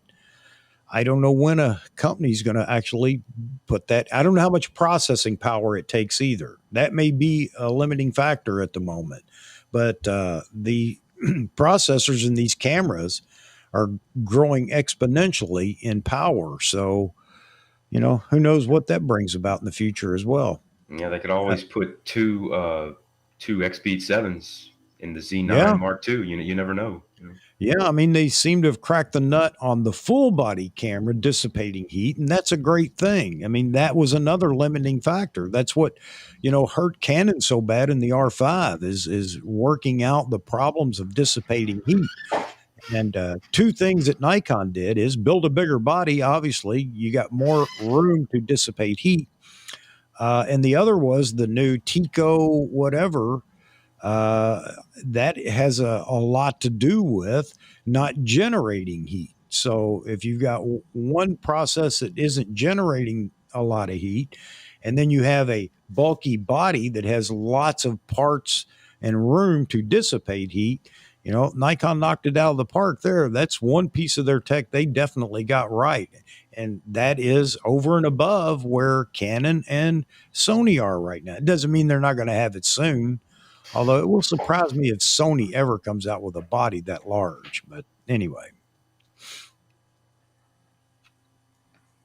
Vitalij. Yeah.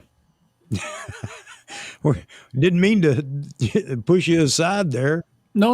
I was just listening to you guys, and I'm thinking to myself, what's going to be next? What is the Z8, if you will have in it? I don't know if they're going to have 45 megapixels. I hope they're going to have at least 36 megapixels, which is a D850, right? That's 36. No, D800 was 36. Oh, D800, right? So D810 was too, I think. Right, because I'm just thinking 24 megapixels does very well 4K, and then 45 megapixels, that's what you need for 8K. So what's in the middle? 36 megapixels. So it's going to be 6K. I mean, if that's what it is, I'll be very happy with it. Well, there have some people said they'd like to see 33 megapixel, but more than that is the crowd that's building for a super high megapixel camera. So, 33 is kind of a sweet spot, actually. I'm pretty sure the next iteration of the Z6 II is going to be around 33 or 36 because Sony bumped it up to 33, didn't they? I don't know the camera model, but they're up to 33. Yeah, there you go. Yeah, so and Nikon put something out saying that's the Z6 II. That's the last 24 megapixel camera that they're going to make at that price point. So I would think mid 30s is next for like the Z6 III. And to me, that's ideal just for weddings because I don't need 45. I mean, I want a 45 megapixel camera. That's why I ordered one of the reasons I ordered a Z9. I've never had one with that, that high resolution, and I'm just curious for macro and other things, just how big you can magnify with that, the virtual zoom. I think they're not gonna come out, in my opinion, with Z8 for quite a while because looking at the current lineup right now, there's 5 Z full frame cameras: Z5, Z6, 6.2, 7, 7.2, or is it 6 then, right? And then Yeah, Z9. So Z9. 6 cameras, and they only have 2 crop sensor cameras, the ZFC and Z50. So I think Nikon is going to heavily push right now to come out with a DX camera this coming year, 2022. That's, again, I'm thinking from the marketing standpoint. And I think one of the cameras going to be next is something lower than Z50, maybe like Z40, Z30. I don't know how the numbering works properly for them. And maybe something to replace, kind of like a baby Z9. You know what I mean? Maybe Z90 or Z900. I don't know. Again, what's the numbering? But I think they can come out with that camera right now. But the reason they didn't do it is they want to ride the wave of the Z9 sales, because the D5 and D6 was such a niche camera that only a few people are buying it. Now they developed this Z9 that even wedding photographers and portrait photographers can buy, including videographers. So they're gonna sell a lot of those units, but they're gonna ride this wave before they can come out with Z90, if you will. Yeah, a lot of folks are saying. I'm sorry. Go ahead, Jeff. I think that we got the D5 and the D500 together, and everybody said that was a mistake. Well, I don't know how that could have been a mistake, because nobody that was looking at the D5 was going to replace it with the D500. So it was absolutely great move by Nikon. There is the possibility, just like you said, that they are going to look at a DX camera, a crop sensor camera, and I would like to see them do a D500 equivalent. I think that would be the best move, although that's not going to make everybody happy. So then we talk about the D850 or the Z850. So whatever that really is going to be, but not a Z7 III. And I don't know.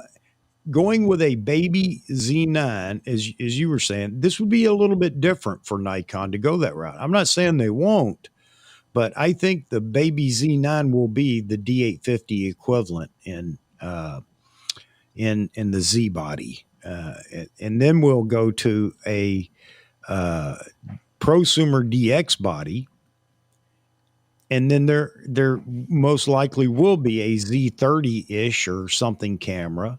I think that's a good possibility. So Becky at Grays of Westminster was saying there is the possibility, and she'd really like to see a Z30 because she's a DX shooter, or not a DX shooter. She likes DX. She likes crop sensor cameras, Nikon.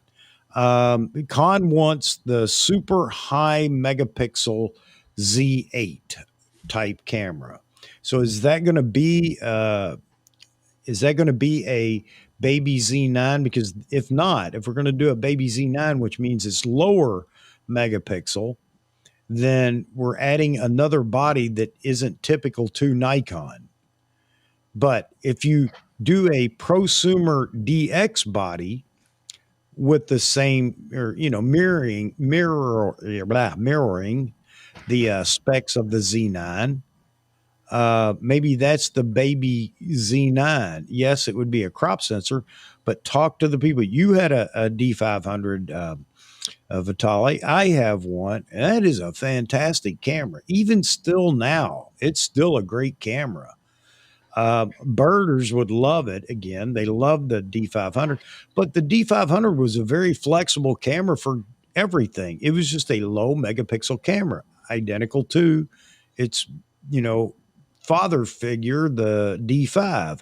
So is it a possibility? It's not the the Z500, because I don't know what you would call it, if it were to come out next, it's not stealing anything from anybody, no sales anywhere. And it's going to provide a whole nother level of sales. The D8 or Z8, as you were talking about here, is it going to take away from flagship sales? You know, I'm gonna say right now, my opinion, no, not at all. It will not, and it'll add to sales.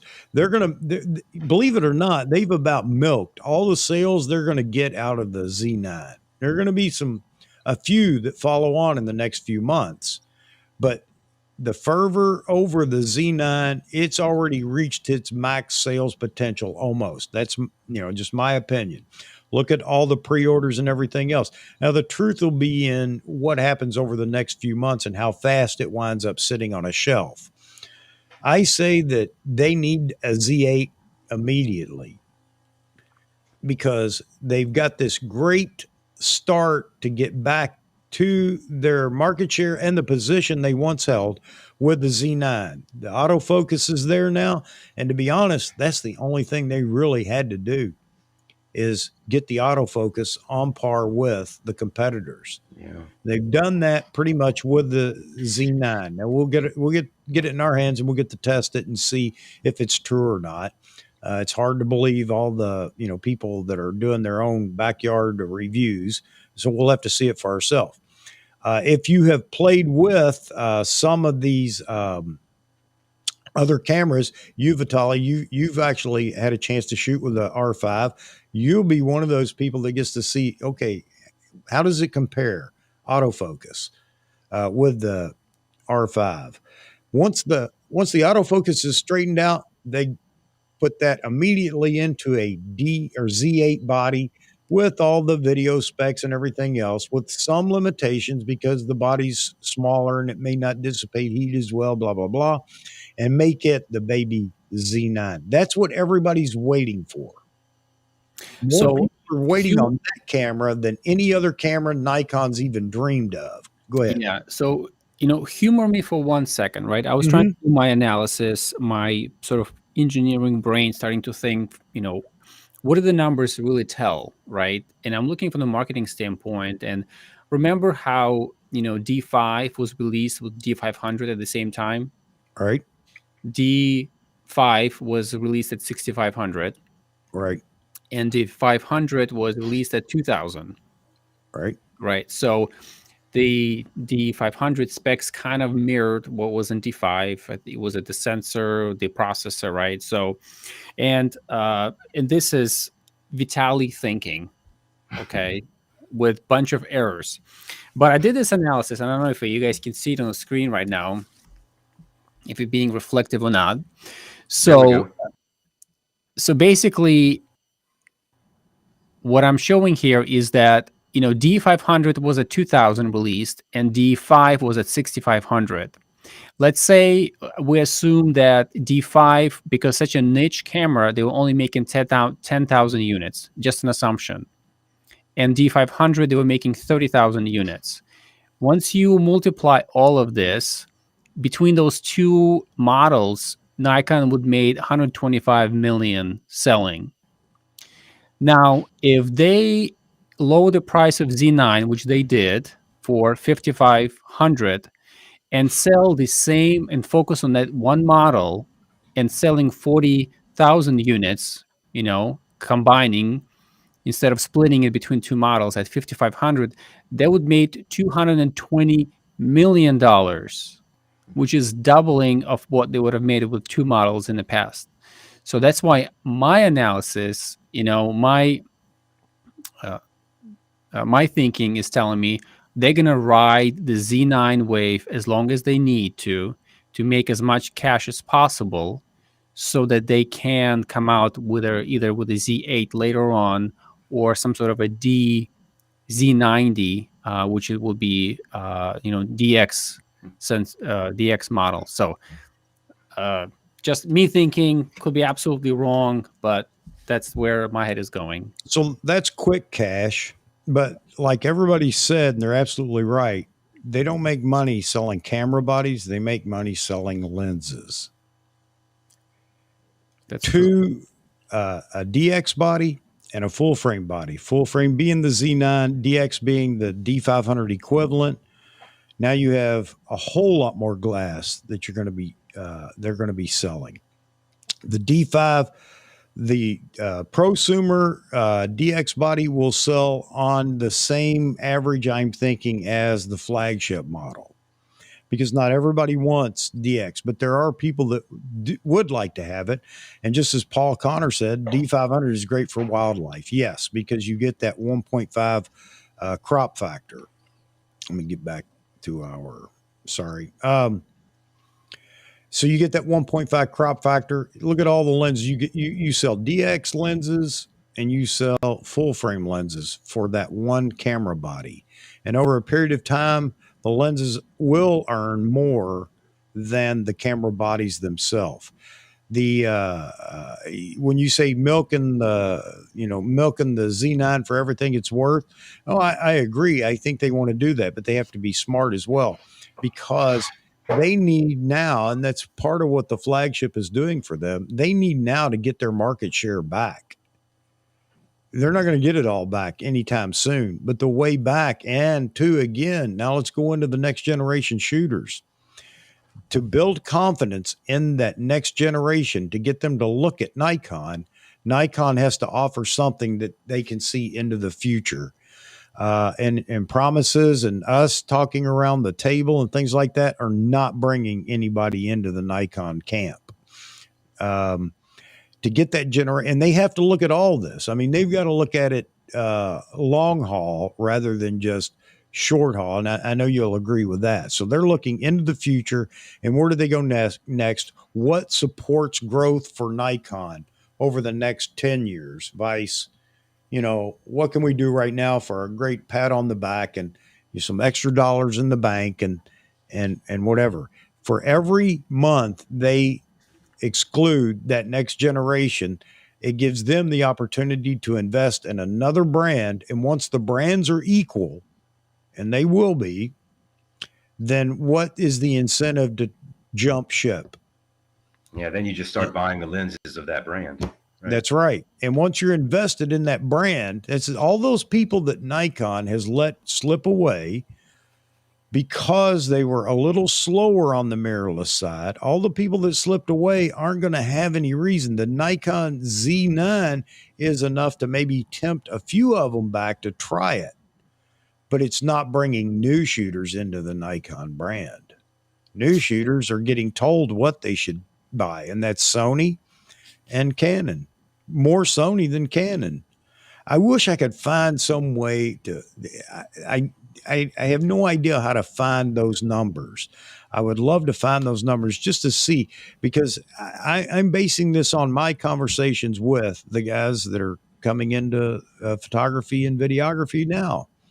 And the younger guys are all about, it's got to be Sony, or it's got to be, or, the alternative to Sony is Canon. And then that's the end of the conversation. Honestly, sometimes Nikon doesn't even come up in the conversation because the influencers have told them steer clear.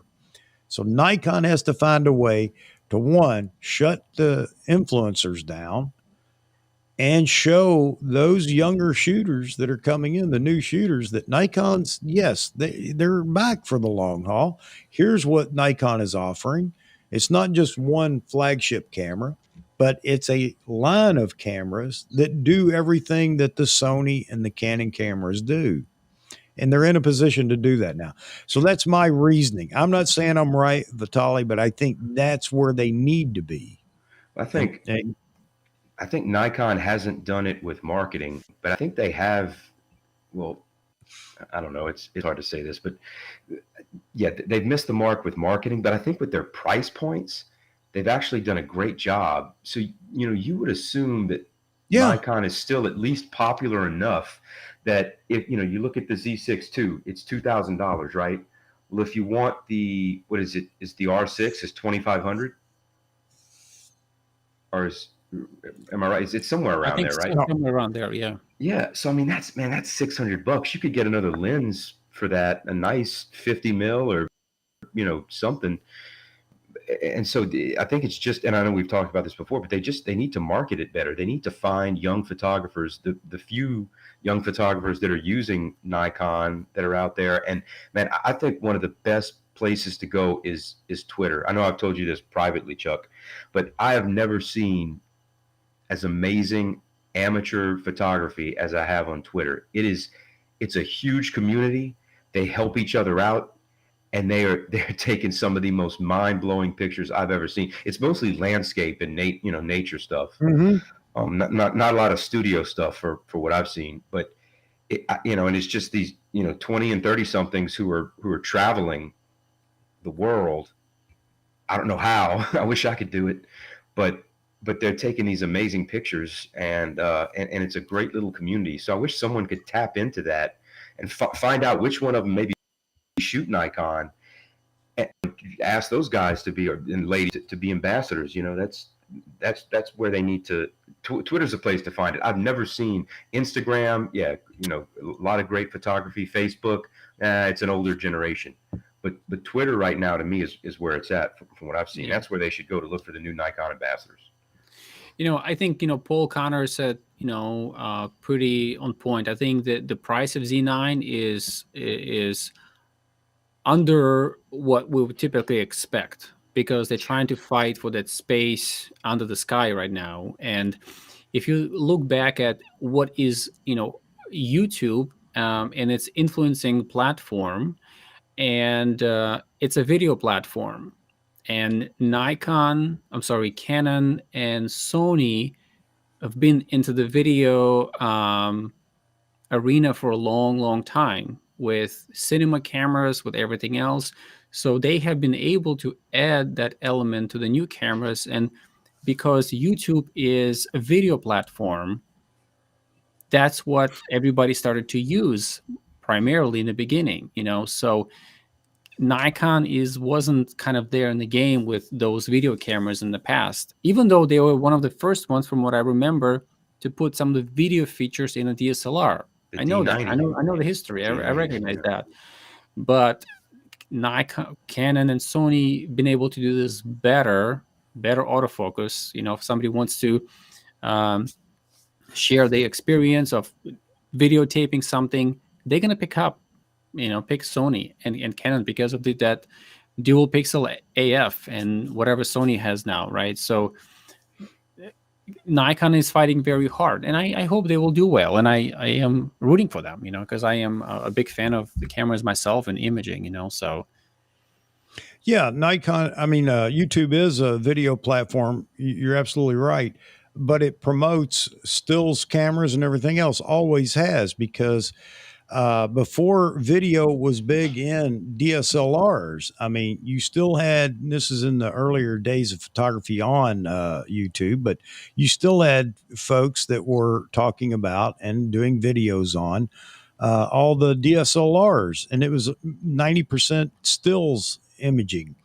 But the next generation coming up is all about hybrid cameras, and that fits right into the YouTube thing. All of them are going to be the next Quentin Tarantino, and all of them are going to be the next, for lack of a better, Peter McKinnon or a Jared Polin or whatever. And, I understand that. And video is, a big thing. Stills aren't what they used to be. They're still big, but not what they used to be. And the generation coming up doesn't see stills as being something they're going to use into their future. But you still need stills, obviously, but you're going to get stills, because now with video features, it just raises the bar, or not the bar, but the level of the stills capability, because to have all this video capability, you need the processing power, and that only helps on the stills side. Now you talked about the price point for the Z9. Yeah, brilliant move. Actually, Nikon and I all along were calling it. It was going to be cheaper based on a rumor, and then thinking through it and think that makes absolute perfect sense. But when it came out at $5,500, man, that's just fantastic. So based on that, the price point for a Z6, as you say right now, is $2,000 versus an additional, I don't know, but we'll go with 2,500 for the R6 or whatever. The R6 is a better buy in a lot of people's minds just because of the additional stills AF. Kind of on par on video AF. But the whole thing is nobody knows and nobody is taking a chance. So when you talk about what a great deal it is and being able, like you said, Briar, you're absolutely right. For somebody that's thinking smart, yeah, I have a chance to pick up a lens with a Z6 or Z6 II or whatever, and have a complete package. But they don't think that way. They're thinking about what Jared Poland said, and they're thinking about what, Peter McKinnon shoots. He doesn't really, he's not all over, Canon. Yeah, he mentions it, but he's not, he's a Canon influencer because he's got 3 million subscribers, not because he's harping on how great Canon is all the time. But there's an influencer. You've got some other Sony influencers out there. One is in, is it Sweden or I can't remember, Peter Lindgren. And, but you know what? He's not selling Sony every video. He just talks about it from time to time. I like this lens, Sony lens or whatever, but he's selling Sony because of his content and what he produces and the fact that he's holding a camera and everybody loves the guy, not because Sony's great, but because they like him. We don't have that in the Nikon camp, so we can't even push, hey, look, our cameras are cheaper. And that brings about jokes. Well, it should be blah, blah, blah. But no, it's equal to what you're looking at this level. You're not looking at the R3. You're not looking at the A1. You're talking about an R6. And compared to the R6, this is a great alternative. But who's out there saying that other than us to each other? None of the influencers are going to do that for whatever reason. But I do believe that Nikon, if they have those 3 cameras, I think that's a big turnaround for Nikon and getting others to look at Nikon. One camera will not do it. The Z9 got attention, and it's fantastic. It got a lot of attention. That's going to begin to fade here when the next big boy steps on the block. The R1 or whatever Sony has up their sleeve. We need to fill out this fully capable body lineup to now compete with Sony and Canon for market share. I just think that we have to do that to bring that next. The farther we go without bringing this next generation in, the farther we get down the road without doing that. That's who knows how many more people that are just going to go right into the Sony camp or right into the Canon camp, and we're going to have to wait, that many more years for 30 years, yeah, other generations to come up that now actually see what Nikon can do. It'd be nice if we could capture some of that share back now. And again, everybody was talking about Nikon's going bankrupt. I didn't believe that for a minute, but obviously Nikon went through some hard times, okay, for a lot of reasons, not just because, Fro was bashing Nikon, although that didn't help either. But Nikon needs a lift, and I love Nikon for, a number of reasons, but I could live with Canon if I had to. I don't think they're bad either. But anyway, I think that they need that robust, the prosumer, 2 prosumer bodies, one DX and one full frame. equivalent to D850 and D500. Doesn't have to be identical, but equivalent to in many ways, with all of the ability, with some limits, of the Z9. The Z9 just set the mark, but nobody's going to be happy with a Z8 that does not have the same AF ability that the Z9 has. They might be able to cripple it a bit, but nobody's going to be happy if it's not very close to the Z9, because that's what everybody's out there. You see it in all the comments and all the forums. I'm holding out and waiting for the Z8. I'm holding out and waiting for the Z8. A lot of people are doing that. And for one reason that I don't care for, because it's smaller.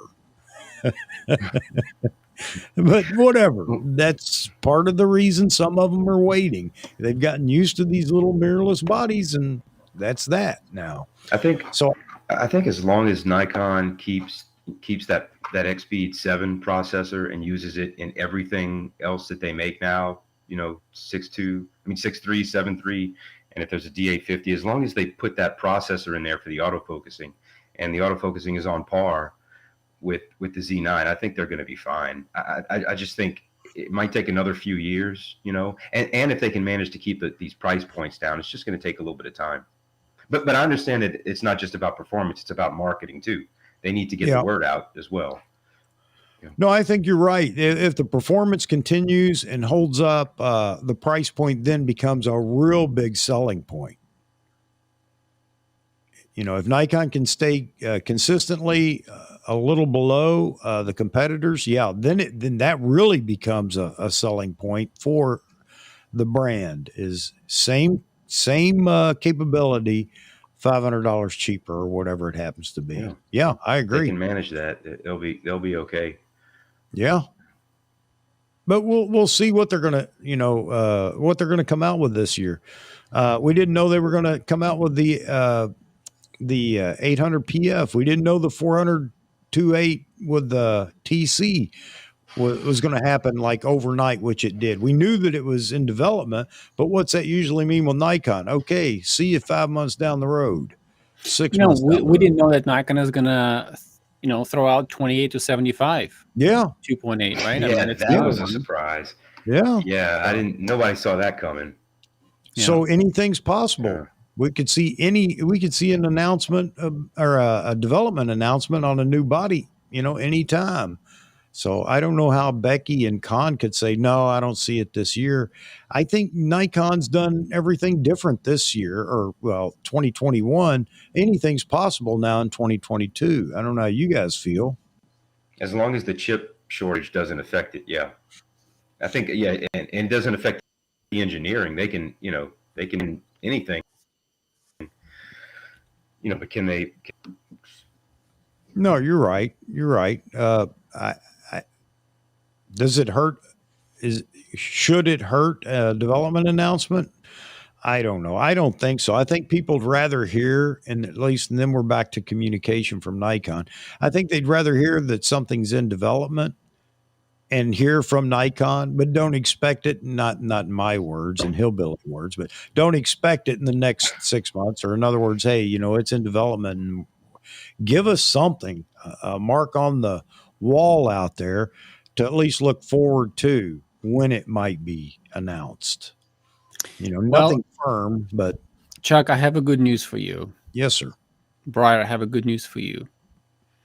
The best is yet to come. Yeah. It's coming. Oh yeah. Right. Yeah. As long as it's not too late. I think Nikon's a couple years behind, maybe a year and a half behind, and hopefully the Z9 has, bridged that gap, and you're going to start seeing that tech trickle down to the 6.3 and the 7.3 and whatever else they make. As long as they do that, I think you're absolutely right. The best is yet to come, because you're going to start getting the Z9 in a Z6.3 or something almost, as good as that, and then, you stay at that same price point. Well, the reason I say it has to be close to the Z9 is, think about this. The Z9 is close to the R5. Is it not? Does it blow the R5 away in AF? I don't think it does. I think it, maybe it does something a little better. I don't know, but it isn't that much different. I mean, so the R5 equivalent Nikon body has to be close to the Z9 then. I mean, would you agree? Oh, Otherwise, it's going to get beat up and you will never hear the end of it. Yeah, I mean, I would say that R5 autofocus AF, whether it's in photo or video, is spectacular. Is it better than Z6 II that I use? I would say so. Yeah. I would say so. Now, obviously, haven't held the R5. I mean, the Z9. No idea how it's going to perform. From what I've seen from Jaron Poland, he's done some shooting using Z9 in indoors, some sort of basketball game. He felt very good about it, and he'd been the one who haven't been very happy with Nikon for a long time. So looks like he might be changing his opinion, at least about that camera, Z9 specifically. So that's a good news, Oh, it is. But And we these, have to and ask these are the the question. guys, and these are the guys who have experience with holding A1, using A1 Sony, and the Z9 and the R3 even, right? So Yep. yeah. I mean, I'm happy to hear that it's coming from them. That they Yeah, I'm happy to hear that he has a positive review of the autofocus.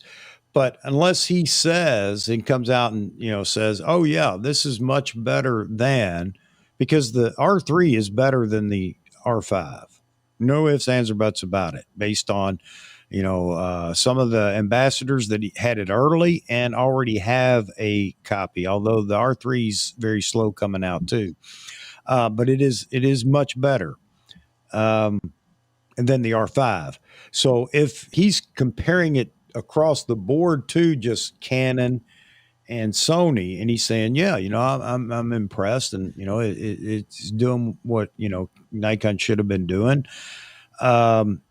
Then I hate to say it this way, but that's not good enough. It has to supersede, not supersede. It has to be better than the R5. I'm back to that again, and up near the R3 level. Otherwise, then anything that Nikon does next has to be just as good as the Z9. Even though they're saying positive things, well, that's easy to do when you're comparing the Z6 and the Z7 AF to the competition, because no ifs, ands, or buts about it. And I hate to say it, and I've hated to say it and hadn't said it for a long time. Sony and Canon both knocked it out of the park with their autofocus compared to Nikon. Nikon's good, but it leaves a lot on the plate. Yeah, I think So, as long as Nikon's learned the lesson that you can't hold anything back, you got to give every product your all, put everything you can into it, make it affordable, and the rest care of itself. People will buy it. But it's just amazing to me. It's really mind blowing how influential just people can be now on corporations like this. Because you think 20 years ago, there's no way that one guy in Pennsylvania, like Poland, or Tony Northrup, or any of those folks that have hundreds of thousands or however many million subscribers. But now it's just amazing. I mean, I used to think influencers, yeah, whatever, they're not influencing me. Maybe not, but they're influencing a lot of people. They're changing a lot of minds. It's just it's amazing the impact, the reach that these people have, and even internationally. It's just it's almost like it's too much. They say like the what do they call it? The silent minority or the silent majority. I'm not sure what the right term is, but very few people can influence a whole lot of people now. Yeah. And if something gets bad press, man, it's that's your reputation. Yeah, and I don't know. And big thing is, I just want to make sure, I'm just going to do my part to try to get a couple of things. One, Nikon to communicate with the customers. That'd be nice. Kind of break away from the Japanese corporate model. I know that's difficult. I'm not going to influence them to do that, but I'd like to think that they would. Um, and make sure Nikon understands they're no longer marketing to me. Not at all. They're marketing to Vitalij. I know you're not that old. I know you're not young, but a kid or whatever. But I know but you and those below you in age, that's the market that Nikon needs to be targeting. Yeah. Not me. Not Me most neither. of the people that are so sour over there in the forums. The old farts that I just want a film camera that's digital or whatever. I don't need no video, and I ain't buying no video. Why does Nikon even market to those folks anymore when they're telling Nikon, I don't want your crap. I just want a stills camera. So it just doesn't make sense, but they need to, and they tried it before, 10 years ago now with, what's his name? Kuchar, Ashton Oh, Kutcher. Ashton Yeah. Kutcher. Aston Yeah. Kutcher. Yeah.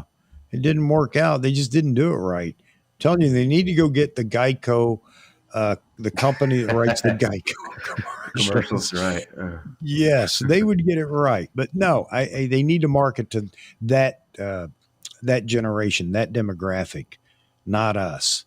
But right now, I don't know that they're marketing to anybody. Honestly, I asked my wife; she's on a lot of Asian sites, and I said, well, "Have you seen any Nikon commercials?" She said, "No, I haven't seen Nikon for a long time, but I just saw a Canon commercial." Well, why is that? You know, Nikon, they need to hire the same marketing team or build on the same method like Apple.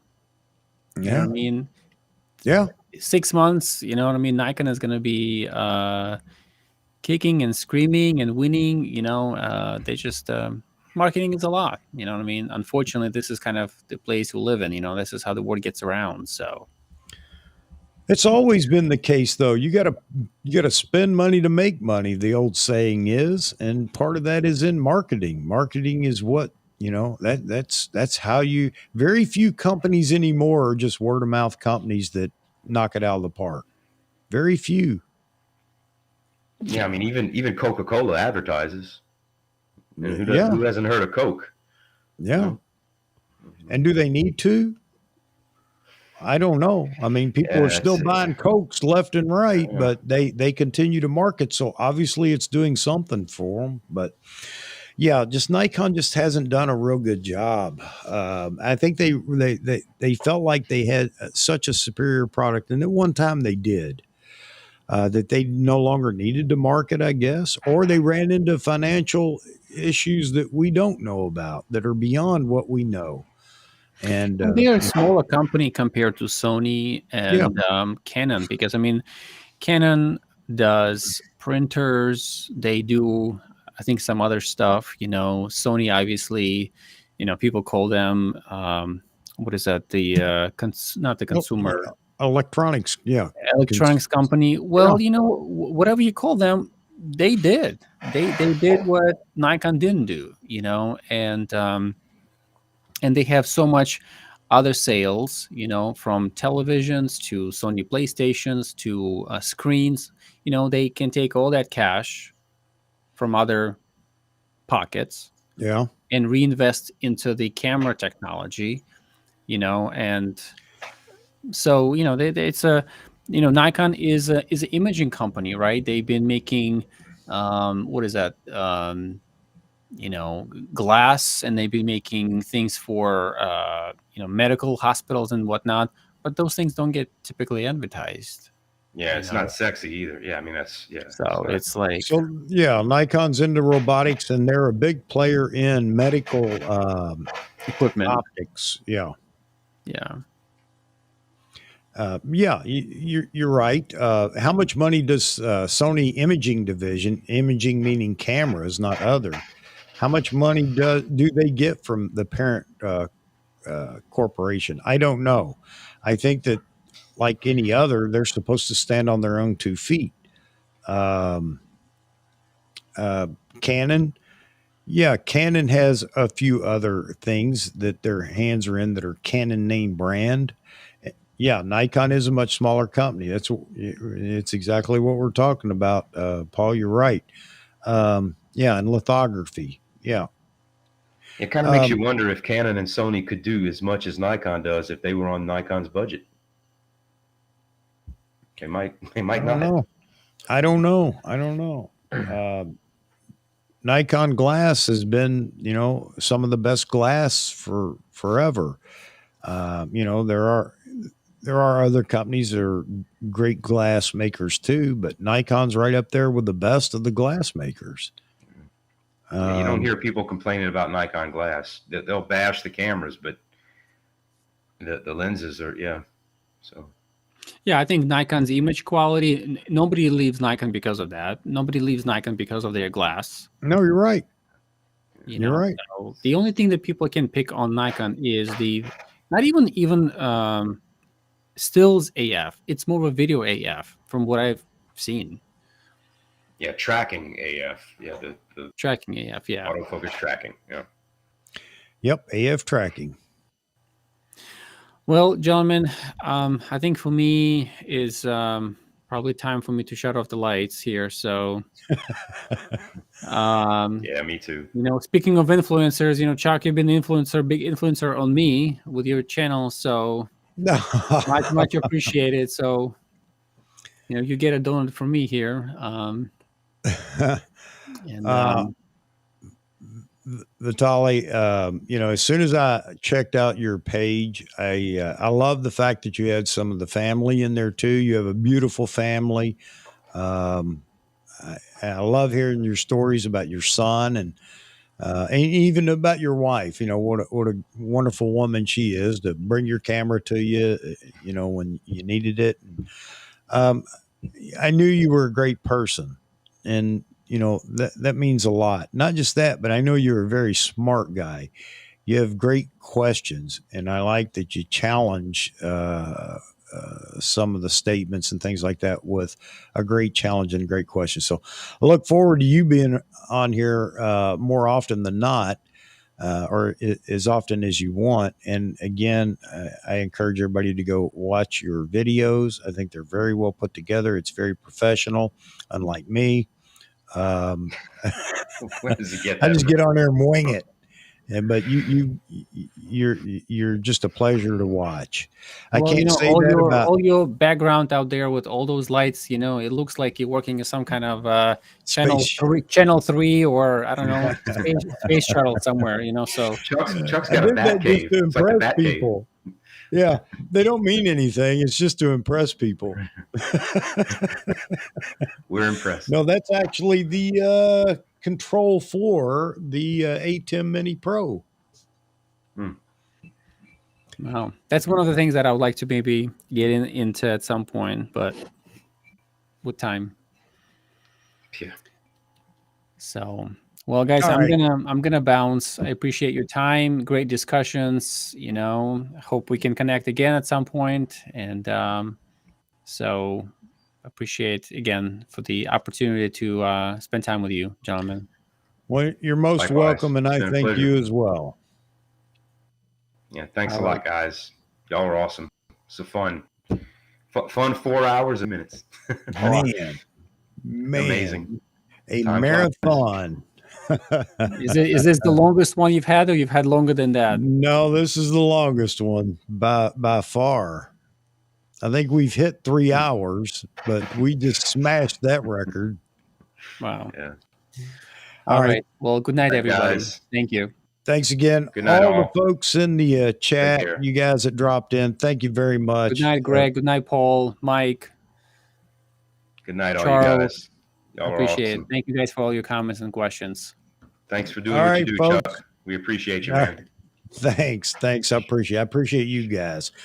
All right, folks. We'll see you on the next one Wednesday at noon. So Everybody put that on your calendar. I'll get the reminder out now that I don't have to shovel snow. Thanks a lot. God bless you all and have a wonderful night and a wonderful day. We're already there. Have a Take nice care, one. guys. Bye-bye. All right. Bye-bye.